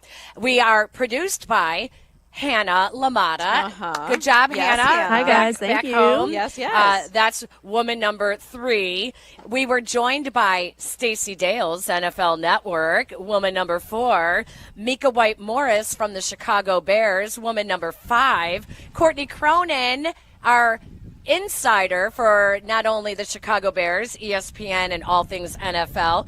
Woman number 6, and coming up at the bottom of the hour, Jennifer Hammond from Fox 2 in Detroit is going to join us. We're going to talk a little bit about Ben Johnson and get a little bit of ideas how we think we know how he operates, but now we have questions like in training camp, is Caleb going to play in any of these preseason games? How particular is he about getting it right before you actually step on the field? I heard a great report earlier from the practice after the Bears game on Sunday. Monday's practice featured the starters, since the starters did not play, with the exception of Braxton Jones and Tyreek Stevenson. They went through an intense workout on Monday. Even after taking 70 reps at full speed before the game Sunday, they had a very intense Monday workout, and it didn't go well. Right. It may have been one of the worst practices for the offense so far this training camp. So that does not help with the patience thing that we're talking about, how much patience is going to be required for where we're at right now and where the Bears are right now. And I think I do trust Ben Johnson and the process that he's at, but like to see, I want to know what he feels when he sees it happening that way, that the same mistakes are happening and how he's adjusting. I think that is going to have to be what has to happen. You have to adjust around what he's seeing and what they're able to grasp and move forward with at this moment in camp. Now I'm going to have patience because he is learning something totally new, and I know last year was experience for Caleb Williams, but he's essentially a rookie again. This is a rookie reset is how I view it. And so we have to like kind of look at him and knowing he's learning something brand new and give him the space to find his own rhythm in that. But it's going to take more time if we're at this point right now and things are not looking the way that they're supposed to. I think for a young quarterback, is he making the right decisions, right? Some of those things like, okay, the pass was off, but you're making the right decision. Like those are important things we need to see as well. And is maybe Ben Johnson seeing what he is doing well, able to articulate what is he doing well in this moment when it doesn't look the way we feel like it should look? Well, Albert Breer talked about this as well on Kap J Hood in the morning. And one of the things about Ben Johnson is that he has a very, very short leash when it comes to making the same mistakes over and over. And the reporters who were at Monday's practice said it was one of those practices where typically you can't hear any of the interaction. You can't really report on when you hear a coach tell someone, get off your ass or anything like that. But they said you could hear Ben Johnson and Caleb Williams going at it with each other over the frustration of what was occurring. And it's all part of Ben Johnson's process. Albert Breer talked about it earlier on Kap and J Hood. Let's hear what Albert Breer had to say. Well, I mean, I think they're getting to the point now where they're taking, what they did. And I think I told you guys, like, early in camp, it didn't look great. But, I think now they're at the process, or the part of the process where it's like they're going to figure out who they're going to be offensively. And so, Ben's process is interesting, and it's a little bit different than the way some other coaches do it. But he wants to make it hard on them now, and there's an element of, like, let's just see what is too much for him. And, like, let's push him to the point where he breaks. And then, when we get closer to the season, we'll start to dial that back, and we'll work our way to a point where we can have an offense in place made up of the things that he does well. So that's been a process. And I would expect, like, that, you have that, like, part of it where, like, it doesn't look good early in camp, and that evolves into something that looks like way more coherent when you get to the third week of the preseason. So, I think they're getting there, and we'll see what it looks like. But, I think they are taking steps towards where they're going to be when the season opens in whatever it is, 3 or 4 weeks. Really, really hard for people to hear. They're taking steps, but don't forget, when Caleb talked about learning this new offense, and I know people are like, oh, Tyson Bagent said it's easy, like he picked it up. Okay, whatever. We also saw Tyson Bagent did miss an open receiver in Luther Burden III in the game on Sunday. So, okay, that's great. But you have to give it time. And I honestly do look at it in terms of learning a language, in the sense that first you have to learn the theory behind the language, how the words and phrases are built, and then you start putting those phrases together, and before you can actually start speaking fluently. So yes, it is going to take time, but that is not something that any Bears fan wants to hear. No, of course not. You want it to look different immediately. You want to see that creativity that Ben Johnson has when it comes to play calling and setting his offense up for success. You want to see that start right now. And another area of this offense that we have to keep an eye on, though, to have success for Ben Johnson is that running game with Caleb Williams, especially if Caleb Williams is struggling to kind of like get the processes going and those basic things. Like, that running game has to be solid too, and I think there's some questions around that as well. Well, the running game, Kyle Monangai got the bulk of the carries in Sunday's game. Travis Homer got injured. Roschon Johnson is out injured again. Yeah. Monangai, I heard people say, oh, is he going to push for DeAndre Swift's job? He's a different runner. Yeah. Monangai is between the tackles, hard-nosed, like Roschon Johnson, head down, just move the chains, right? And DeAndre Swift is can be more of a scat back at times. So when we see DeAndre out there, DeAndre Swift and your tight ends are going to be Caleb Williams' best friends. That is his safety blankets. The running backs and the tight ends are going to be his safety blankets, which is why you see a DJ Moore working out with the running backs. It's why you're going to see a lot of short passes. Why did Ben Johnson and Ryan Poles make sure that their skill position players get yards after the catch type of guys? Because they want the high percentage short passes and let your playmakers then make the play. So that, and when Caleb can get to that point, you're going to see a much more fluid offense. But you gotta change them. And that's what's hard to do. They want to get it to the point where he's getting to that point, Peggy, like the process from the huddle to that is he's doing that without thinking. And I still think he's thinking. You know what I mean? He still has to. He's still learning it. So he still is saying the language slower in his head. It's not speeding up because it isn't second nature yet. Yeah, it doesn't feel native or fluent. He doesn't feel fluent in the offense yet. A lot of, besides running back, there are more battles going on here at Bears camp. We'll get into that. Left tackle, running back, backup quarterback. The defensive backfield is interesting with all these injuries. Peggy and Dionne, we'll talk more Bears from training camp when we come back. More Peggy and Dionne coming up on Chicago's home for sports. ESPN 1000. Chicago White Sox baseball. Do you believe? Len Casper and Darren Jackson bring you the call of White Sox and Tigers. Live coverage begins today at 12:30 on ESPN Chicago, the home of the White Sox. Now backed by the power of the Pope.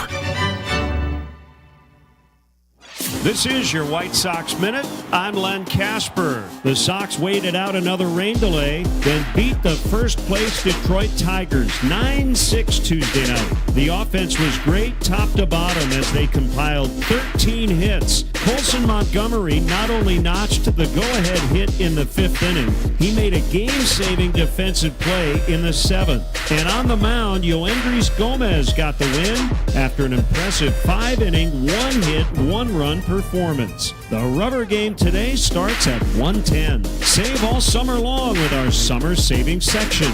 Enjoy $20 weekday and $25 weekend select lower level tickets while supplies last. The summer savings section is presented by Wintrust. Different approach, better results, includes fees. To purchase tickets, visit whitesox.com/section. This has been your White Sox Minute.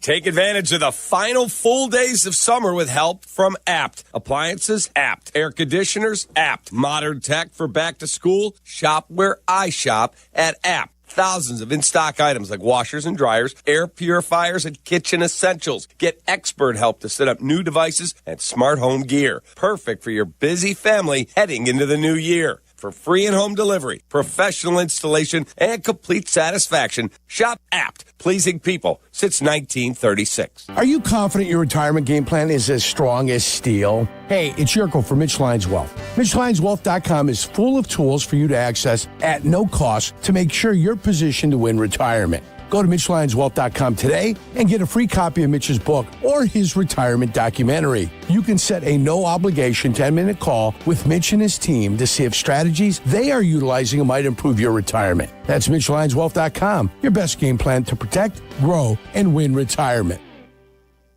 Hey guys, it's Sylvie for Window Nation. It's the end of the summer here in Chicago, but blink and you'll be back to dealing with cold and windy days again. Time to have Window Nation replace your home's windows in 1 day or less. Right now, get 50% off all window styles plus 0 down, 0 payments, and 0 interest for 2 years. That makes Window Nation more affordable on average than other companies. Hurry, Chicago. This sale ends soon, so don't miss out. Schedule your estimate right now at 866-90Nation or windownation.com.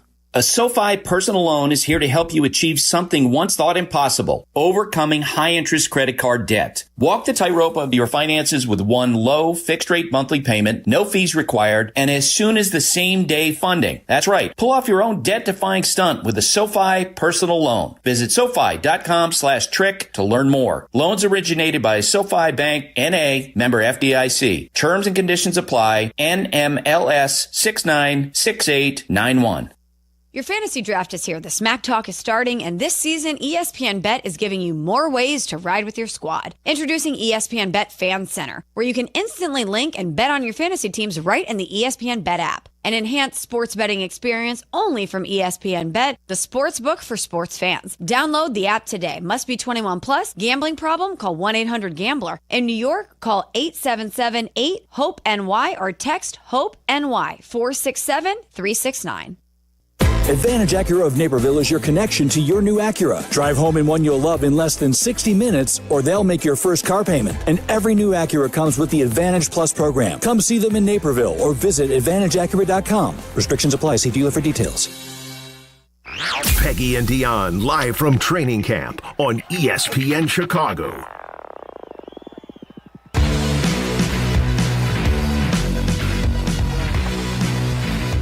Welcome back to Peggy and Dionne camping at Bears training camp here on Wednesday, August 13th. A massive day. Do you know why today is such a big day, Peggy? I can't believe we've gone over an hour without mentioning the fact that Taylor Swift is dropping a new album tonight. Oh, my gosh. With Travis Kelce. I just saw this online. Someone said, imagine 2 years ago, Travis Kelce casually mentioning who his celebrity crush is, and 2 years later, that crush is now his girlfriend, and she's on his podcast releasing her 12th album. Crazy. That's crazy. They said if he wrote a book on manifestation, it would be a Bible. I mean, that's outrageous. My daughter came up to me yesterday, 17 years old, and she said, Mom, did you hear? I said, what? And she said, Taylor Swift. I said, I know. She was on the podcast with her boyfriend and his brother, and she dropped her next album. And she goes, Mom, you have to look and see how she did it. I was like, oh, my gosh, Oh, and then the Swifties are all about, like, we should have seen this coming because at the end of the concert, everything was orange, and the Chiefs' colors, red and yellow, make orange. So, of course, the album's going to be orange. I mean, it's like... So why was outrageous. Didn't she say something like, that color looks good on you or something? Yes, and he said it matches your eyes, sweetie. Yes. Yeah, was it blue? Yeah, he had a blue sweatshirt on, yeah. Weird. Whatever. Well, I must retract my statements because for months I was ready to die on the hill that was a faux relationship. See? And now I stand corrected. Listen, or sit corrected. There's a lot of relationships in Hollywood. That start faux. Or that they're very beneficial for each other. Yeah, well, we're like going on 2 years. They've been together for a while. We are going on 2 years. Listen to you. You just said we are going on 2 years. I did. I feel like I'm kind of part of it. Are you a Swiftie? She is. I am Hannah. a Swiftie. I am now, too. Thank you, are? Hannah. I am. Thank you. Yeah. I have to say the caveat is I was not, okay? And I took my daughter to see the Eras Tour last November, and it is a night, like, I will never forget it. She won't either. It was so magical to share that with her. It was like one of those core memories, and that's why I got into it. It's an insane concert. I don't think there's very few people who can do what she did. So No, you have to respect her, even if you don't like her. Totally. Yeah, absolutely. Yeah. And she makes sure, like, no matter what arena you're in, like, everyone feels included in what she's doing. It's pretty spectacular. That's awesome. Well, congratulations to you and all your Swiftie friends.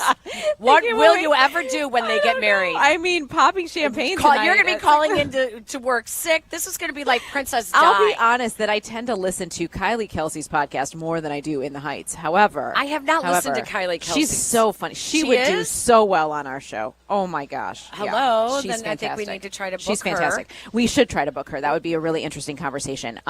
Before the Eagles. Oh, what a brilliant idea. Yeah, well, thank you. You just called me brilliant. I did. Well, more than once today, I think. Wow. But that's Thanksgiving week, and she has tiny Dionne. babies. Well, I hope that, yes, we should. That should be a challenge for us. This is actually Women in Sports Day here at Chicago Bears training camp. And I found some really interesting numbers about the NFL and women. 15 full-time female coaches were on the sidelines last season in the NFL. That's up 25%. That's up 25%. Well, that means 1/3 of the 32 teams in the NFL have at least one female coach. The Bears have a female coach who is their strength and conditioning coach. 3 of the 15 women, 3 of them are coaching for the Ravens. The Ravens have 3 women on their staff. Which is really pretty cool. The first female coach in the NFL was Jen Welter. She was hired 9 years ago for the Cardinals. Wow, that was 9 years ago. I know. That seems so crazy, doesn't it? It does, yeah. And for, like, the first time in NFL history, there are more female owners. At least 12 of the 32 NFL teams now count women as controlling or significantly active owners, and that's awesome. The Colts, the 49ers, the Chiefs, the Raiders, the Browns, the Bills, the Bucks, the Titans, the Saints, Seahawks, Lions, and Broncos. It would have been 13 with the exception of the passing of Virginia McCaskey this past year.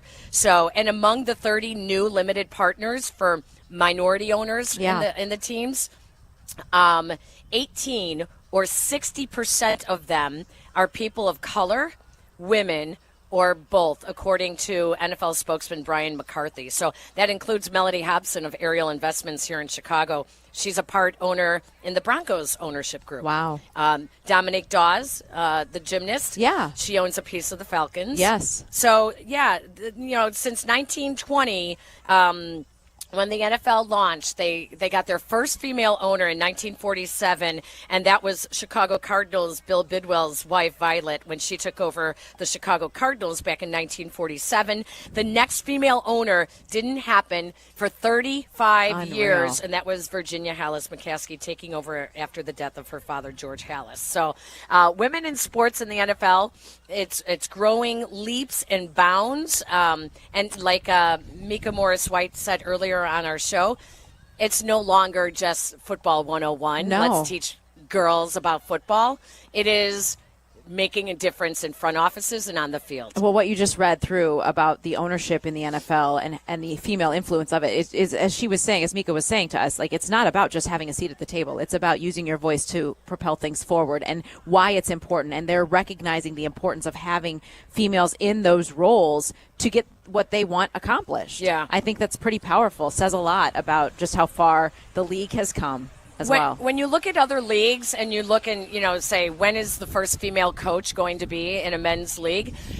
That we haven't seen. We've seen assistant coaches. We've seen it at the NBA level. We've seen assistant coaches now at the NFL. We see assistant coaches. Jennifer King was with the Bears last year. We see assistant coaches in baseball. It is more likely that you will see a woman in the front office become a general manager in the NFL, because we had that in baseball. We already had Kim Ng was the first female general manager in Major League Baseball. And the way it's going and with the lightning speed that it seems to be taking off right now, you're going to see it. You're going to see it.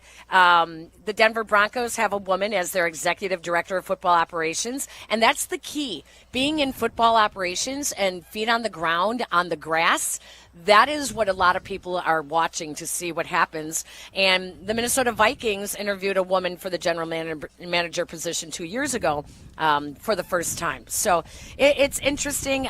We know Sarah Thomas is the first full-time official. We just celebrated Major League Baseball's first female umpire. Yep. The newest version of Madden NFL. I guess I don't play this. Do you play? Have you ever played Madden? No, I have not. Hannah, have you played Madden? I've played it before, but not for a while. Okay, so you can build your own team and you execute the plays, whatever. Apparently, you can now choose a female coach. So, which is really cool. So you can actually pick your coaching staff, and they can be women coaches. So really cool to see. That is cool. That's so really cool. Again, we're not just sitting here saying, it's women in sports, let's give women a chance. It's really celebrating where women are going in football and the importance of having them. For sure. Let's go to the phone lines. We have a phone call at 312-332-3776. Lewis is in Lisle. Lewis, what are you hearing about Caleb these days? Come again? Couldn't hear you. What are you thinking about Caleb these days, Lewis? Well, I don't know what to think. I mean, before I get into that, I just want to say happy Women in Sports Day, and this is coming from an older brother of a woman who is working, who had the guts to do what he couldn't and got a job within a sports team's front office, and I'm remarkably proud of her.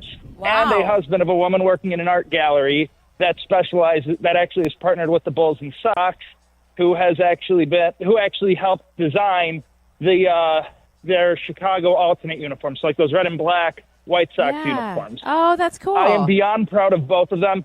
Both are way too humble to say it, but both of them are two of the hardest working individuals, not women, individuals in sports I have ever met. So that's fantastic. Also, Peggy. Yes, I don't know if you were listening to Kap's rant this morning, but he said something way worse than the two things you said during the pants off debate. So I know it might seriously? come hollow from. It might sound kind of hollow coming from a 30-year-old man, but don't ever let them tell you what you can and can't say. Wow. But yeah, I know. I might actually send him I'm gonna have to have my car detailed, because I turned on my car and got to hear, like, the first thing I heard was what he said. I don't know if I should say it, but Well, he said it, right? I did a literal spit. He was on a rant, and he said, and I quote, "It was like watching an old man try to have an orgasm." Okay. Wow. Don't ever let. Well, he would know. I did a spit take. I did. Oh my God! Top 5 funniest things I've ever heard on this station.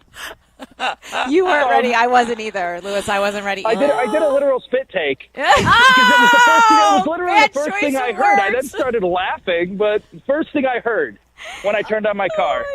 Oh my Lord! Wow, wake up to that in the morning. But wow. Anyway, the Caleb thing. I don't want to. Yeah, that's just get no into worries. the whole thing. Yeah. I do have a question for you guys. A year ago, with a very dysfunctional coaching staff that seemingly didn't know how to teach, we were hearing about Caleb looking off defenders in practice. Jermaine Edmonds, I remember, said he thought he had Caleb for a pick. He immediately turned and hit his guy in the back of the end zone. We saw him do it against the Rams. We saw him do it with that throw to DJ Moore. We saw him do it multiple times. What the heck is causing this regression? I know that he's getting overloaded with information. Maybe that's it.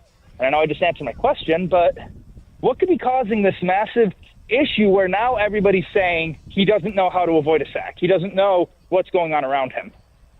Love to hear your thoughts. Thank you, Lewis. Thank we you. appreciate your comments. They are loading his plate, and they're seeing how much he can handle right now, and they are throwing absolutely everything at him, everything. And this is the time of year to do that. I think some of it is information overload, which you hate to say for like the number 1 overall pick that they can't manage that, but it's relearning what you learned last year, and some of it learned incorrectly, in my opinion. And so he's battling some of that, some of his own mental hurdles of getting through. I don't think he would ever admit that out loud. He doesn't even want to say he has pressure on him. Well, good heavens, Peggy. Like the whole start to his career has been an onslaught of comparison and pressure. Like everything that he's done has been compared to somebody else and scrutinized for absolutely everything he's doing. And it's a lot. It's a lot for him to handle. And I felt like he's managed that well, but I think some of it is we're seeing that he's been overloaded with a brand new offense, trying to learn that and also manage the expectations that a fan base has, that he even has of himself. Yeah. It's a process, and we're in the early stages of it, and I know that isn't a fun answer, Lewis. I would love to be like, oh, well, he's going to turn a corner, and then we stack up some of these practices where it looks clean back-to-back days. We haven't had a lot of those. We've had moments, but not consistency, and I think that's what they're looking for. And our next guest will help shed a little bit of light onto exactly Ben Johnson's process with Jared Goff, and how did he get Jared Goff to get rid of all those bad habits, because that's what happened. Jared Goff started off great with the Rams, and then he just fell into awful bad habits, and he had to basically reteach him and put him in a position to be successful. When we come back, Jennifer Hammond from Fox 2 in Detroit will join us. We'll get a little bit more insight into the way things were done in Detroit under Ben Johnson. It's Peggy and Dionne live streaming from Bears training camp in Lake Forest. You're listening to Peggy and Dionne on Chicago's home for sports. ESPN 1000. The Chicago Bears, the Buffalo Bills. Preseason game number 2. Live from Soldier Field. This is Chicago! Sunday night at 7. Joniak, Thayer, and McKee have the play-by-play from the booth and on the sidelines. But join us at 3 p.m. for 4 hours of Bears pregame, including Mark Silverman, Tom Waddle, and Dionne Miller. Live network pregame inside Gato at Soldier Field at 5 p.m. Are you ready? Catch me outside, how about that? Bears and Bills. Preseason game number 2. Sunday night at 7 on the home of the Bears. ESPN Chicago. I'm the guy that never gives 5 stars because I never believe that anything is perfect.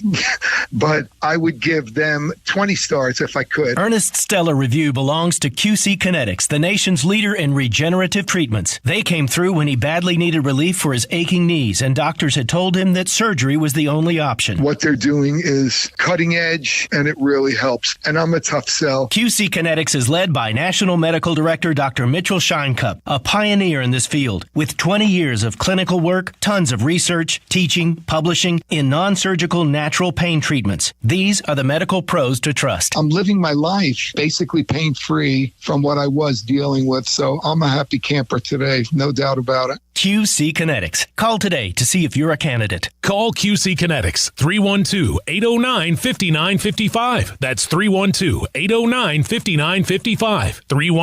312-809-5955. Hey, parents throughout Chicagoland, if you're like me and only want the best and safest option for your kids, you've got to go check out my guys at FenceWorks, a.k.a. the guy on 41. FenceWorks is the premier spot for playgrounds, fencing, trampolines, and basketball hoops. I recently got a hoop installed by FenceWorks, and my kids are thrilled. FenceWorks has been treating families like mine to quality, safety, and exceptional service for over 58 years. Swing by their Northbrook showroom or check out theguyon41.com. At Wintrust, our approach is to let Southside fans show off their Southside pride anytime, anywhere. With the White Sox debit card from Wintrust Community Banks, you're not just swiping, you're making a statement. It's like a megaphone for your wallet. Broadcasting your Sox pride with every transaction. Open an eligible checking account. Visit wintrust.com/Sox today. Wintrust. Different approach, better results. Member FDIC. Hard work beats talent when talent doesn't work hard. That's why when it comes to hard work, nothing works harder than a Chevy Silverado. Check out the full line of Silverados at ChevyDriveChicago.com. Chevy Silverado, official truck partner of the Chicago Bears.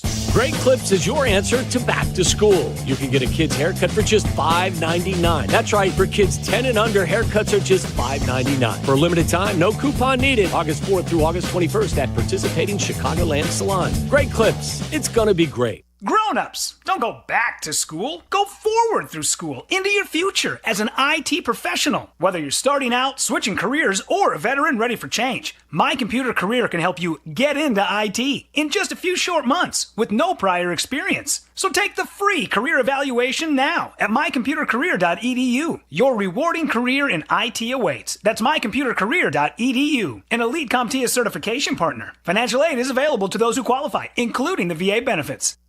In a world parched for excitement, one drink will emerge. Twisted Tea, the refreshing thrill ride of flavor. Recreating its classic role as the hard iced tea that goes down smooth. Twisted Tea doesn't just taste like real iced tea, it's made with real brewed tea and a 5% kick of alcohol. Taste the adventure with Twisted Tea Hard Iced Tea. Keep it twisted. Twisted Tea Brewing Company, Cincinnati, Ohio. Please drink responsibly. Want a career designed for the long haul? Triton College's Diesel and Transportation Technology program offers real-world training that puts you under the hood. Triton College prepares you to enter the workforce as a truck mechanic or repair tech. Visit triton.edu/diesel to get started today. Peggy and Dionne live from training camp on ESPN Chicago.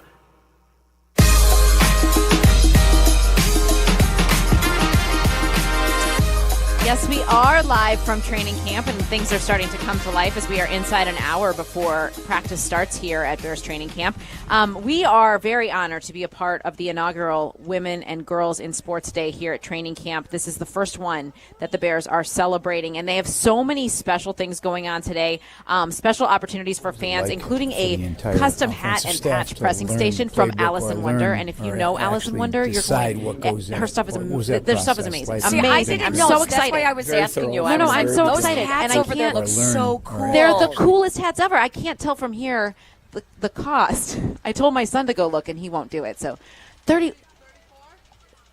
Walter Payton. See, now I love it. I love it. Okay, so we're going to have to get a hat. They're super cute. They're so cute. Okay, so I'm going to have to get a hat. There's also a permanent jewelry pop-up, which I think we should get matching bracelets. They're doing 40% off full-price women's apparel at the Bears Pro Shop as well. Wow. Fans can enjoy specialty food and beverage offerings for women-owned vendors. I wonder if there's champagne. Female DJ Francesca Eva will be performing live on site throughout the day. And this morning, they hosted over 50 college students interested in sports media in their career expo before practice. Really cool. It is really cool. And Courtney Cronin was involved with that. Cassie Carlson was involved with that. Stacey Dales was involved with that. Super cool. We're going to keep the theme going here on Peggy and Dionne here on ESPN 1000's live stream and bring in an old friend of mine, Jennifer Hammond, and I worked at CLTV together way back. I cannot believe it was like 30 years ago, Jennifer. Isn't that unbelievable? So I was in Chicago the last 2 days covering White Sox Tigers. Oh! Or any team rep. And so it's invaluable to have him, to have Jonah, to have Drew, guys that have played. I think we're all growing from that. Are there things that Tooney does that you look at him like, okay, I get why he has the accolades that he's got? Oh, absolutely. The consistency, that he's the same guy every day. How he walks in, how he does his job. There's a consistent all these things at you that it's very black and white.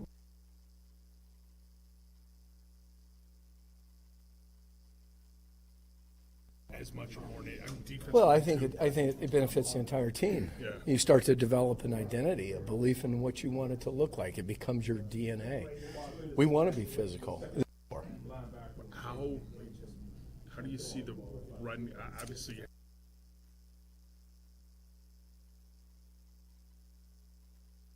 How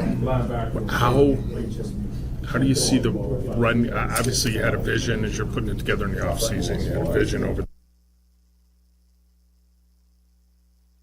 How do you see your run game coming together when it's real, when the games count? It's a great question. You know, every day's different. You go through 12 installs and every day's different. You go through 12 installs and you have an emphasis.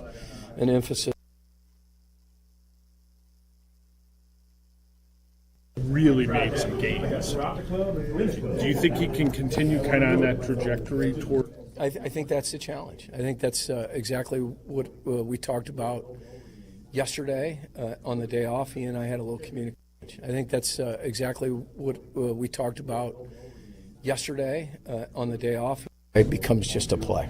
Braxton told me that like the last 3 weeks, he feels like he's really made some gains.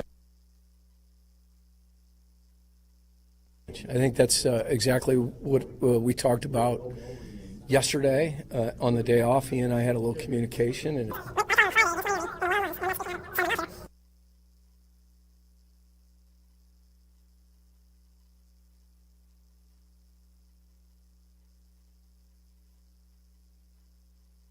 yesterday on the day off, he and I had a little communication. Yesterday on the day off, he and I had a little communication, and it's when I thought on Friday against my tween, and he starts to become a little bit more reactionary than actionary.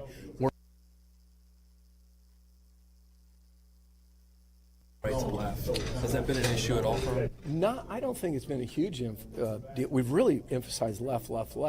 We want to get him some right tackle work.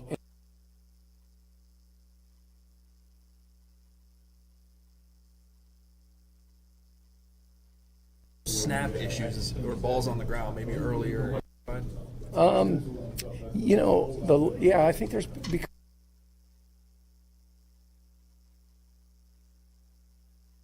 As the old line coach, how do you? Because obviously some of that falls on the quarterback, but when you guys are trying to figure that out as a unit.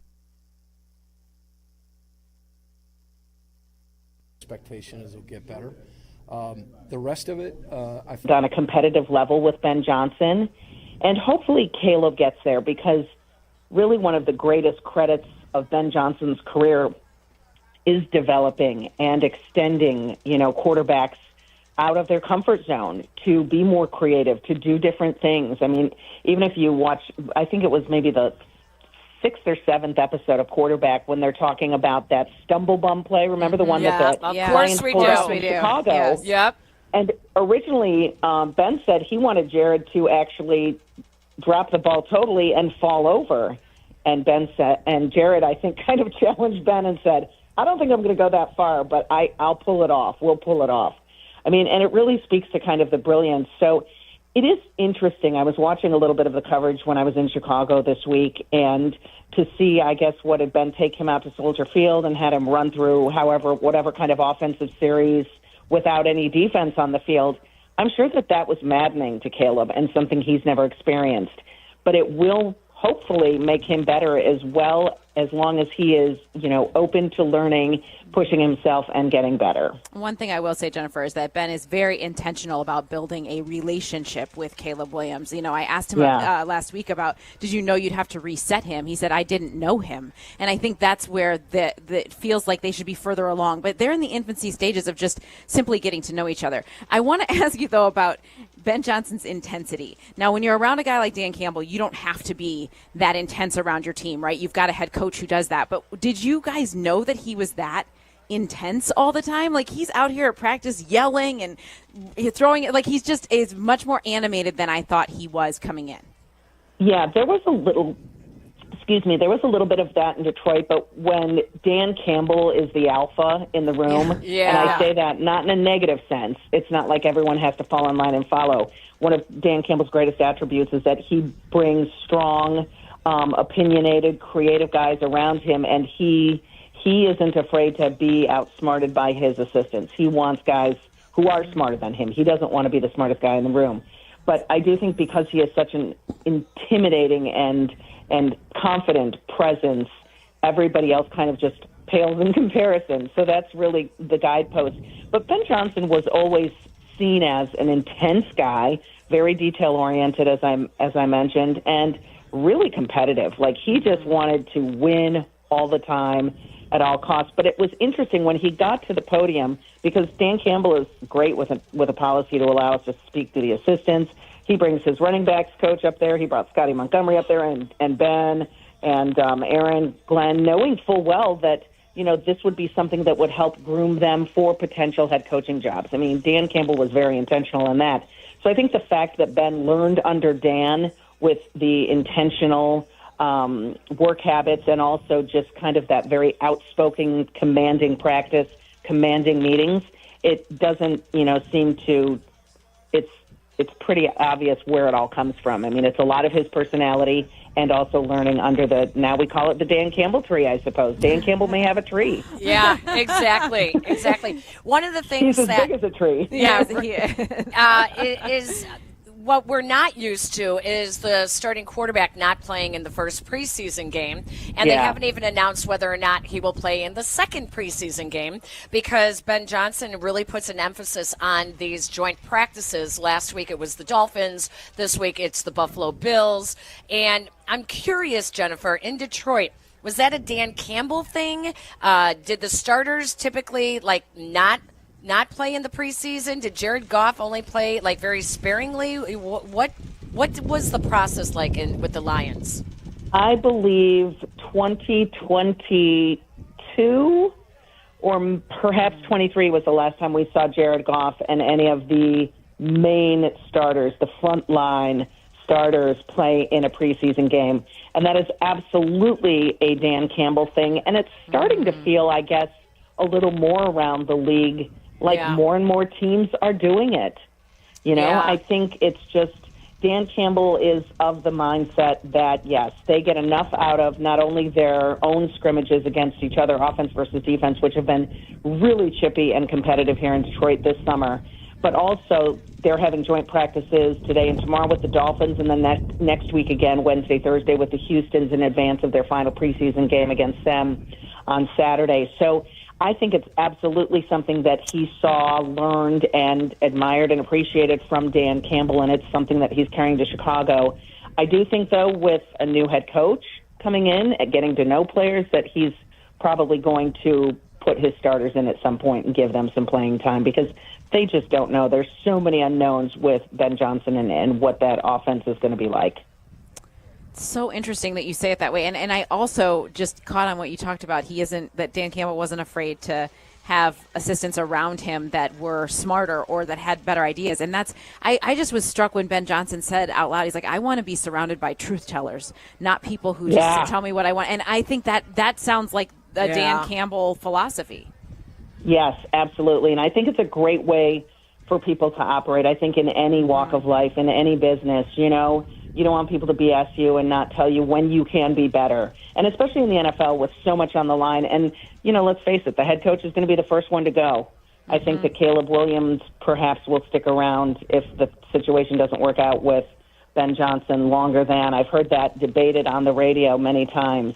But I truly believe that when you invest that kind of money in a player, and as you know, Chicago has struggled with trying to get their guy in that QB1 role for many, many, many, many years. And I just think that they've got to find somebody who fits and work around him as much as they have the coach there to support him. Wow. Well, I think it's week 2. Is it week 2 this year that the Bears and Lions meet up? Not like last year. Last year we waited the whole season almost until they started playing division games. But boy, right off the bat here for the Bears, they have Monday night against the Vikings, week 2 against the Lions. Can I just ask you, Jennifer, why are Lions fans so upset with the Bears over getting Ben Johnson, but they're not upset with Aaron Glenn leaving? Aaron Glenn? Yeah, what's that about? I think it's because the division rivalry. I think it's because it's Chicago. I think it's going to be wildly fascinating, and I am so excited. So the Lions actually open on the road at Green Bay, and then week 2 host the Bears. But I think what's going to be the most exciting, thrilling, telling game of the season is going to be, January when the Lions go to Soldier Field? Yeah. It's going to be cold. It's going to be rugged. Yep. They have we have all of these undertones and narratives about Jared Goff and the gloves and the cold weather. I mean, obviously he kind of bucked that trend last year, but it's going to be fascinating just to watch this division all season long. I do First and North with Lou Canellis and a couple of reporters from Minneapolis and Milwaukee, and it's so much fun to talk to other division reporters about just the way that the division is stacking up, because we saw it last year. The NFC North was really tough. So many teams made it to the playoffs. 3 of the 4 made it to the playoffs, and I think that they're going to have a similar thing again this year. I was just going to mention that show. I've seen you on it many times. It's so interesting to see the dynamics from a division that will be very tough again this year. It's going to be fun to watch. Oh, yeah, Jen, but Lions fans hate Bears fans, and I think Bears fans just hate Packer fans. Right. They just got to get over it. My goodness me, please. I did have my Chet Lemon T-shirt on, though, when I was at that's amazing. No way. Ballpark. I went as a fan on Monday, and then I worked the game on Tuesday, and I wore my Chet Lemon shirt as a nod to my Chicago roots, because I was born in the shadows of Hallis Hall in Lake Forest, Illinois, and lived there the first 10 years of my life. And then, as you know, Peggy, I was back there 6 years after I graduated from Western Michigan. So I've got some Chicago in me still, even though I don't like to tout that too much here in the Motor City. We love catching up with you, and you guys can follow Jen at HammerFox2 on X. And Jen, let's do this before the Bears and Lions meet. We'd love to hook up again. I would love that. It was really fun talking to you guys today. Take care, Jen. Thanks for joining us. We really appreciate it. Jennifer Hammond from Fox 2 in Detroit joining us.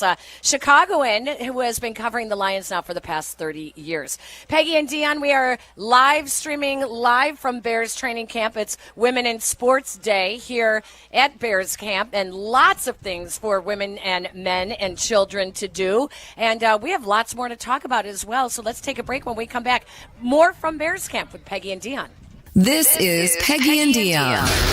On ESPN 1000 and 100.3 HD2. Waddle and Sylvie. It says we are your new home for the Chicago Bears. This is year 3. Well, this is day 1 of the future. All right, so I stand corrected. We're your How about this? We're your home for the new Bears. Oh, I like that. We're your home for the new Bears.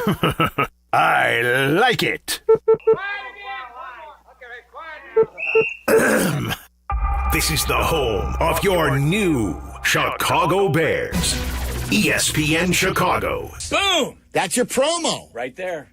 Hey teachers, congratulations on another year of being awesome to the students you lead. We salute you. Now it's time to relax and take care of the things you've neglected this school year. When planning for this time, don't forget about your family. And if your family is complete, summer is a great time to take the next step, a vasectomy. Take that step with Vasectomy Clinics of Chicago, because experience really does matter.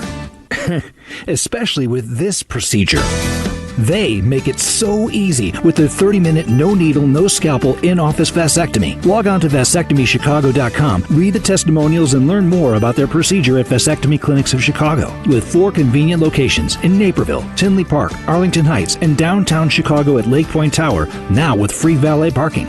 Their procedure is covered by most insurance, so everything is lined up to make your decision an easy one with Vasectomy Clinics of Chicago. Visit vasectomychicago.com today or call toll-free 877-877-4VAS. That's 877-877-4827. Hey golfers, it's Sylvie. I've been talking about Chicago Southland's finest golf course for years, the Sanctuary in New Lenox. The Sanctuary offers 18 holes of great golf on a beautiful course. The track may be a challenge, but it's an easy drive from anywhere in Chicagoland. Sanctuary features a 20-bay heated top tracer range, a 30-station grass range, a putting green, and a short game area. Check out golfsanctuary.com for the best rates and book your tee time. You no longer need to find your golf sanctuary. Hey, it's Kap, and now I'm a Chicago window guy's guy. Why? Because Russ Armstrong makes it easy. No sketchy deals, no long-winded sales pitch, just great windows, expert installation, and the best price I could find, guaranteed. And get this, Russ himself came to my house. No subcontractors, no nonsense, just honest work and a lifetime guarantee. So yeah, I'm a Chicago window guy now. Join the club, 847-881-3060, or check out the reviews at ChicagoWindowGuys.com. ChicagoWindowGuys.com. The Paramount Theater in Aurora is proud to present the Chicago area premiere of Come From Away. What can we say about Come From Away? Maybe we don't say anything, except that it's an important tale of acceptance when the world needed it most. Based on a true story, Come From Away is the start of Paramount's exciting new Broadway season. The season also includes White Christmas, Dear Evan Hansen, and South Pacific. Subscriptions and tickets available now at ParamountAurora.com. Come From Away at Paramount Theater in Aurora. Starts August 20th. Adam Schefter here for Vivid Seats, your ultimate destination for all your sports and concert needs this summer. With a game-changing rewards program and an unbeatable selection of tickets, they make it easy for every fan to watch their favorite teams and players in action. Catch every home run and thrilling comeback in person from your favorite seat. Plus, every ticket is backed by a 100% buyer guarantee, giving you peace of mind with every purchase. Visit VividSeats.com or download the app today. Vivid Seats, the official ticketing partner of ESPN. This is the story of the one. As a safety manager at a manufacturing plant, he does everything he can to keep his coworkers safe. From finding ways to reduce risks to keeping safety supplies in stock. And for that, he relies on Grainger. Grainger offers a broad range of quality products and next-day delivery, so he can always play it safe. Call 1-800-GRAINGER, click Grainger.com, or just stop by. Grainger, for the ones who get it done. Every morning at 6:45 on Unsportsmanlike, Pat Costello tells what's driving him crazy. I'm over it. Only on ESPN Chicago. Brought to you by Roofers and Waterproofers Local 11. Find skilled union contractors at ChicagoRoofingContractors.org. Peggy and Dionne, live from training camp on ESPN Chicago.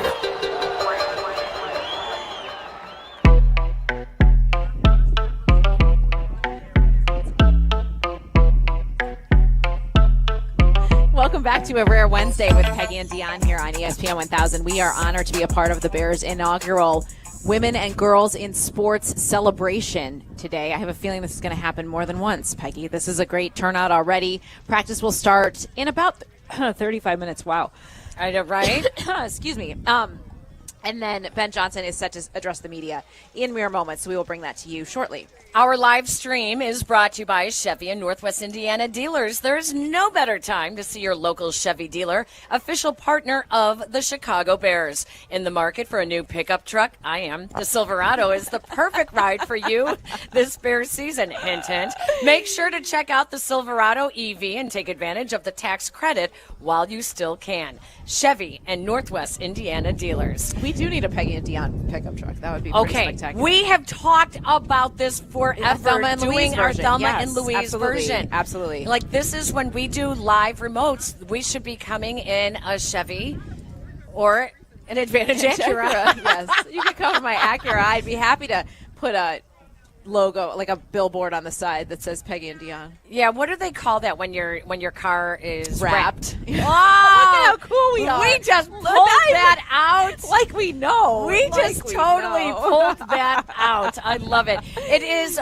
Women in Sports Day here at Bears Training Camp. We want to thank the Chicago Bears for inviting us to live stream here from what a fabulous area here with all of the fun things to do. I am going to go do some shopping, I have to tell you. I might have to before have you practice starts. Grab me a hat because I need to go to practice. Yeah, the hats are awesome. I see jewelry over here as well. I know, I want that too. Lots of the flag football Just not enough teams time. are walking through here. Lots of the boys' high school teams are walking through here as well as many other Chicago Bears fans. And this is great. This is what training camp is supposed to be about. It is what it's supposed to be about. And when we were walking in, my son came with me today to enjoy his last day of summer, and he mentioned Bourbonnais because he remembers going there. And I said that he said that was so much fun. I'm like, it is. It's just different here, a different setup, but I still feel that same energy as the fans get to come through here and get to everything that they've set up, especially for today, to celebrate women and girls in sports. We have more Bears talk coming up, and the head coach of the Chicago Bears, Ben Johnson, will be meeting the media momentarily. We'll bring that to you as well. But first, let's take a break, and we will reset when we come back. Peggy and Dionne live from training camp in Lake Forest. And Dionne on Chicago's home for sports. ESPN 1000. Hey, fellas, it's your pal Yurko, Johnny the Good Kid. As we shift from summer nights at the ballpark to fall weekends on the couch, one thing stays the same. You still got to bring the heat when it's your turn to perform. Now, let me ask you, are you throwing the high heat or just floating the soft stuff over the plate? Oh, my. But that's where Blue Chew comes in. And I've been telling you about my friends at Blue Chew for years. It's a chewable tablet with the same active ingredients as Viagra and Cialis, but without the awkward doctor visits or the pharmacy lines. Everything's online, and it ships right to your door in a discreet package. No pills to swallow, no weird conversations, just confidence you need when it counts the most. Blue Chew's licensed providers work with you to find the right fit. And it's all made in the U.S. of A. And it's shipped direct, so it's affordable, too. So if you're ready to step up, I've got a deal for you. Your first month is free. Just pay $5 for shipping. Go to BlueChew.com. Use promo code ESPN. Chew it and do it. Blue Chew, your playbook for better performance. Relish this. Two Chicago icons, Lou Malnati's and Portillo's, have teamed up for the flavor mashup you didn't know you needed. Introducing the Chicago Dog Deep Dish. Lou's legendary deep dish crust, gooey cheese, topped with real Chicago-style hot dog slices, and all the classic fixings, mustard, relish, tomatoes, onions, sport peppers, and a pickle. But hurry, it's only here for a super limited time at 21 Lou's dine-in locations. Carry out and delivery too. Lou Malnati's, Chicago's legendary deep dish. Hey friends, I'm Tom Waddle and I drive a Hawk. Find your next car at hawkauto.com. Choose from 12 Hawk Auto locations at Forest Park, St. Charles, Plainfield, Joliet, Carroll Stream, and now LaSalle, Peru. Shop thousands of vehicles from 13 big brands. Save with 0% financing or make no payments for 90 days. Plus save even more with our complimentary maintenance plan. Find your next car at hawkauto.com and drive what I drive. Drive a Hawk. HawkAuto.com. Financing and plan on select models with approved credit. This is ESPN Chicago, WNVP, WTBC, HD2 Chicago, a Good Karma Brands radio station. Peggy and Dionne live from training camp on ESPN Chicago.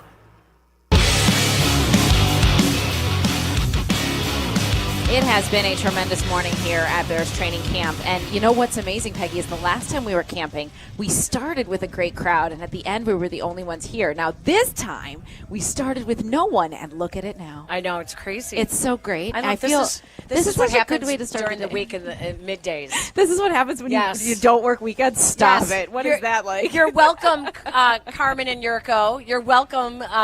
Yurko gets to go play golf today. Of course he does. Since we're doing the chick day. And that's what you would call it, too. Yeah. And we are going right up until 12:30, and then the White Sox pregame show begins with Jeff Miller. And then the White Sox will try to win the series against the Tigers, which I never thought we would say. We haven't also discussed the Cubs. The demise that is the Cubs. Peggy, this morning, I'm just quickly, I know we're at Bears, we're talking Bears all the time. This morning, I was going through my bag, which I do like once a month, and I have so many things in there, and I found this article that I printed 1 month ago today, July 13th, and it was how Pete Crow Armstrong is elite at every level.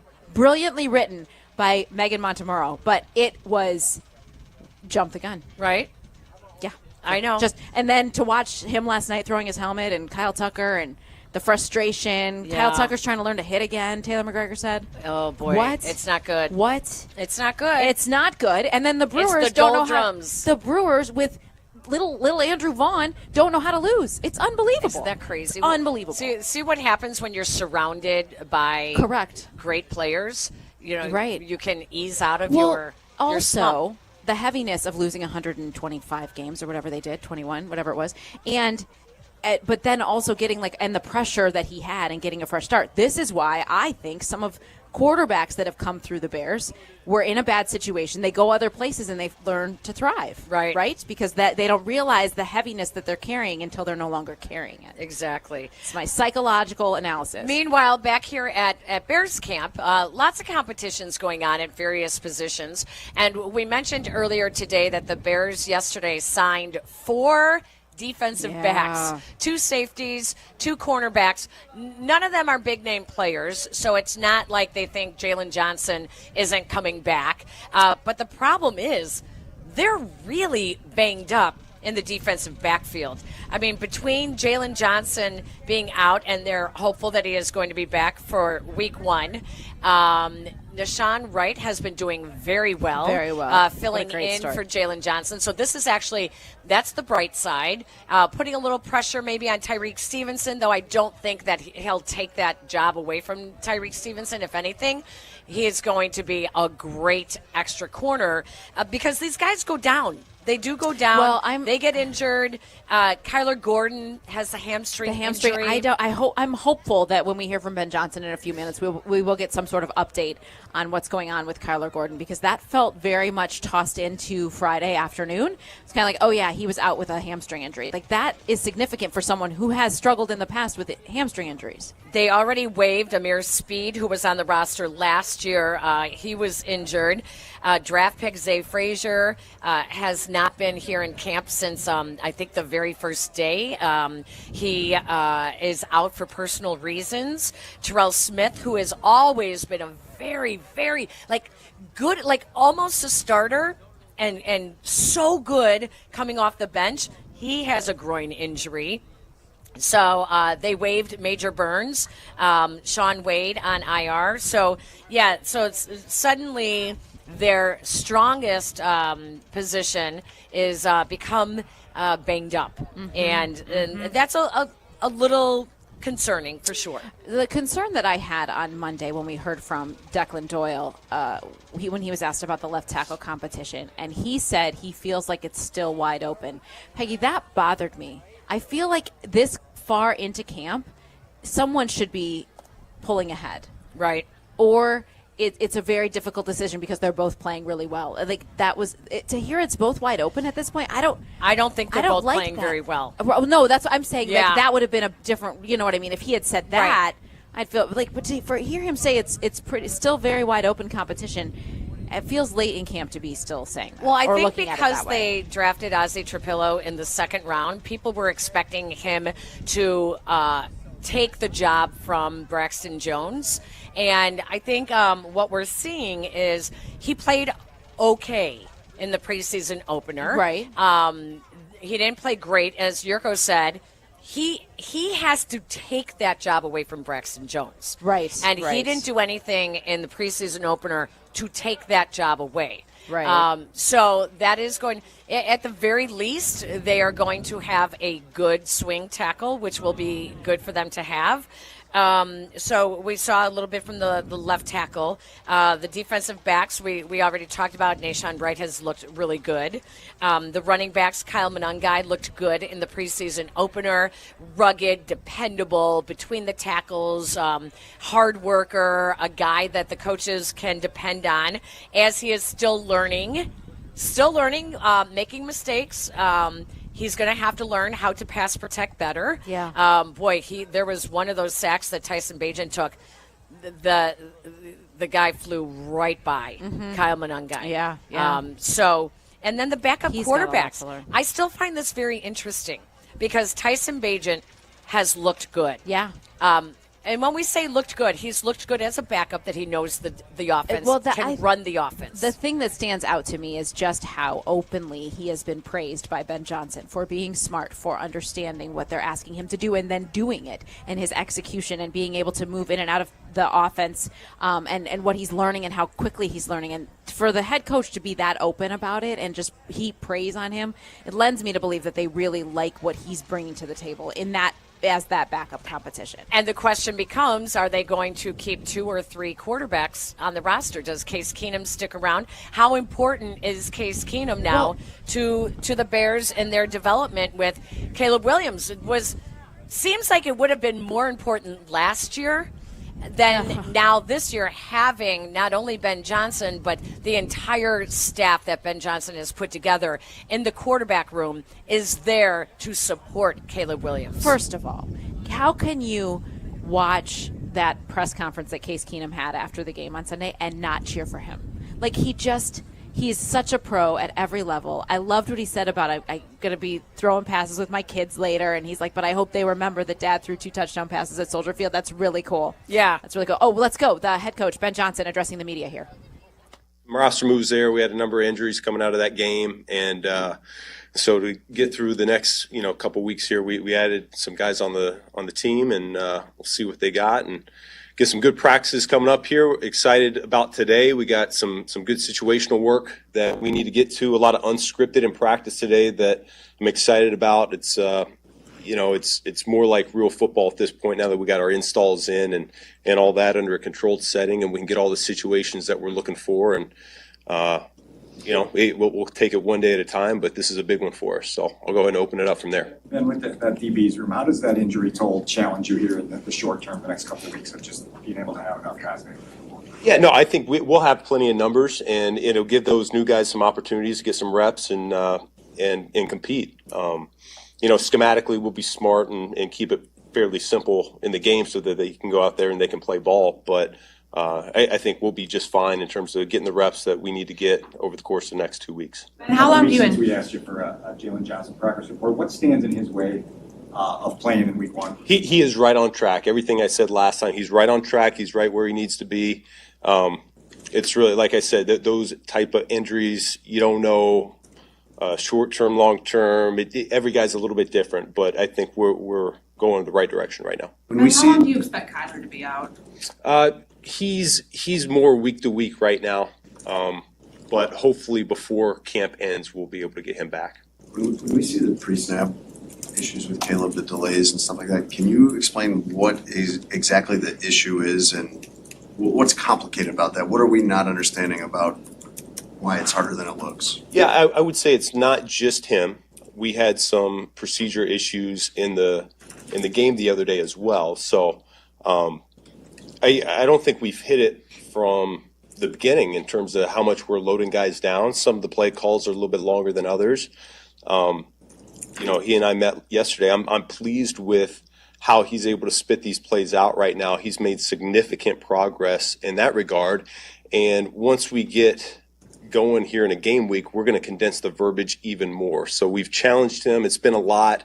That was by design. And so if we struggle at all in the huddle getting the play out, then the delays are going to pop up, and that's a little bit of part of the learning process and us growing. But by design, we've made this very challenging and hard, and we know what we need to do as a staff to alleviate some of that pressure. And I think week 1, we're going to be in a good spot. So you're getting the play in right away, I assume, immediately, because you've talked about the importance of that. There are times that I'm a little bit slow as well, so that's on me. So it's all of us. When it's in quick, then the slowdown is coming when he's trying to relay the different parts of it to each player that's out there? It could be. Every play is a little bit different, but we're not here to come in and point the finger at any one individual. All of us collectively, we need to know what to do. We need to make sure we communicate that, and we need to go out and execute. And last week, you came up with a plan for how many guys were going to play on Sunday after the day off. Mm-hmm. Day off was yesterday. Did you guys settle what you want to do? Yeah, I'll go ahead. Our starters are going to play. Everyone's going to play. What's the value of that for Caleb in particular? Well, last week, and really all through camp, I've been pretty consistent with the thought of reps are the most important thing to get get him up to speed. And by the plan that we had a week ago, we were able to get him probably somewhere between 80 and 100 more reps than we would have been able to do had he played in the game. This week, it's a different schedule, different length of time in terms of in between games and all that. And so our plan right now is the guys that sat out last week, they will be playing this week. What do you learn from players who are established starters who are playing in the preseason game? What do you look for out of them? I think the trust that we've been talking about from the get-go, that's really where that comes into play. We haven't been here with this group, as a coaching staff. And so that trust has been earning, and we've been developing that amongst each other. It's not a one-way street. It goes both ways. And so I think that's just another step in the progression. I think it'll be great for them also. It's a night game. And so the ability to get ready, at the hotel the night before the game, we kind of went through that with the Family Fest with those guys that didn't play the other day. Family Fest, we stayed at the hotel and then getting to the stadium early and going through that process. And then now it's a night game, and so it's a little bit different procedure. And it doesn't matter if you're a rookie or if you're a 10th-year guy. I think going through those steps with a new staff, I think those are already critical components. And we know the plan. What are you thinking for Caleb, roughly? To be determined. We'll talk about that. We'll see how the joint practice goes and reassess. There's things that you kind of have in the back of your head when you make the plan for training camp. And as you go through training camp, things change. And that's what we do. We adjust. We like to say upstairs, no one adjusts better than us. I think our players understand that. And so that's just what we do as coaches is we eat, we flow, we get the numbers from sports science, whatever we need to do, what's best for the team, what's best for each individual player. That's how we determine that. When you have two tight ends that you really like, how do you determine workloads? Because there always seems like there's one who emerges more in the passing game. How do you go about divvying up those roles? Yeah, in practice, we're not trying to dictate that a whole lot. Once we get to the games, we'll be a little bit more specific on which plays are for who, or there might be plays where it really doesn't matter who's out there for those. And we just get in a flow of a game, and maybe a guy's he's the primary one and 11 personnel for that series, unless we get to one of the specific play calls. We're at the point now where we're still learning more about our players every single day. So I don't want to pigeonhole them and say, Colston's only good at this, or Cole's only good at that, or Durham's just this. Like that's not where we're at. We're still evaluating, and we got another week and a half to 2 weeks to figure that all out. Ben, what is the benefit of giving the quarterback in the first team offense so much to start off, and then as you've gotten into this portion, kind of dialing it back a little bit and giving them an easier version to digest versus just giving them that version initially? Yeah, we haven't taken anything off their plate. This is still what we installed from the get-go, and so it's been a little bit overwhelming for some particular players. I think guys are starting to get a better feel for it, and they're settling in. This has been the plan from the get-go, is that we don't know who we're going to be yet on offense. Zone scheme, gap scheme up front in terms of the running game, play action pass, are we going to be more from the shotgun, under center? And so by design, we gave a lot so that we can determine what we want to do and which direction we want to go. We're at the point now where we'll start honing in on some of those things, but as far as they know, everything that we've installed up to this point, that's still alive and well. Coach Luther he's flashed a lot when he's gotten his opportunities. And Olamide continues to play at a very high level. Assuming Olamide keeps playing at that level with Rome and DJ, does Luther's opportunities become more package-based, at least early going? It's a beautiful thing about competition, isn't it?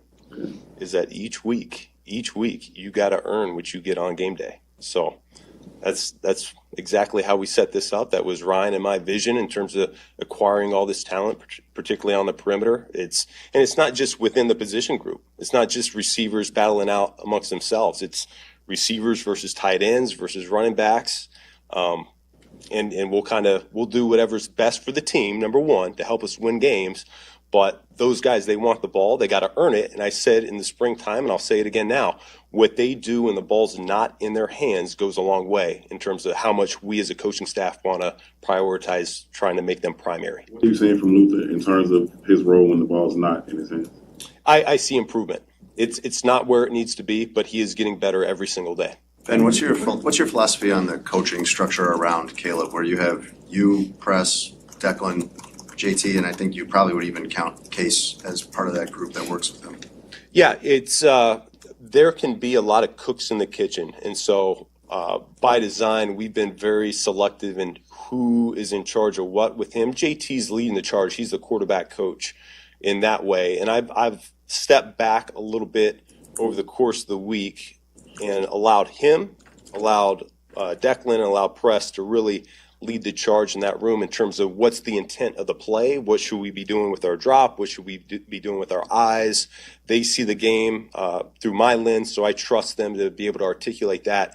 And then I do sit down one-on-one with Caleb. I told you every player day off, we end up sitting down and we hash out what the passes look like, past 4 days, past 5 days, whatever it's been, and then what we need to do going forward. So I think we've had a very clean and concise process in terms of the information that's being articulated to them, and I think it's gone really well so far in camp. Ben, you talk about the competition on the field. Does that go to the coaching room as well? You got a lot of bright minds in that room that I'm sure want to add plays to the playbook. Yeah, there's no doubt about it, and we have a million ideas. No good idea has a rank, so it doesn't matter if you're the coordinator, the play caller, the position coach, or one of the young bucks that's working his way up on the totem pole. Like, if you got a good idea, we're going to use it. We'll find a way to fit it into the system and get it done. So, I think we've got a healthy amount of ideas, energy. I love the mix of our staff right now.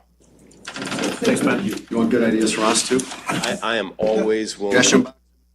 Coach Ben Johnson meeting the media before today's practice. And as you just heard, the install is over for the Chicago Bears. It will be more like real football now. Today at practice, unscripted plays, and they will get a lot more out of it. You will see what looks more like regular football as opposed to them practicing, working on the installation of certain plays. And the big news is the starters are going to play on this weekend against the Buffalo Bills. After we just got off the phone with Jennifer Hammond from Detroit, and she said that Dan Campbell, that's his thing, is they don't play. I was actually anticipating him saying he's not going to do it, but I think it's important.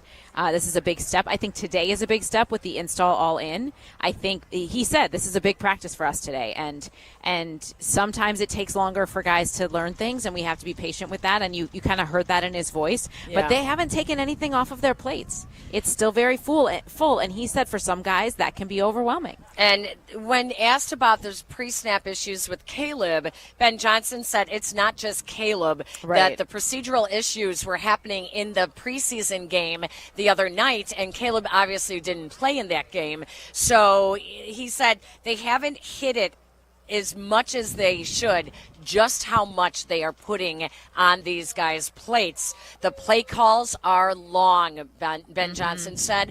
They are long. Let's listen back to Tyson Bagent and when he told Waddle and Sylvie an example of a Ben Johnson play call. We'll do a screen to a screen, right? So we're going to go home to gun tipster right. F. Rikers. Kill Kobe Pineapple for man. Kobe Pineapple for man. Yeah, we're going home to gun tipster right. F. Rikers, kill Kobe Pineapple. Hey, we're looking for man right here, Tyson. We're looking for man. If you have never been in the huddle, which I have not. I have not either. When you actually hear it broken down like that, you realize that's just one play. Right. And you get two plays in every huddle. So you have this, if they're looking for man. If it's not man, kill, and you're going to go to this. Yes. So it's interesting. He doesn't sound like he's worried and, we're behind. No. They still have time before 1 month before their opener, and that's why these practices are so important. This is why they have put so much on their plates, because they need them to walk away and say, oh, now I recognize this. Now I see this. And you're right. This week, not only today's practice, but when the Buffalo Bills are here on Friday, boy, you're going to see. I think you're going to see the same thing. Like, this is that's a good practice to come to. Well, then I am hopeful today as we're watching, Peggy, that we notice something. We notice the offense moving quicker. We notice Caleb Williams moving just a touch quicker. I mean, Ben Johnson even said, sometimes I'm slow too. Like we're all human here. Like let's also keep that in mind. We're figuring things out, and they're not ready to say we know what our identity is going to be because it's still evolving as they get to know each other as a staff, as a unit, as the offense, even defense. Like how it's all going to come together and what it's going to look like, even come September 8th, will be far different than it looks in January. Right? Like it's going to be a process all the way along. And when everyone's asking, what is a Ben Johnson offense with the Bears going to look like? They don't even know yet. They don't know yet. When he said, we don't know yet who we are going to be on offense, zone scheme, a gap scheme, under center, in the gun, to me, that's like, wow. Wow, right. Wow. So they're not coming in and saying, here, this is our offense. They're still trying to mold it to what these guys are capable of doing and what Caleb Williams is going to be best at as well. So this is a long process, everybody. Can I just also say, Peggy, he has said, a lot of coaches have come in here and said, we're going to cater our offense to the strengths of our team and the talent that they have. I've never heard a coach articulate it as well as he just did. Yeah. As to, like, we're still getting to know each other. We don't know what we're going to be. In the past, it has seemed like coaches have tried to force the players into their system, kept saying, oh, we're going to do what they do best, but then they weren't actually paying attention to what their players did best. Exactly. Take your time, Ben Johnson, because we do believe that you are the right guy to bring the best and set them up for success, right? So take your time with that. It just sounded different to me right there. Yeah, it's so refreshing to not only see him have emotion on the sidelines of a preseason game. Oh, I love it. I mean, I don't think Matt Eberflus ever got his hair out of place. I don't know. I mean, ever. You know? I do think that that someone should make a poster of him flexing after that was did so that goal line great. stand. It was so With fantastic. Noah Sewell, when Noah Sewell just literally stopped the Dolphin. Oh, it was so great. He was running so back. into it. It was so great. It was great to see him do that. And Yes. you're like, okay, this is pretty cool that it's fun to hear him. If you're frustrated by the progress, then at least get in on the process and start to appreciate what we're starting to see is stuff that we haven't had in Chicago in a very, very long time. I'm starting to believe wholeheartedly it will be worth the wait. Yeah. Whatever it looks like, I think it'll be worth the wait. Everyone is going to play Sunday against Buffalo in the Bears' second preseason game against the Bills. Boy, I hope that the Bills also are Josh Allen and company. That's going to be that Bills defense is going to be. That's a real. I mean, stop and think about it. You have to get Caleb Williams prepared for the Vikings defense on Monday Night Football. I mean, hello. Yeah. So this is no shortcuts taken. No, they can't. Yeah. They can't afford to. Not in this division, not in the NFL. Yeah, absolutely. Look at me, now I'm all fired up, and the show's almost over. I know. I love it. I do. I love the fact that we were able to come out here today. It's very special day. On Very special. Women and Girls in Sports Day at Chicago Bears Camp. The Bears have done such a phenomenal job in celebrating not only the women in their front office, the women on the field as well throughout the NFL. Record numbers right now for women as assistant coaches in the NFL, as majority owners, as well as silent partners in ownership of NFL teams. It's exploding along with so many other women's sports like the WNBA. So it's great to see the NFL get in on it too. And we want to thank all of our guests today. We'd like to thank Courtney Cronin for joining us after she took part in the seminars that the Bears were doing. Jennifer Hammond from Fox 2 in Detroit, giving us a little background on Ben Johnson. Mika White-Morris, Executive Vice President of the Chicago Bears. Stacey Dales from NFL Network. Our producer, Hannah LaMotta. It's an all-chick thing. Eric, can we call you Erica today? Erica Ostrowski also helping out here. We appreciate you guys so much. We do. Dionne, this was fun. It was fun, Peggy. Are we together again on Saturday? No.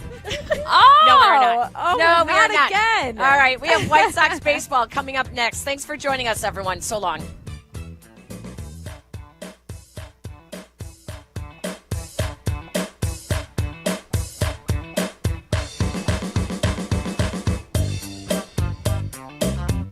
This is your White Sox Minute. I'm Len Casper. The Sox waited out another rain delay, then beat the first-place Detroit Tigers 9-6 Tuesday night. The offense was great top to bottom as they compiled 13 hits. Colson Montgomery not only notched the go-ahead hit in the 5th inning, he made a game-saving defensive play